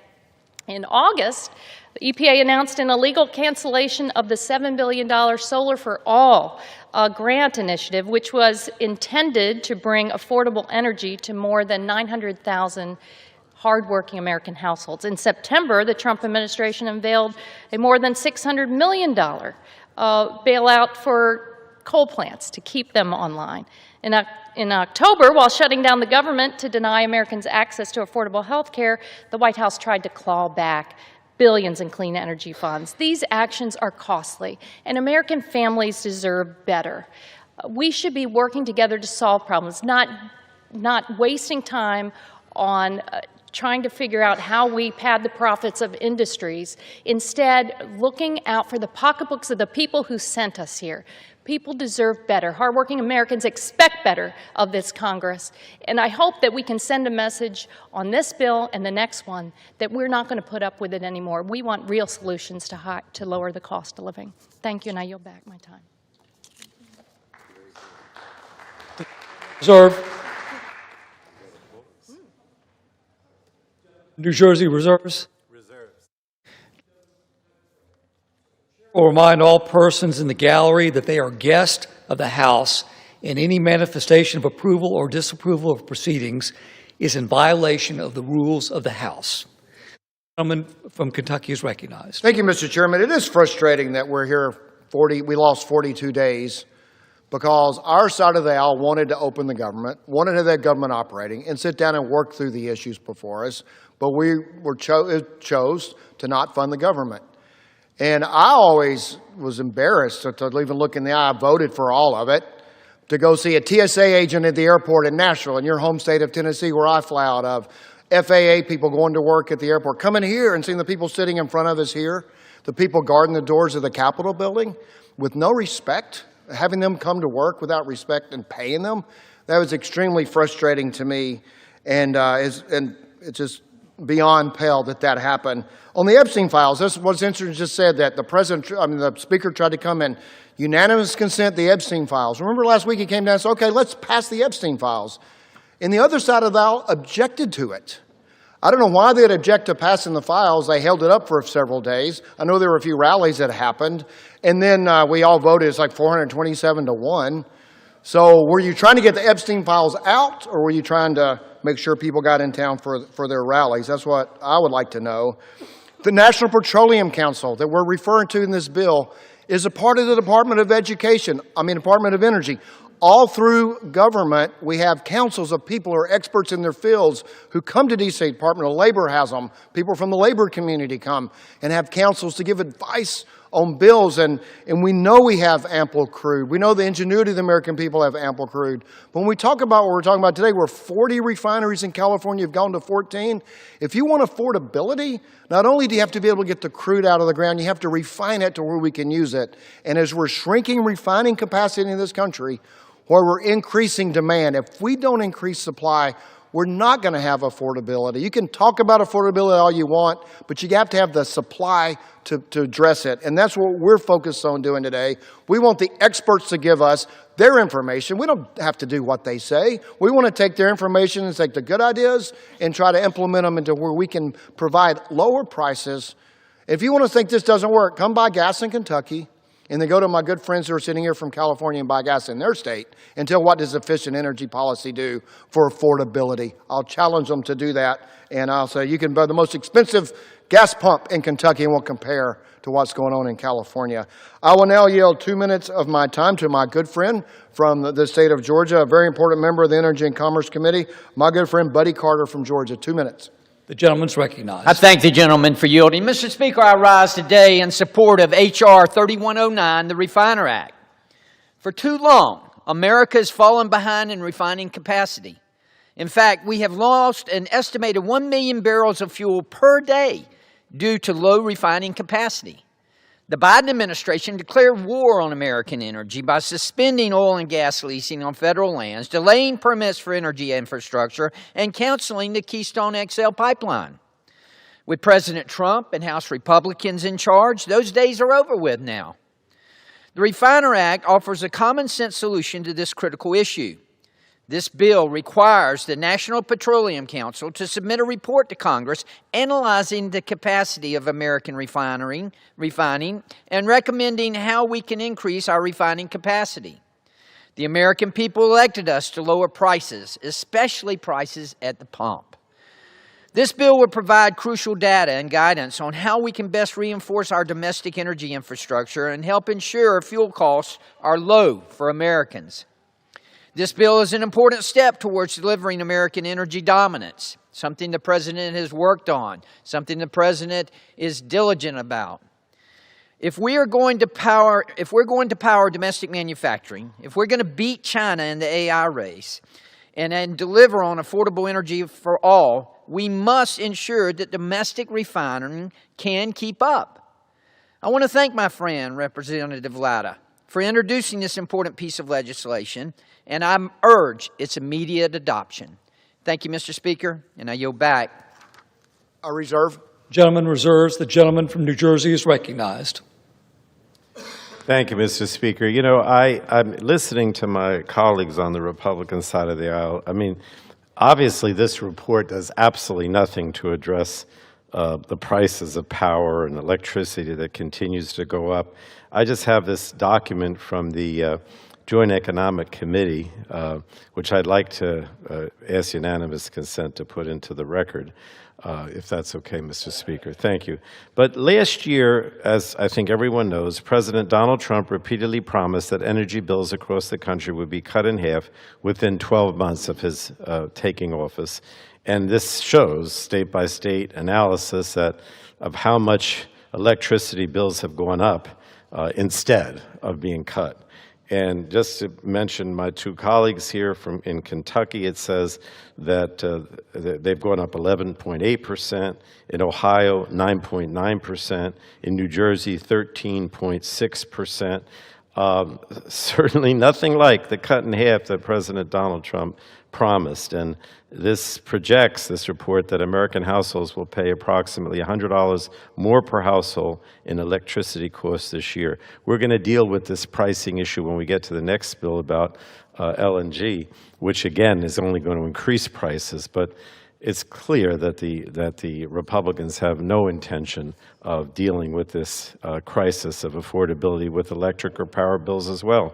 But now I'd like to yield such time as he may consume. Speaking of California, we have a Californian here, Mr. Dessonnier, who's going to spend some time. I yield to the gentleman such time as he may consume. The gentleman's recognized. Thank you, Mr. Speaker. And to my friend from Kentucky, it's been a long time since you've been to the Bay Area, so I'll take you up. Be happy to have you come and look at one of the reasons I wanted to come down and speak to this is because I've represented an area in the Bay Area that has 5 refineries in it. They've been valuable tax providers, employers for many years. 2 of them, one of them is about to close, another one is in the process of closing. 2 others have spent billions of dollars to work on transitional fuels, to put investment into those refineries to produce biofuels that are part of the transition to a cleaner, safer, more economical energy sources. And the last one, Chevron, is doing both. I must say I'm reminded as I sit here to the same arguments 30 years ago, having been involved in the local level in California about secondhand smoke and tobacco, when the tobacco industry was insisting that the Tobacco Institute do studies about the cost to smokers by passing secondhand smoke ordinances that figured out the full cost to consumers for people who didn't smoke. And as a former restaurant owner who didn't allow people to smoke, it just reminds me the same thing. I believe in research. I believe, because I've worked with the refinery and oil companies for many years, but I was one of those regulators. I represented the Bay Area and the California Air Resources Board for 10 years. I was appointed by 2 Republicans, by the way, and 1 Democrat.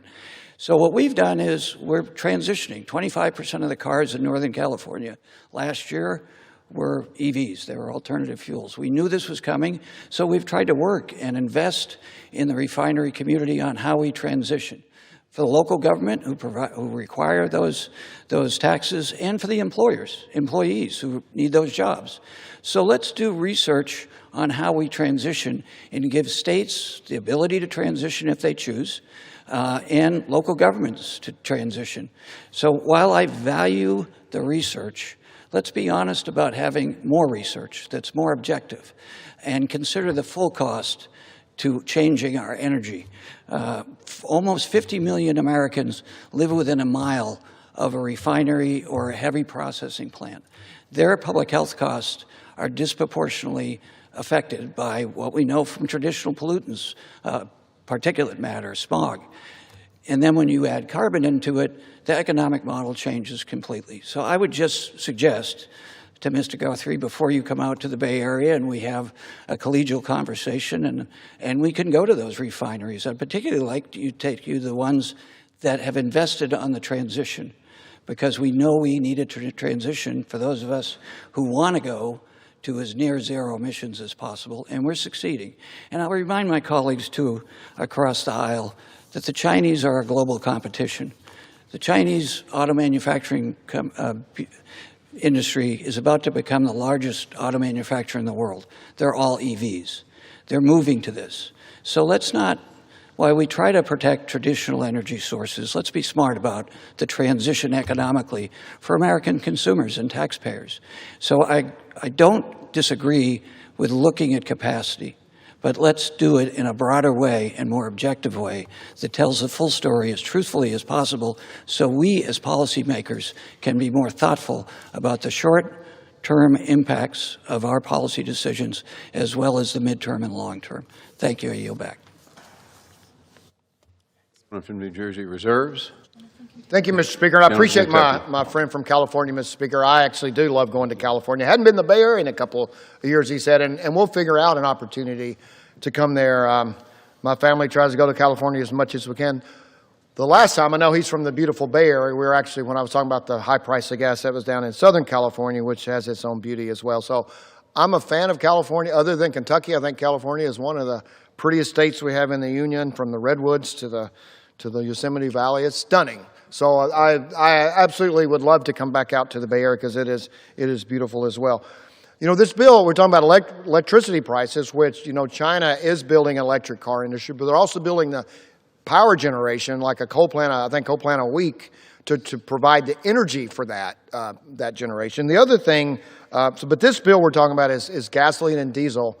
And remember, everything that arrives to a store comes on a truck, either the last mile, sometimes they come on train, but the last mile is almost always, or is always, a truck. And so diesel prices, fuel prices matter in terms of food prices and about everything else that we consume. So this is important to do. Electrical affordability is also important to do, and we're committed. We will work together to get our prices down, but we have to produce more. And that's what we're here to we're wondering, how do we efficiently and effectively and safely and cleanly produce more gasoline and diesel? And you can't do it without more refining capacity unless you decrease demand for it, which that's not the avenue we have to go either. I will now yield to my good friend from Texas and the vice chair of the Energy Subcommittee of Energy and Commerce Committee. 2 minutes to Mr. Weber of Texas.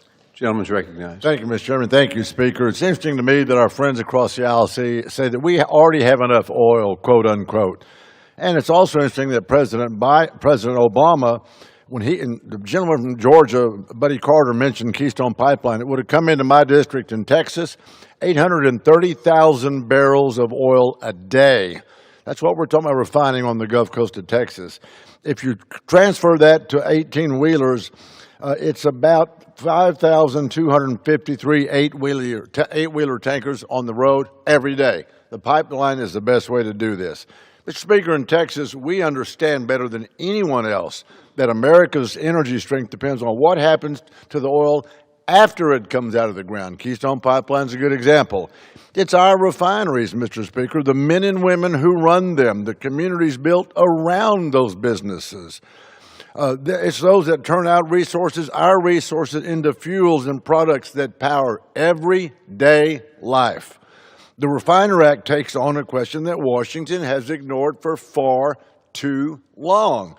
Are we doing enough to protect and expand America's ability to refine the energy we produce?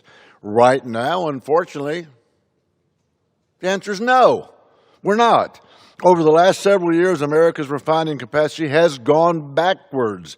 We've lost more than 1 million barrels of capacity per day, and several facilities have shut down altogether. The gentleman from California mentioned one of them. In several states, hostile policies are pushing refineries out so fast that families are now facing higher prices and increased dependence on foreign fuel. That's not how you build energy security, Mr. Speaker. That's how you weaken it. Meanwhile, global demand for fuels is still rising, expected to grow by as much as 20 million barrels a day by 2050. The world isn't slowing down, Mr. Speaker, and neither should American energy. The Refiner Act takes a serious look at that situation, directs the National Petroleum Council to review our refining capacity, identify where we're vulnerable, and highlight opportunities for us to expand. In other words, it gives us the facts we need to strengthen a critical part of our energy supply chain. Because when refineries close, families suffer. Small businesses suffer. Transportation costs rise. Prices jump at the pump. And the whole region becomes dependent on foreign suppliers. Thank you, sir. That is exactly the opposite of energy dominance vision that we're working toward under President Trump. And let me tell you, Mr. Speaker, you know this. In Texas, We know what happens when refineries thrive. We fuel the nation. We even supply our allies. We make money doing this, and we support thousands of good-paying jobs. The Refiner Act recognizes that refining isn't an afterthought. It is a foundational piece of our national security as well as our economic strength. I urge my colleagues to support H.R. 3109, and I yield back. Reserve. Gentleman reserves. Gentleman from New Jersey. Mr. Speaker, I'll continue to reserve. Reserves. Kentucky. Thank you, Mr. Speaker. As I mentioned, other than the Commonwealth of Kentucky, California is one of those beautiful states they're all beautiful, actually. We live in a wonderful country. But there's nothing prettier than the tunnel view from Yosemite Valley. And I don't know with your changing line so much, but I know my good friend from California used to represent our beautiful natural resources in the National Park of Yosemite Valley. You still do. Well, and so I will yield 2 minutes to my good friend and a classmate elected at the same year, Mr. McClintock from California. The gentleman is recognized. Mr. Speaker, no one has suffered more than Californians because of the left's war on fossil fuels. 40 years of folly are now driving energy prices out of reach for working families and driving those working families out of California. In 1980, 40 refineries served the California market, producing abundant gasoline at easily affordable prices. Mr. Latta said 14 refineries were left. His numbers are old. We're now down to 9 refineries, and 2 more of those, Phillips in Southern California and Valero in Northern California, are closing by April. That will leave us just 7 refineries to serve the state. Californians already pay the highest gasoline prices in the United States, averaging $4.64 a gallon as of yesterday. The same gallon cost only $2.56 in Oklahoma. And when we lose these next 2 refineries, economists at UC Berkeley predict Californians will be paying more than $8 a gallon by the summer. Left-wing zealots like Gavin Newsom obsess over a 1-degree rise of global temperatures over the next century, but they couldn't care less that they're making it impossible for growing numbers of Californians to heat their homes or to get to work. This is not only a quality of life issue for Californians and a cautionary tale for the rest of the country, it's a national security risk as well. 40 military bases depend on these dwindling West Coast refineries, and as California strangles production, we must increasingly rely on foreign imports from our enemies. H.R. 3109 requires the National Petroleum Council to report on ways to reverse such foolish and self-destructive policies. What has happened to California is the predictable result of bad policy made by fools. I hope the Refiner Act will shine a light on their folly and recommend ways to reverse the damage that they've caused before they can do any more harm to our nation's prosperity and security. I yield back. Gentleman yields back. A reserve. Gentleman reserves. New Jersey. I have one more speaker. One more. Okay, then I'll continue to reserve. Gentleman reserves. Thank you. From Kentucky. Mr. Speaker, I will now yield 2 minutes to a distinguished member who just was elected just recently to Congress from Bakersfield, California, the distinguished member, Mr. Fong, for 2 minutes. Gentleman is recognized. Thank you, Mr. Speaker. I rise today in strong support of H.R. 3109, the Refiner Act.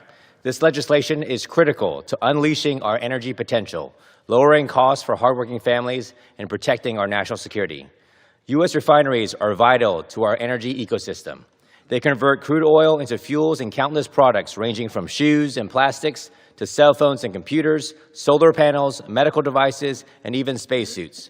They make gasoline and diesel for our cars and trucks, and they make jet fuel for our planes. Yet, over the past few years, our refining capacity has declined due to burdensome federal and state policies. I know this bitter reality all too well in my home state of California.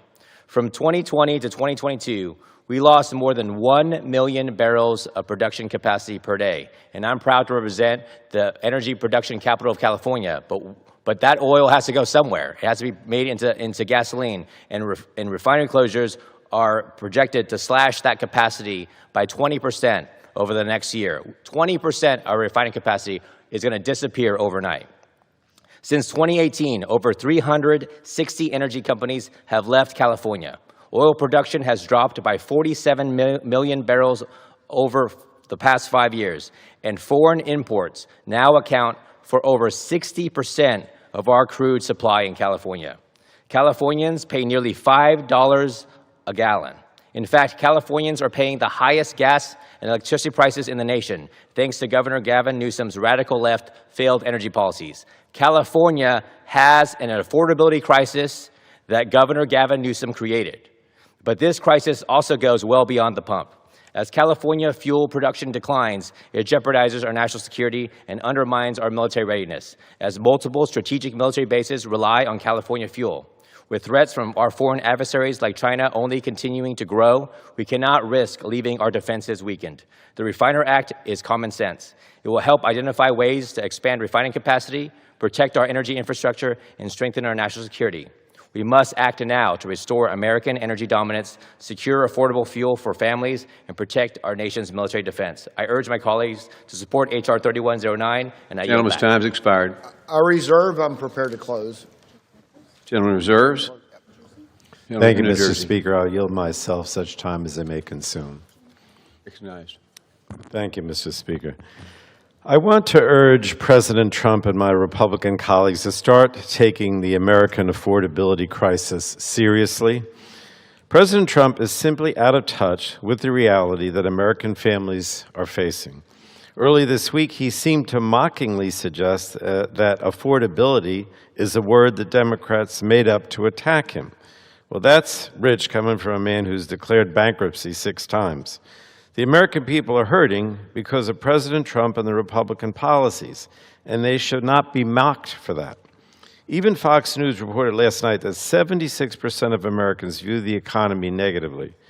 Americans are struggling to afford basic necessities. A new report from the Century Foundation found that utility prices are up 32% since 2022. That's nearly 3 times the rate of inflation. And nearly a quarter of that jump occurred just this year alone. These rising costs are debilitating to the middle class. Nearly 1 in 20 households are in severe utility debt. Roughly 4 million Americans are at risk of having their utility bills sent to collections. It's an incredible number. They've done nothing wrong. They just can't afford to keep up with the exponential rise in electricity prices. They can't afford to pay the bill. Now, the 2 bills that are on the floor today, in my opinion, will only increase the average utility bill even further. Just last week, the U.S. Energy Information Association found that natural gas prices will rise by 16% in 2026, primarily due to increased LNG exports amid flat production growth. Secretary Chris Wright promised to double LNG exports to countries like China within 5 years. The next bill that we're going to consider is all about giving more LNG to China, to Beijing, to Communist China. Why are we helping them? But the American people desperately need a solution to lower energy costs at home. Why does the President refuse, or the Secretary, refuse to take care of the American people that the Trump administration is supposed to represent? Now, I've said it before, but it bears repeating. The Trump administration only cares about bailing out themselves and their fossil fuel friends. It's time for Republicans to come to the table to work with Democrats on a solution to this affordability crisis, and it can begin here with the Energy and Commerce Committee. So I urge my colleagues to oppose this bill, and I yield back the balance of my time, Mr. Speaker. Gentleman yields. Gentleman from Kentucky. Thank you, Mr. Speaker. I yield myself as much time as I may consume. Thank you, Mr. Speaker. You know, we're all concerned about the rising prices. And my friend from New Jersey talked about since 2022, and he said the emphasis of what's happened in the first few months of this year. The decisions were made prior to the present Trump administration to take power offline. I know in my community down in Bowling Green, Kentucky, a couple of years ago with the polar vortex, we actually had blackouts. We had to have rolling blackouts because of taking power offline. And we all want to address it. And the way we address this is not taking power offline, not building new, safer. My good friend from California talked about what they're doing in California to make refineries cleaner and safer. And that's what we want. We want refineries to refine in a safe, responsible, and sustainable way. And so we can work together to do that. On the LNG, we're going to talk about in just a few minutes. We do have the gas in our country. We have people that can develop, particularly in your home state, Mr. Speaker. And the problem is that we move it to where it needs to go. And we know that there are the challenge isn't the access to gas, is actually moving it to where it needs to be. And we need to work together. I think Natural Resources today had a hearing. I had a markup. T&I is working on a markup, and we hopefully can work together as members across the aisle of Energy and Commerce Committees to do our share to make sure this explosive growth of energy, it's not just in gas and diesel, it's also in electricity. We need every electron we can produce. And to beat China, talk about China, China is struggling and working as hard as they can to beat us, to control the data that flows around the world through AI. It's our job on this committee to see that that doesn't happen for this country, and that's because we have to have enough energy. Again, this is a Department of Energy Council made up of people in the industry to give us a report to see where we should go in making sure that America has proper refining. It's not a report that's going to produce what we do. It's going to report that informs us in what we do. And I know on our side of the aisle, I think on both sides of the aisle, we try to take as much information as we can to make a reasonable decision to make sure we have clean, sustainable, but ample and safe fuel for this country. As I said, every grocery goes to a grocery store, either through diesel or gasoline, and prices matter. It hurts families when their electric bills are high and when their grocery bills are high, because people have to eat and they have to have a safe and clean place to live. And so this is what this is about. This is what our struggle is over, and this is what we're going to accomplish as a committee. And with that, I encourage the vote, a yes vote on 3109, and I yield back the balance of my time. All time for debate has expired. Pursuant to the House Resolution 879, the previous question is ordered on the bill. The question is on engrossment and third reading of the bill. Those in favor say aye. Aye. Those opposed say no. The ayes have it. Third reading. H.R. 3109, a bill to require the Secretary of Energy to direct the National Petroleum Council to issue a report with respect to petrochemical refineries in the United States and for other purposes. Okay, the question is on the passage of the bill. Those in favor say aye. Aye. Those opposed say no. No. The ayes have it. Mr. Speaker, I would ask for the yeas and nays. The yeas and nays are requested. Those favoring a vote by the yeas and nays will rise. A sufficient number have risen. The yeas and nays are ordered. Pursuant to Clause 8 of Rule 20, further proceedings on this question will be postponed.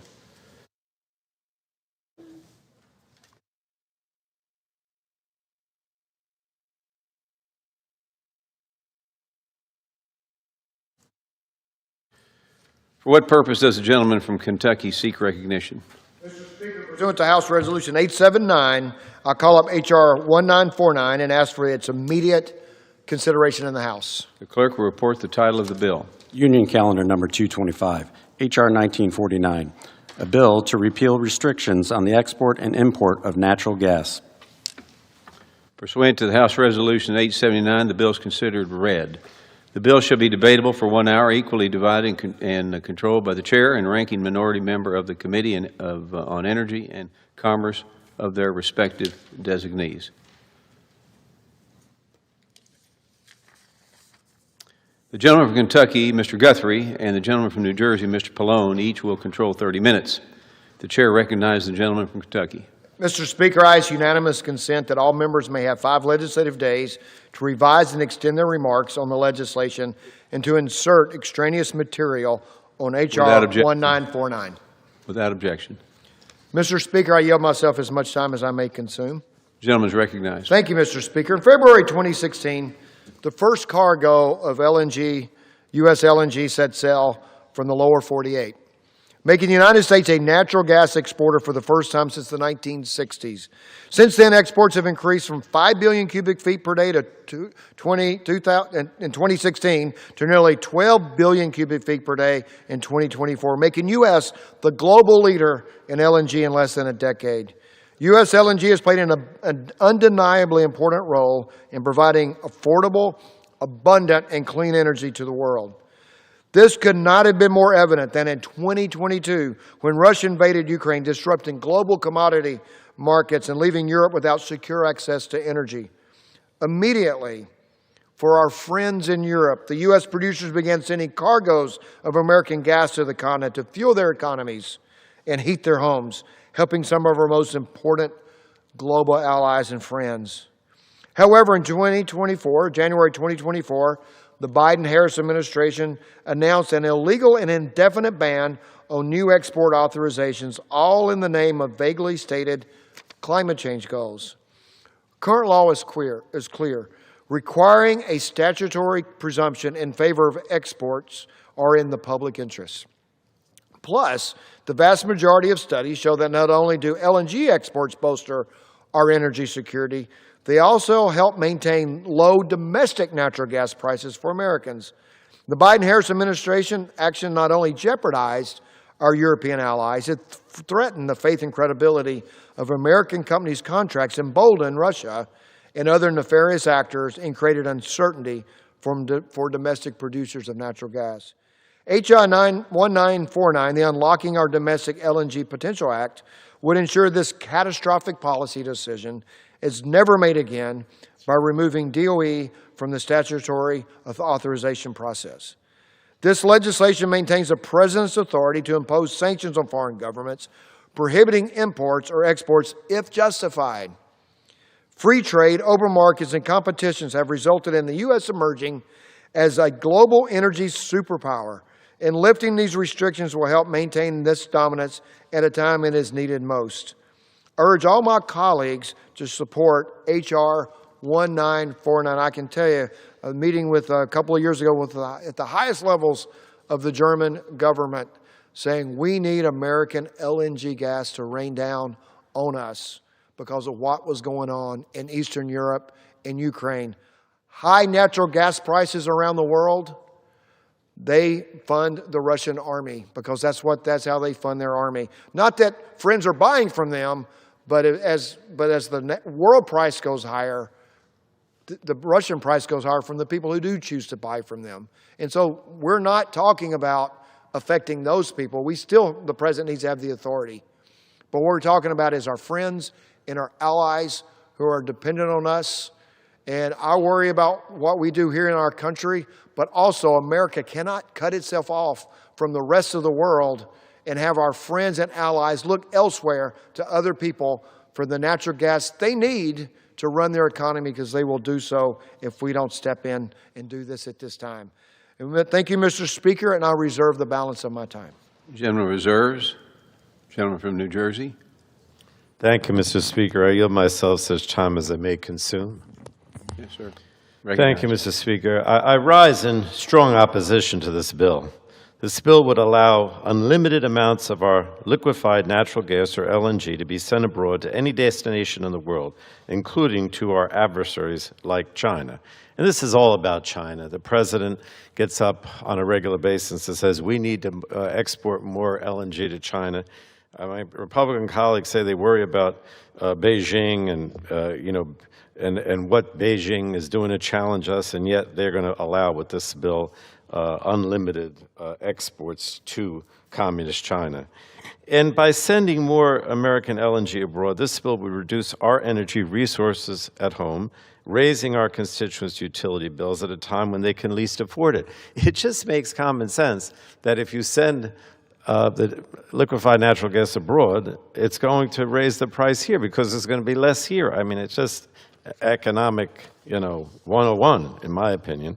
Americans are already being crushed by the rising cost of living, and now Republicans are making matters worse by pushing legislation that will only drive up monthly power bills even further. It's quite the departure from President Trump's campaign promise to cut American power bills in half. He said that during the course of the campaign, that in the first year he was going to cut power bills in half, and instead they just keep climbing. Right now, thanks to the congressional Republicans' backward energy policies, electricity prices are climbing more than twice as fast as inflation. More than 80 million Americans are struggling to pay their utility bills, with many having to make the impossible choice of either paying for medicine and food or keeping their lights on. I think it's a disgrace that instead of offering up solutions to this affordability crisis, Republicans are here today to just make it worse. And let's be clear, Mr. Speaker, it's a well-established fact that unlimited LNG exports would increase prices here at home. If you don't believe me, last year the Secretary of Energy noted, and I quote, "Unfettered exports of LNG would increase wholesale domestic natural gas prices by over 40%. And if you're a Republican who perhaps didn't trust the Democratic Department of Energy, I would certainly assume you could trust your own current Department of Energy. Just last week, the Energy Information Administration noted that it expects natural gas prices to increase by 16% next year, due largely to increased exports of LNG. 16%, that's on top of the 15% increase in natural gas costs that Americans already suffered this year. And it's all due to the LNG export approvals that President Trump made in his first term. And all this bill does is to make that problem worse by ensuring that there are zero restrictions on how much of our own LNG we're shipping out to other countries. The only ones who stand to benefit are fossil fuel companies, proving that Republicans care more about padding the profits of their rich fossil fuel friends than they do about lowering costs for the average American. Now, I want to stress the China part again. China is one of the top recipients of American LNG. And LNG companies, not only the president, but LNG companies are openly bragging about how they can sell to Chinese buyers. But this bill completely removes any review of whether exporting more of our LNG to China is in the public interest. Now, the chairman said that that's a presumption, that the public interest is met. But I would argue it's more than a presumption. There is no longer any review of the public interest. And when I talk about the public interest, I'm talking about price, I'm talking about national security, I'm talking about impact on the environment and the air and whatever people breathe. But this bill completely removes any review of what's in the public interest before you export to China or anyone else. To me, it's the very reversal. You know, the president talks about America first, but this is putting America last, in my opinion. So, you know, I don't know what to say, Mr. Speaker. We've seen this story before. 10 years ago, Congress removed the ban on exporting American crude oil. I already mentioned that. Before that, we were only sending China 420,000 barrels of oil each year, and now we send China more than 160 million barrels of oil a year. So clearly Republicans have learned nothing from that, despite constantly proclaiming the importance of beating China in the AI race and so many other things. Republicans consistently say that losing the AI race to China would be like losing the Cold War to Russia.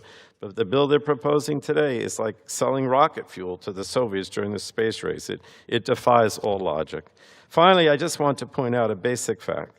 We have already approved enough permits to triple our LNG exports by the end of the decade.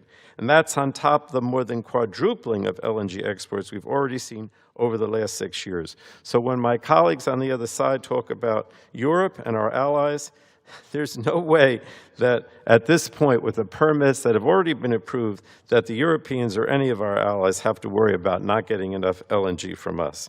I just think it makes sense to ask the Department of Energy to keep an eye on this to ensure that all these exports are actually a good thing in our public interest, for our economy, for our national security, and for the communities that we here represent. And that's all this bill does, is get rid of all that and say, we don't care, export whatever you want to China, whoever else.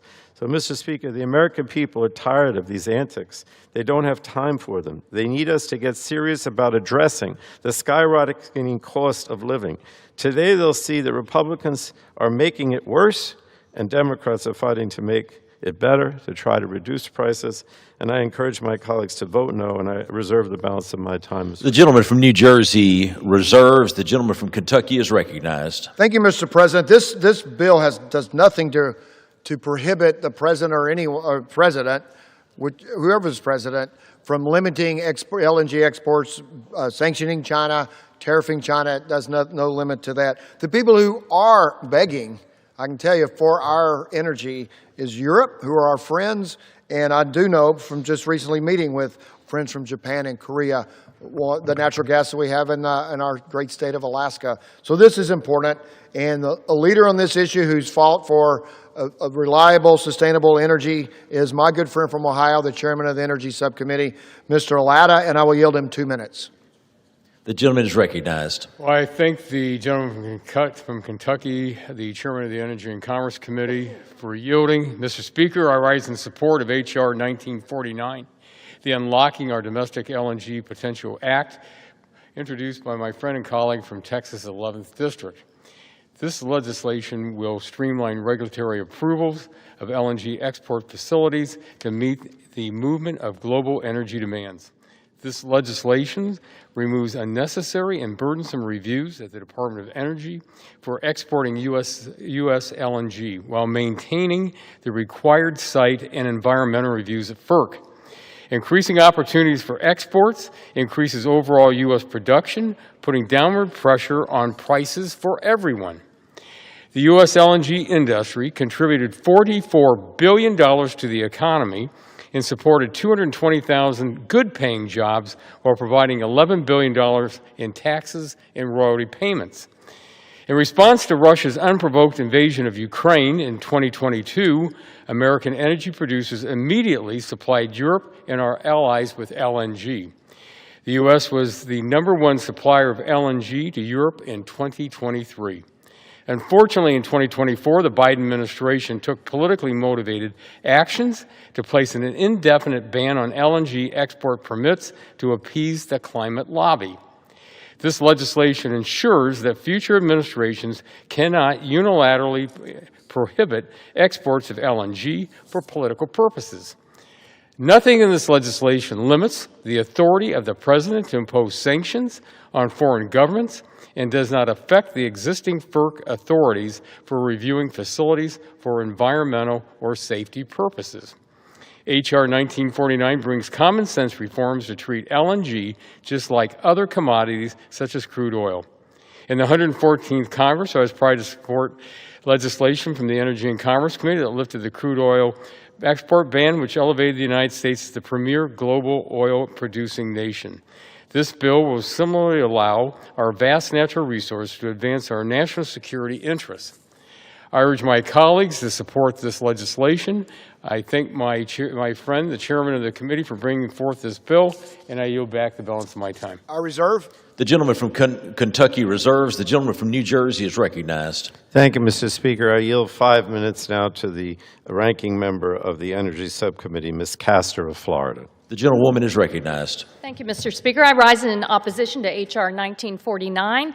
It's a harmful bill that demonstrates how Republicans in Congress continue to ignore the rising cost of living and inflation that is crushing American families, and that they're willing to sell out American energy to our adversaries like the Chinese Communist Party. I know it wasn't even 2 weeks ago that President Trump said, I don't want to talk about affordability. Well, we're going to talk about it, and we're going to stand up for people's pocketbooks at home. But this bill is just another example of how Republicans have not brought one single bill to the House floor that would lower energy costs for hardworking families. Electricity bills are skyrocketing, and it's getting harder and harder for people to pay their utility bills. And now Republicans and the Trump administration are making it worse. They passed the big, ugly bill to rip away savings and rebates for cleaner, cheaper energy a few months ago, energy efficiency that keeps bills lower, all to pay for tax breaks for the wealthy and the well-connected. And now they want to ramp up gas exports that will make life even more expensive. It wasn't even a year ago that the Department of Energy released a study that made it clear continuing to approve gas exports would raise costs on U.S. households and businesses. And don't just take it from me. Mr. Speaker, I ask unanimous consent to submit for the record a letter from the Industrial Energy Consumers of America dated November 17th, 2025. Without objection. They say this bill is inconsistent with the President's pledge to put America first, prioritizes gas exports over U.S. consumers by removing long-standing consumer protections, and that they urge everyone to oppose this bill and preserve those consumer protections. See, when you export more gas, that raises domestic gas prices, electricity prices, and the cost of manufactured goods. A vote for this bill is a vote to raise utility bills.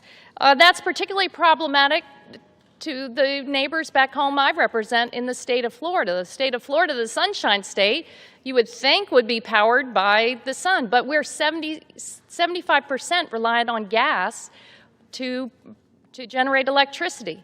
So now you're saying, okay, Floridians, you're already being crushed by utility bills, and now Republicans are going to make it worse. It's raising costs on all of us in more insidious ways, too, because we do have a climate crisis across the world. So when you're paying more to address climate-fueled disasters like hurricanes, repair your homes, emergency response, property insurance, that is an additional cost generated by fossil fuels like more frack gas. Given that large methane and carbon dioxide emissions are emitted during fracking, pipeline transport, liquefaction, overseas shipping, and combustion, costs go up, and so does pollution and the health risks, especially along the Gulf Coast. Now let's talk about point number 2. If higher cost in electric bills aren't going to convince you to vote against this bill, I hope that America's national security will. If the Republicans, the gas industry, and their lobbyists want carte blanche to export gas to anyone, even our foreign adversaries. Now, under current law, the U.S. Department of Energy is responsible for authorizing exports of domestically produced gas to foreign countries. In doing so, DOE makes a determination whether or not that export is consistent with the public interest. Republicans and the industry want to eliminate that important review, that even if the gas goes to the Chinese Communist Party and other foreign adversaries, that's okay. No need to look, no need to review that. That is wrong and dangerous. Aren't Republicans in Congress concerned that shipping American energy overseas to China to power their AI data centers and their manufacturing is a risk, an economic risk, a military risk? You know, I also serve on the House Select Committee on the Strategic Competition with the Chinese Communist Party. On that committee, we've heard over and over about the dangers of Chinese industrial dominance. Natural resources for their economic and military advantage. They want to just kind of sweep up all natural resources across the globe. Why would Republicans in Congress be party to that? But through this bill, House Republicans want to make it easier for China to import U.S. energy to power their industrial and military sector. Republicans have also enacted policies that wave a white flag to China on cleaner, cheaper energy, on electric vehicles, on the next generation of energy manufacturing and technology, all evidenced by what they have done in gutting clean energy tax credits and manufacturing and jobs and cost savings in their big, ugly bill. Plus, it's hypocritical for Republicans on one hand to condemn Chinese forced labor. The gentlewoman want an additional minute? Additional minute, Mr. Speaker. It's just gentlelady is recognized. It's hypocritical for Republicans to condemn forced labor, subsidies, intellectual property theft on the one hand, and then allow massive amounts of U.S. resources to flow to Chinese factories on the other hand. And these are not hypothetical concerns. In June, the president posted, hopefully China will be purchasing plenty of oil from the U.S. And then after meeting with President Xi in October, the president said a very large-scale transaction may take place concerning the purchase of oil and gas from the great state of Alaska. This is all too much. If these projects come online, U.S. LNG would represent up to a quarter of all of China's contracted LNG under the contracts that have already been entered into. Look, I would urge colleagues now to do the patriotic thing. Really go ahead, put America first for a change. It's vitally important that energy export decisions benefit the American people, not our foreign adversaries.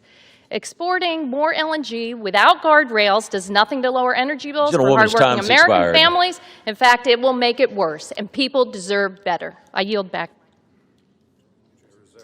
The gentleman from New Jersey reserves. The gentleman from Kentucky is recognized. Thank you, Mr. Speaker. There's still protections in place that the president can sanction and not send to any adversary. What this does is prevent a president, for some reason, to suspend LNG gas exports at a time where our friends in Europe are literally begging for it. And I know our friends from China, Japan and Korea are asking for it.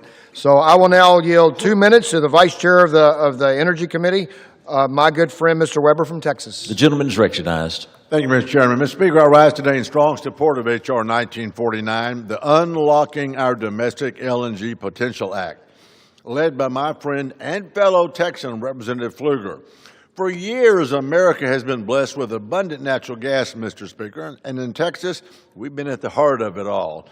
We are the world's #1 producer of oil and natural gas and the top exporter of LNG. That didn't happen by accident.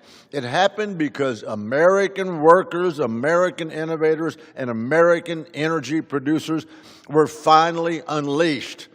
But under the previous administration, we watched an indefensible freeze on LNG export permits, a politically motivated blockade that put our economy at risk, undermined jobs, and was just simply wrong for global security. That was wrong for Texans, wrong for America, and wrong for our allies working to wean themselves off of Russian gas. H.R. 1949 fixes that. This bill removes outdated restrictions on natural gas imports and exports and puts decision-making authority back where it belongs, with FERC, not some bureaucrats using climate reviews or climate change as a backdoor veto. Some of y'all have seen even the Microsoft founder, Bill Gates, is now backing up on his climate change. This is ridiculous. This bill restores certainty for developers who have already committed more than $70 billion with the B dollars in new investments since President Trump took office. And it strengthens our hand abroad by ensuring our allies that they can rely on American energy instead of their adversaries. Most importantly, it reinforces a simple truth. Energy security is national security. In Southeast Texas, we understand that better than anybody. We produce it, we refine it, we ship it, and we keep America moving every single day. H.R. 1949 is pro-jobs, pro-growth, pro-rally, and proudly American energy. I urge my colleagues to support H.R. 1949. Keep America the world's energy leader, and I yield back. I reserve. The gentleman from Kentucky reserves. The gentleman from New Jersey is recognized. Thank you, Mr. Speaker. I'll yield 4 minutes now to a member of our committee, the gentleman from California, Dr. Ruiz. The gentleman is recognized. Thank you, Mr. Speaker. I rise today on behalf of the residents of California's 25th Congressional District against H.R. 1949, which would increase their energy bills. Look, the desert communities I serve are already bearing the brunt of high energy bills and underinvestment in infrastructure. They simply cannot afford this bill. Under Trump, in the last 9 months, electricity prices have gone up by 11% across the nation. Trump's one big beautiful bill, better known as the Big Ugly Law, will simply make matters much, much worse by delivering higher energy costs. It will raise energy costs by over $600 a year in California. In my district, families are already struggling with some of the highest energy costs in the nation. Families in the desert are paying hundreds more per year, not because they're using luxury power, but because extreme heat makes air conditioning a necessity. For families, for many families, the rising cost of energy is not abstract numbers. High costs force impossible choices between cooling their homes or risking heat-related illnesses. These bills being debated here today directly affect their health, safety, and financial stability because they raise costs. More specifically, H.R. 1949, the Unlocking Our Domestic LNG Potential Act, is a direct threat to working people, middle-class families in my district and across the country.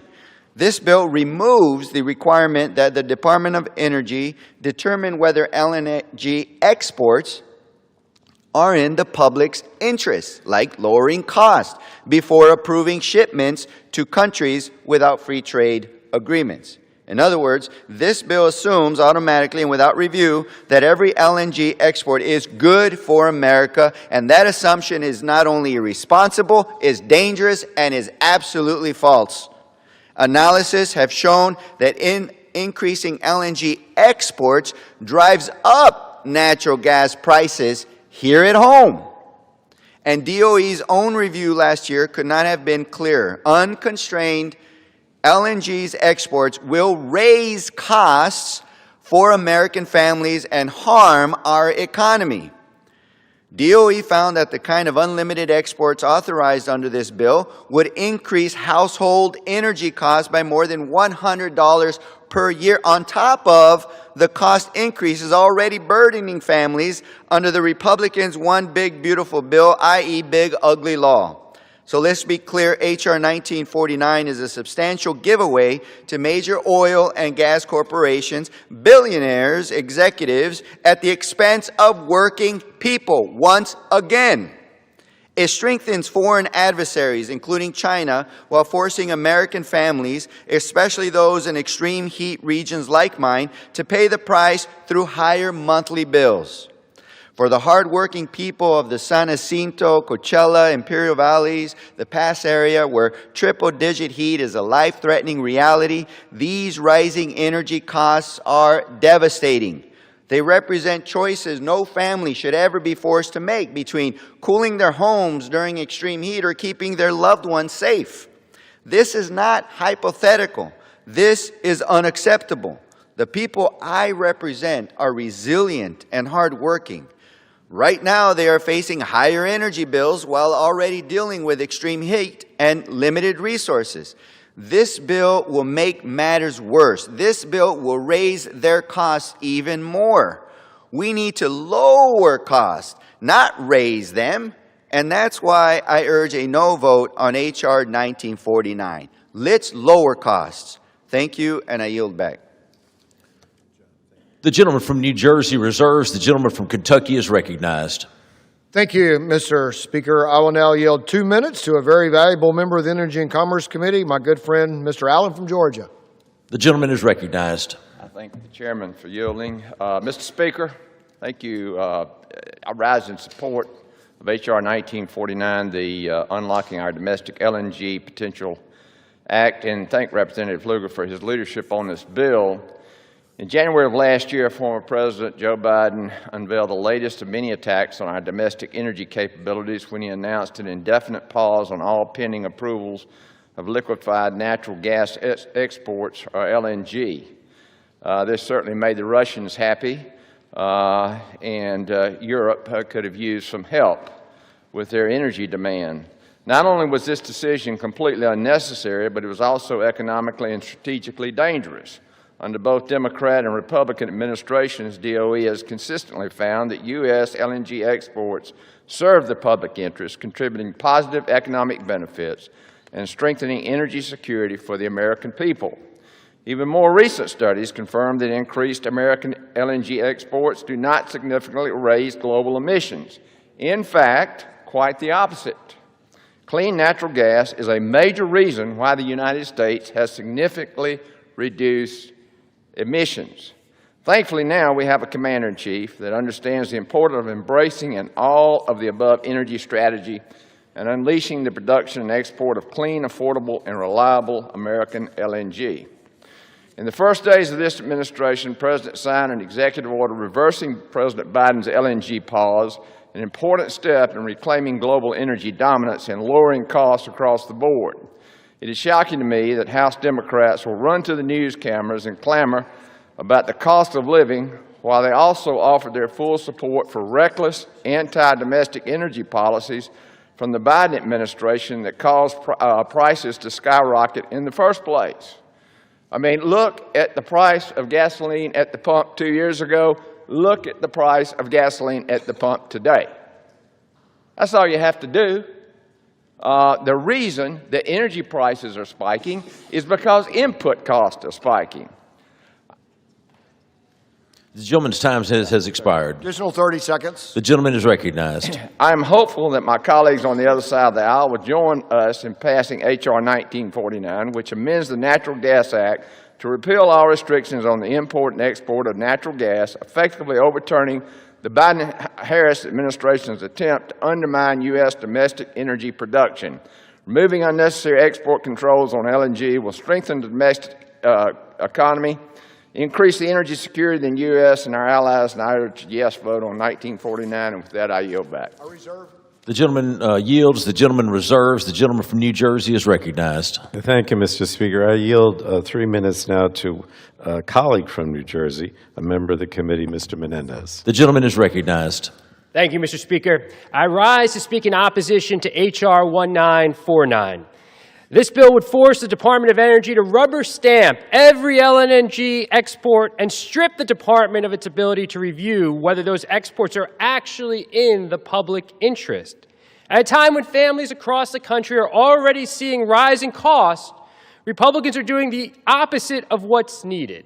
Instead of working to lower energy bills, they are prioritizing legislation that props up the fossil fuel industry and blocks affordable clean energy that is ready to be connected to the grid.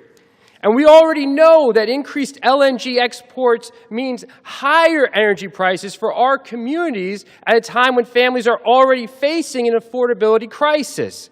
Because of skyrocketing demand, including from data centers, families in New Jersey saw a 20% spike in electricity bills this summer. Further, Republicans claim we need more fossil fuels to compete with China. But if that's their concern, why advance a bill that makes it easier for China to purchase even more of our domestic energy? Why are we driving up our own energy bills to help an adversary? It makes absolutely no sense. If we're serious about competing with China, we should take an all-the-above strategy to energy production and fast-track clean energy onto the grid. Further, colleagues across the aisle should tell the Trump administration to get Revolution Wind off the coast of Rhode Island back on track. That's how we produce more energy in this country. Doing so would bring down prices for American families in the process. So I am strongly opposed to this bill, and I urge my colleagues to join me. Let's put the interests of our communities and of our country first. And I yield back the remainder of my time to the gentleman from New Jersey. The gentleman from New Jersey reserves. The gentleman from Kentucky is recognized. Mr. Speaker, I yield to another good friend. I guess I'm yielding to good friends, so all of my good friends, but I will yield to a very valued member of the Energy and Commerce Committee, Mr. Balderson. The gentleman is recognized. Thank you, Mr. Speaker. House Republicans and President Trump remain firm in our commitment to lowering costs for families and restoring American energy dominance. I'm proud to represent parts of the Utica and Marcellus shale formations where natural gas development has transformed local economies and strengthened our nation's energy security. Boosting natural gas production in Ohio, expanding LNG exports are essential to our vision of energy dominance.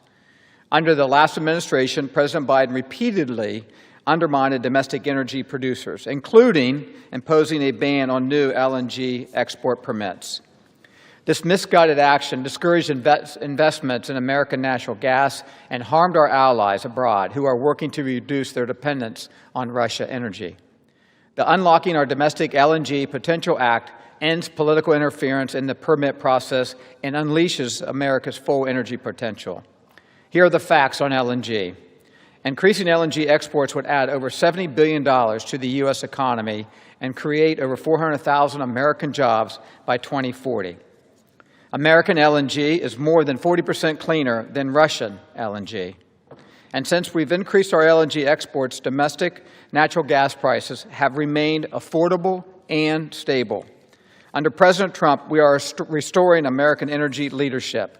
I want to thank Congressman August Pfluger for leading this important legislation, and I encourage my colleagues to vote yes.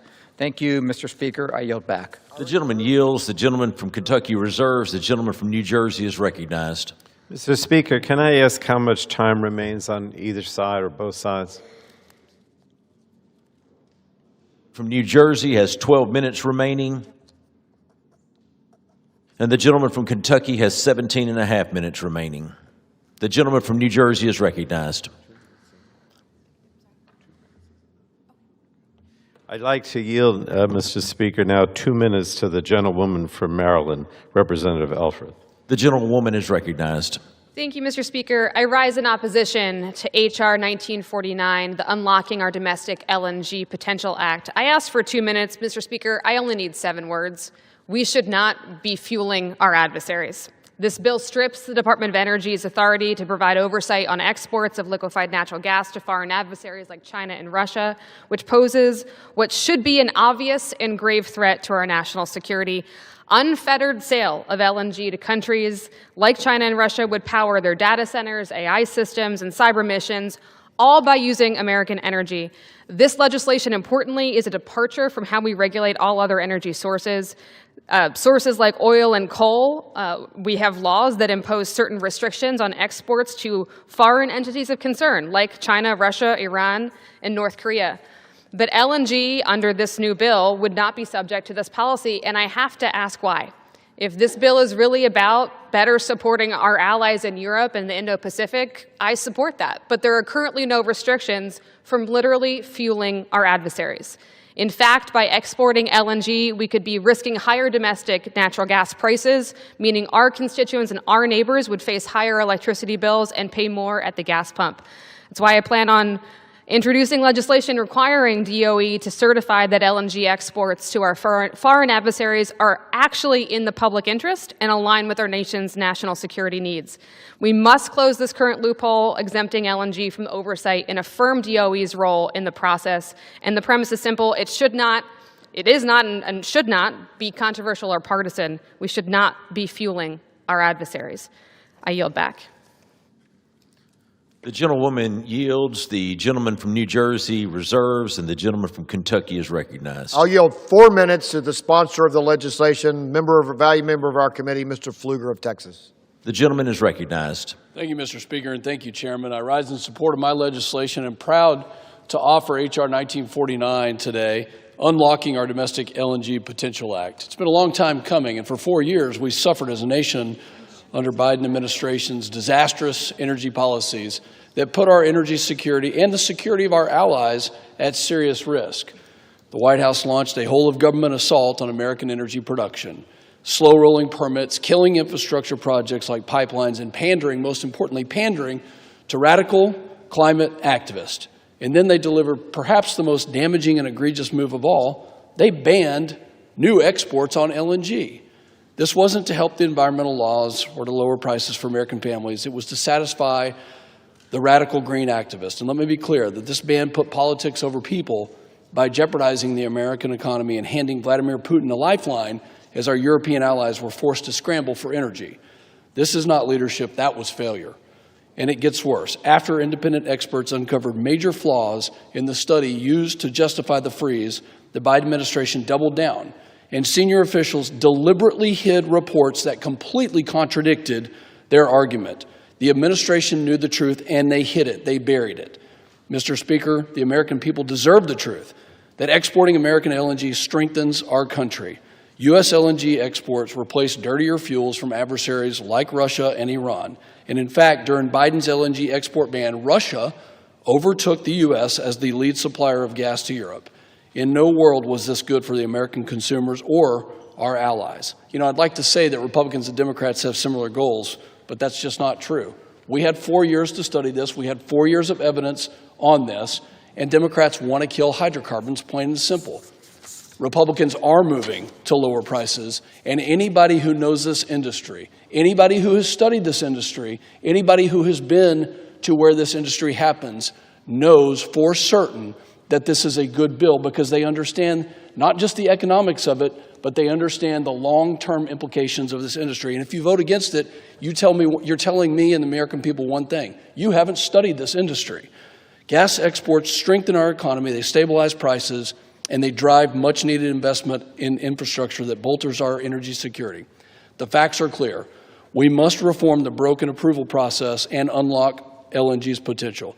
My bill does exactly that. It eliminates the politicized DOE, which was weaponized by the previous administration and gives FERC sole authority over that authorization process. This is common sense. FERC already leads the review of LNG facilities under Section 3 of the Natural Gas Act. It completes the environmental work. It completes the technical review. It completes a full analysis. And we're cutting the red tape. This is promises made, promises kept.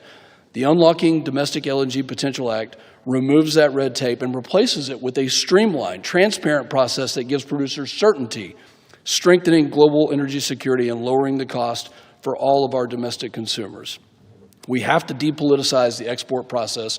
Once again, when the Biden administration banned LNG exports, they weaponized and they politicized that aspect. But today we've got the opportunity to stand with American families and businesses and lower the cost and restore our energy dominance.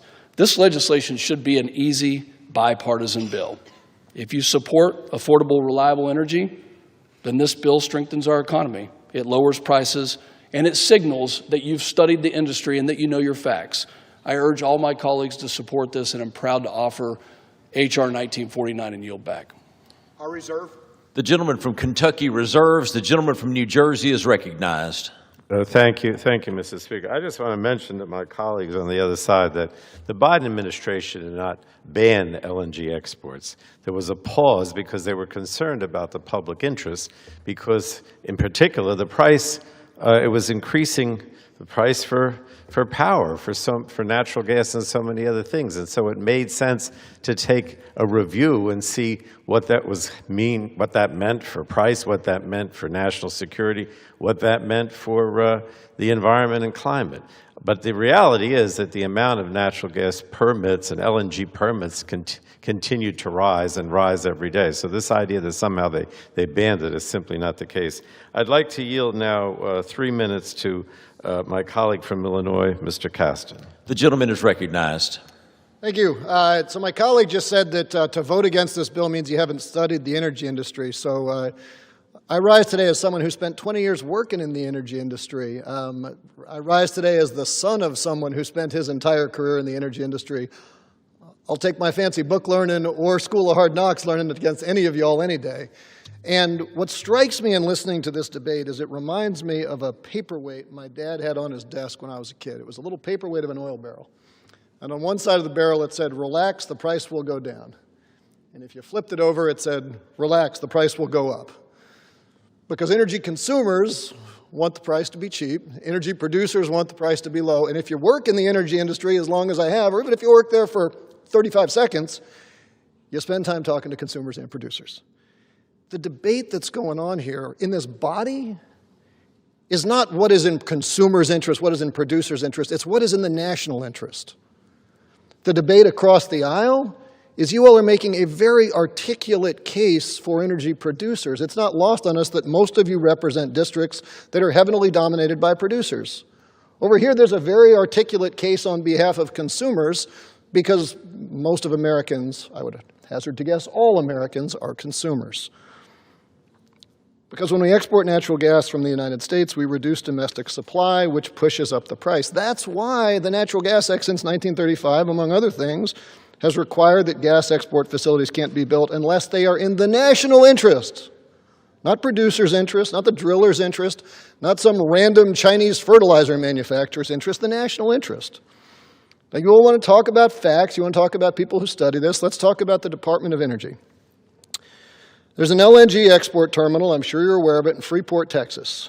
June of 2022, it was shut down because of a fire for about a month. That gave us real-time experiments on exactly what happens when you make a marginal shift in the export of LNG from the United States.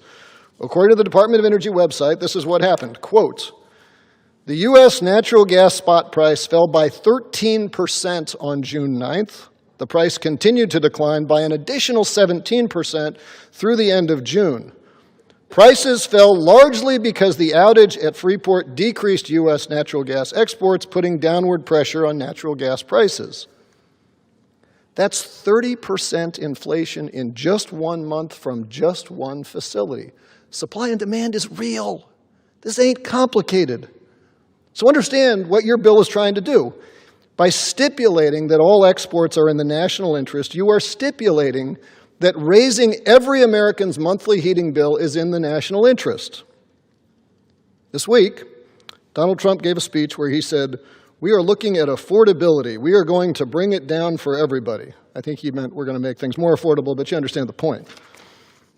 Well, if you all care about affordability, if you care about the national interest, if you just care about proving Donald Trump right for once, if you just care about doing what he tells you to do, vote no. Gentleman's time has expired. I yield back. The gentleman from New Jersey reserves. The gentleman from Kentucky is recognized. Thank you, Mr. Speaker. I will now yield 2 minutes to another distinguished member of the Energy and Commerce Committee, my friend from Florida, Ms. Kamek. The gentlewoman is recognized. Thank you, Mr. Speaker, and thank you to Chairman Guthrie. Today I rise in support of the Unlocking Domestic LNG Potential Act. In 2024, America exported nearly 12 billion cubic feet of LNG every single day. Now, that is enough LNG to power almost 48 million homes in a single day, and what we're now faced with is making a realization of President Trump's vision of American energy dominance real. LNG has a huge part to play in this vision, but we are fighting with one hand tied behind our back. American oil and gas producers are restrained by bureaucratic red tape and the lingering rules and regulations of the Biden administration. The Unlocking Our Domestic LNG Potential Act stands as a pivotal piece of legislation poised to bolster United States energy security, foster economic growth, and promote environmental sustainability. At its very core, the bill aims to streamline the regulatory process surrounding the exportation of LNG, thereby unleashing the full potential of America's abundant natural resources. Now, in north central Florida, not many people know this, but we are home to one of the largest bunkering LNG hubs in North America.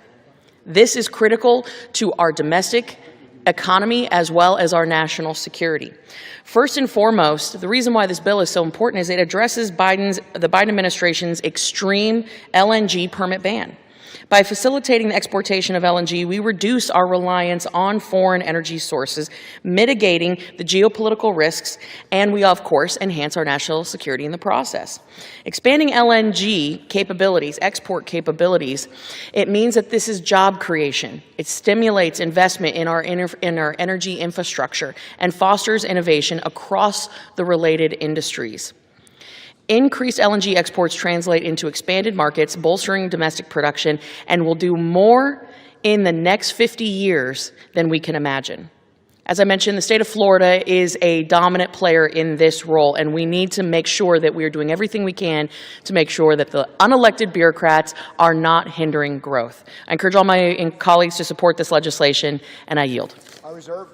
The gentleman from Kentucky reserves. The gentleman from New Jersey is recognized. Mr. Speaker, I'll continue to reserve. The gentleman from New Jersey reserves. The gentleman from Kentucky is recognized.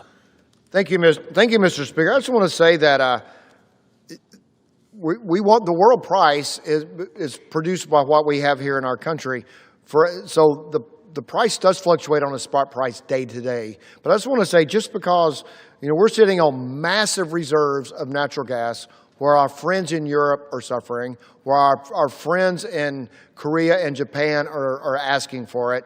It just to say that the argument is if you don't export any natural gas, the argument some people seem to be making is the price would go down, but that's just not true because the producer are going to produce the world price. Our real problem in price of natural gas is getting it distributed to where it needs to go, and that's pipelines. And I hope we can work together on permit reform. I will now yield 2 minutes to my good friend from the energy producing state of Oklahoma, my good friend Ms. Spice from Oklahoma. 2 minutes. The gentlewoman is recognized. Thank you, Mr. Speaker. I rise today in strong support of the Unlocking Our Domestic LNG Potential Act, which will support a robust natural gas industry in the U.S.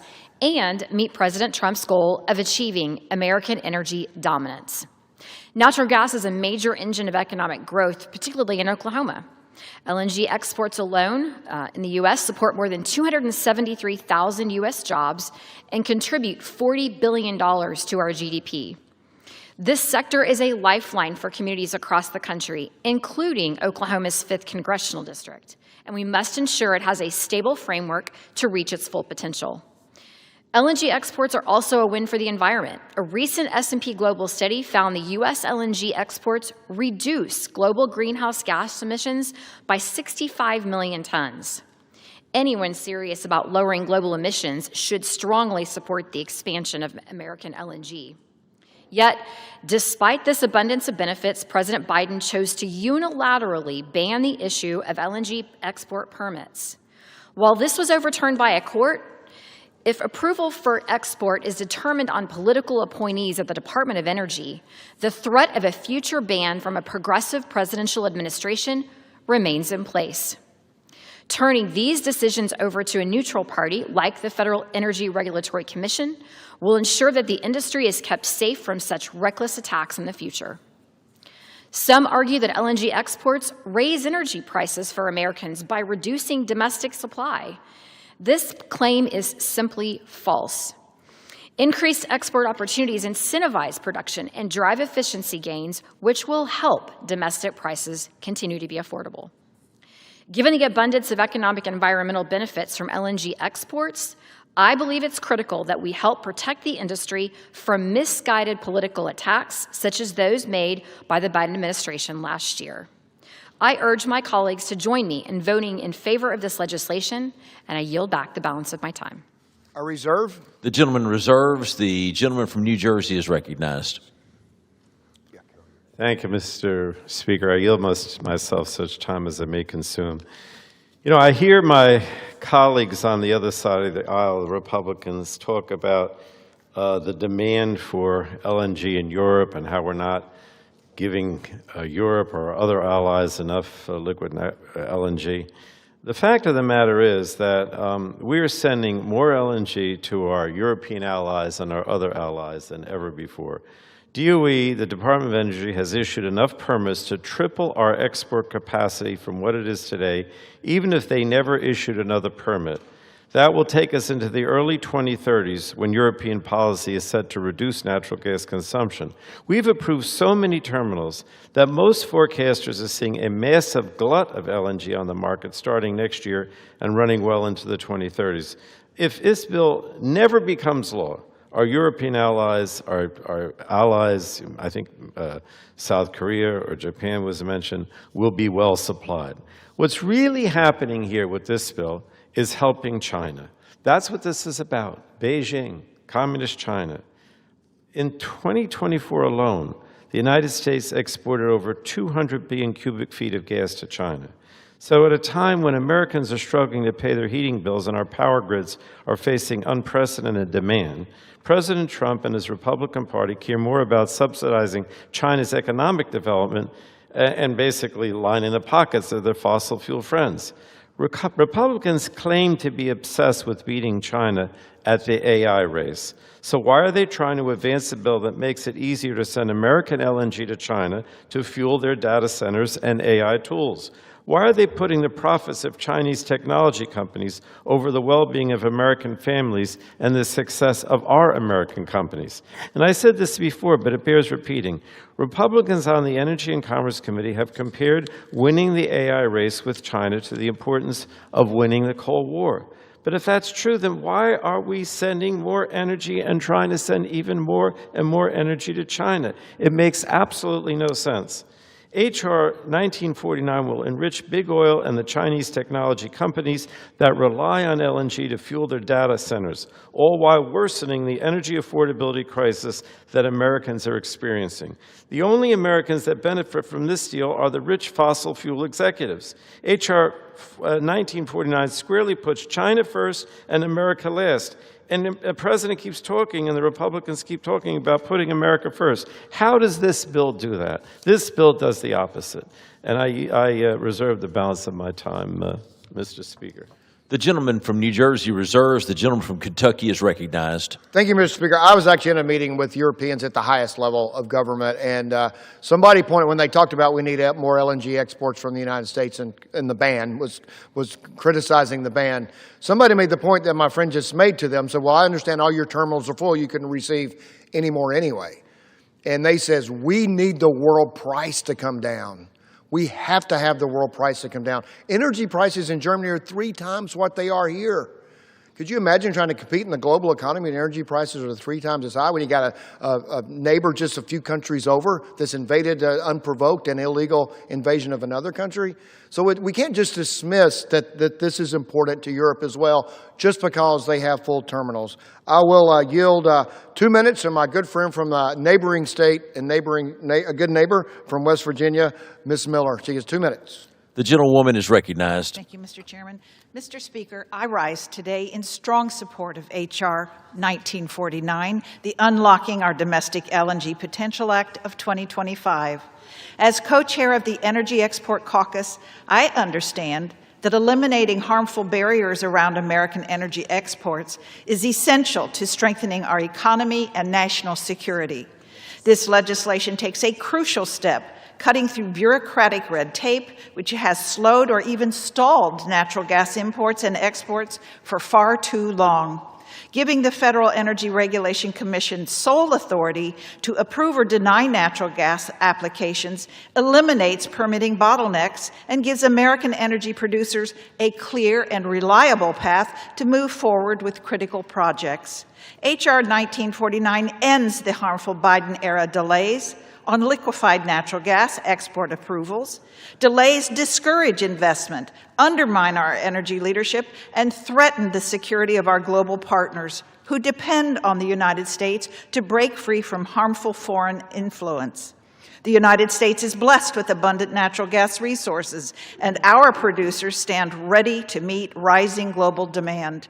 Our nation must capitalize on what we have here at home and continue to make meaningful progress to stay competitive in the global energy arena.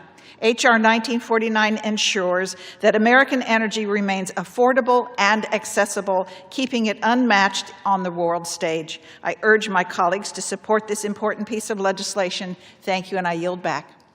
I reserve. The gentleman from Kentucky reserves. The gentleman from New Jersey is recognized. I have a couple more speakers. He has 2 more speakers, so I'll reserve. The gentleman from New Jersey reserves. The gentleman from Kentucky is recognized. Thank you, Mr. Speaker. I will yield 2 minutes to my good friend from the great state of Texas, Mr. Babin. The gentleman is recognized. Thank you, Mr. Chair. Thank you, Mr. Speaker. I rise today in strong support of H.R. 1949, the Unlocking Our Domestic LNG Potential Act of 2025. I'm proud to be an original co-sponsor of this very, very important legislation. The United States is already the world's leading producer of oil and natural gas, and also the top exporter of LNG. A whole lot of that energy comes straight out of my district in the great state of Texas. And that's why it is long past time that we repeal the harmful, politically motivated Biden-era restrictions that have shackled and locked down our LNG industry.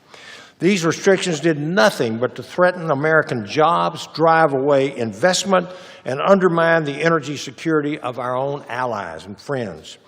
H.R. 1949, led by my friend, Representative August Pfluger from Texas, fixes this. It lifts restrictions on the import and export of natural gas and allows American LNG to flourish once again. Mr. Speaker, America should never, ever voluntarily surrender its energy advantages. Not when our production strengthens families, communities, and their paychecks, and certainly not when Texas and our Gulf Coast stand ready to supply LNG to the world safely, cleanly, and reliably. Energy security is national security. We must never forget this. I'm proud to support this bill. It's a wise, good bill that will strengthen America, and I urge my colleagues to join me in unlocking America's full LNG potential to achieve world energy dominance. With that, I yield back. Before I reserve, I should introduce my good friend from Texas as a colleague, a fellow chairman of the Science Committee. I will reserve. I have one more speaker.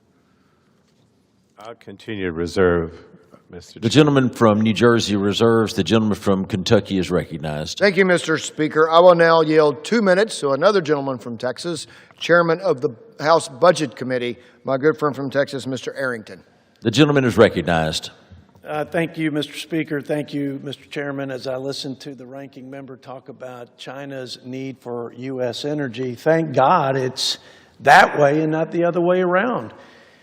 Because if we followed the Green New Manifesto with the regulatory assault on U.S. energy and kept throwing hundreds of billions of dollars in distorting Green New Deal energy subsidies, that's exactly what would happen. We would wake up and be dependent on China for yet one more critical product. Mr. Speaker, I'm proud to stand alongside Chairman Guthrie and my fellow West Texan August Pfluger in strong support of unlocking our domestic LNG Potential Act. America is the world's top exporter of LNG, a vital pillar of both our economic strength and national security. But in an effort to placate the radical left, which I think is primarily the motivation, the Biden administration, with its whole-of-government assault on American energy, froze new LNG export permits with no economic, environmental, or national security justification. That reckless decision threatened billions of U.S. investment, undermined our allies, and harmed energy-producing regions like West Texas. Thankfully, we now have a president in the White House who's committed to doing the right thing for the country, for our producers and our consumers, and committed to making American energy great again and not weaponizing this authority for purely ideological purposes. This bill removes politics from the export permit process and secures America's position as the world's energy superpower. I urge my colleagues to support this bill and prevent future administrations from threatening America's energy dominance. I thank the chairman again for his leadership and yield back. I reserve and ready to close. The gentleman from Kentucky reserves. The gentleman from New Jersey is recognized. Ready to close. I'm ready to close. Prepared to close? Okay. Mr. Speaker, I yield myself such time as I may consume. The gentleman is recognized.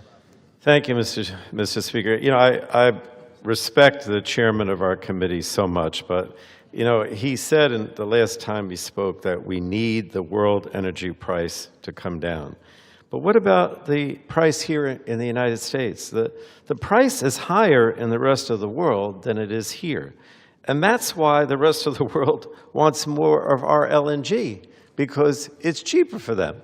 But what about us? Shouldn't we be primarily concerned about Americans and the price here? Now, this bill, in my opinion, is just a giant handout to big oil and gas that enriches our adversaries, primarily China, and forces middle-class families to pay the price with higher home energy bills. The bill removes the requirement that the Department of Energy determine LNG exports to be in the public interest before approving any export applications. So it assumes, the bill assumes, that all exports of LNG are automatically in the public interest. And I think this is absurd, considering multiple analyses have found that increased LNG exports directly lead to higher natural gas prices here in America. Last year, the Department of Energy's own review was clear. Unfettered gas exports will hurt the American economy. It found that energy costs will go up by more than $100 per year for every individual. At the same time, that's on top of the costs imposed by Republicans' big, beautiful, or ugly bill. The Department of Energy also found that natural gas prices would increase by over 30%. So we're essentially in this bill removing crucial safeguards. And that what you're going to have instead is a Wild West, allowing all adversaries like China to purchase even more of our energy, essentially to use against us.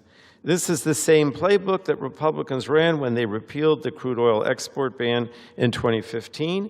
After that repeal went through, oil exports to China increased from 420,000 barrels per year to over 160 million barrels per year in 2023. Last year, the United States sent 213 billion cubic feet of LNG to China. But Trump says he wants to send even more. He says it all the time. So all I'm saying is if beating China is really as important as Republicans and President Trump claim, we shouldn't be raising our own energy prices just to fuel Chinese data centers. That's what this bill does. So I ask my colleagues to vote no, and I yield back the balance of my time, Mr. Speaker. The gentleman yields. The gentleman from Kentucky is recognized. Thank you, Mr. Speaker. I appreciate it. And the price is different around the world because of the way it's distributed. The natural gas, the price of natural gas is the price of natural gas. The price to use it, you have to get it to market. You have to have it there. But so to use the example my friend from Illinois said, Mr. Speaker, that if You have a real-world example. He said there was a terminal that went offline that was supposed to export natural gas. It burned, so it went offline. So there was natural gas moving to that terminal. All of a sudden, for a few days, you had an excess of capacity of natural gas. So the argument would be we would have the same production of natural gas if we just shut down all of the ports. I mean, if you're going to use one as an example, if you shut down them all and we continue to produce the same level of natural gas, the price would drop. But the issue is that there's a certain point where it costs you to produce natural gas. You have to reach that point. And so what we're saying is there's a world price for natural gas. If you continue to expand markets for people to ship natural gas, you will continue to have natural gas. And they will continue to drill to meet those market demands around the world. And if you shrink the demand around the world artificially by banning the exports, then they're not going to produce as much natural gas, and it doesn't affect the price. You can point to times when there's disruptions in the supply, but overall, it's basic economics that's how it works. And so, Mr. Speaker, also you can cause what President Biden did a pause as opposed to a ban. But I know from the time he implemented the pause or ban until President Trump came into office, you couldn't ship natural gas, so either paused it or banned it. I think that's saying the same thing. And so with Mr. Speaker, this is important. We do want to beat China, and I have tremendous amount of respect for my ranking member. We want to work together to beat China, and we're going to work together to beat China because that unites all of us. Everybody in this room and everybody in this chamber wants America to be first, and we're going to work together to do that. I think this is important. We may disagree on this policy. I think it's important, and I encourage my colleagues to vote for this bill, and I will yield back. The gentleman yields. All time for debate has expired. Pursuant to House Resolution 879, the previous question is ordered on the bill. The question is on engrossment of the third reading of the bill. Those in favor say yea. Those opposed say nay. The yeas have it, the third reading. A bill to repeal restrictions on the export and import of natural gas. The question is on the passage of the bill. Those in favor say yea. Those opposed say no. Yeas and nays. In the opinion of the chair, the yeas have it. But I would ask for the yeas and nays, Mr. Speaker. The yeas and nays have been requested. Those favoring a vote by the yeas and nays will rise. Seeing a sufficient number have risen, the yeas and nays are ordered. Pursuant to Clause 8 of Rule 20, further proceedings of this question will be postponed. Pursuant to Clause 12A of Rule 1, the chair declares the House in recess, subject to the call of the chair.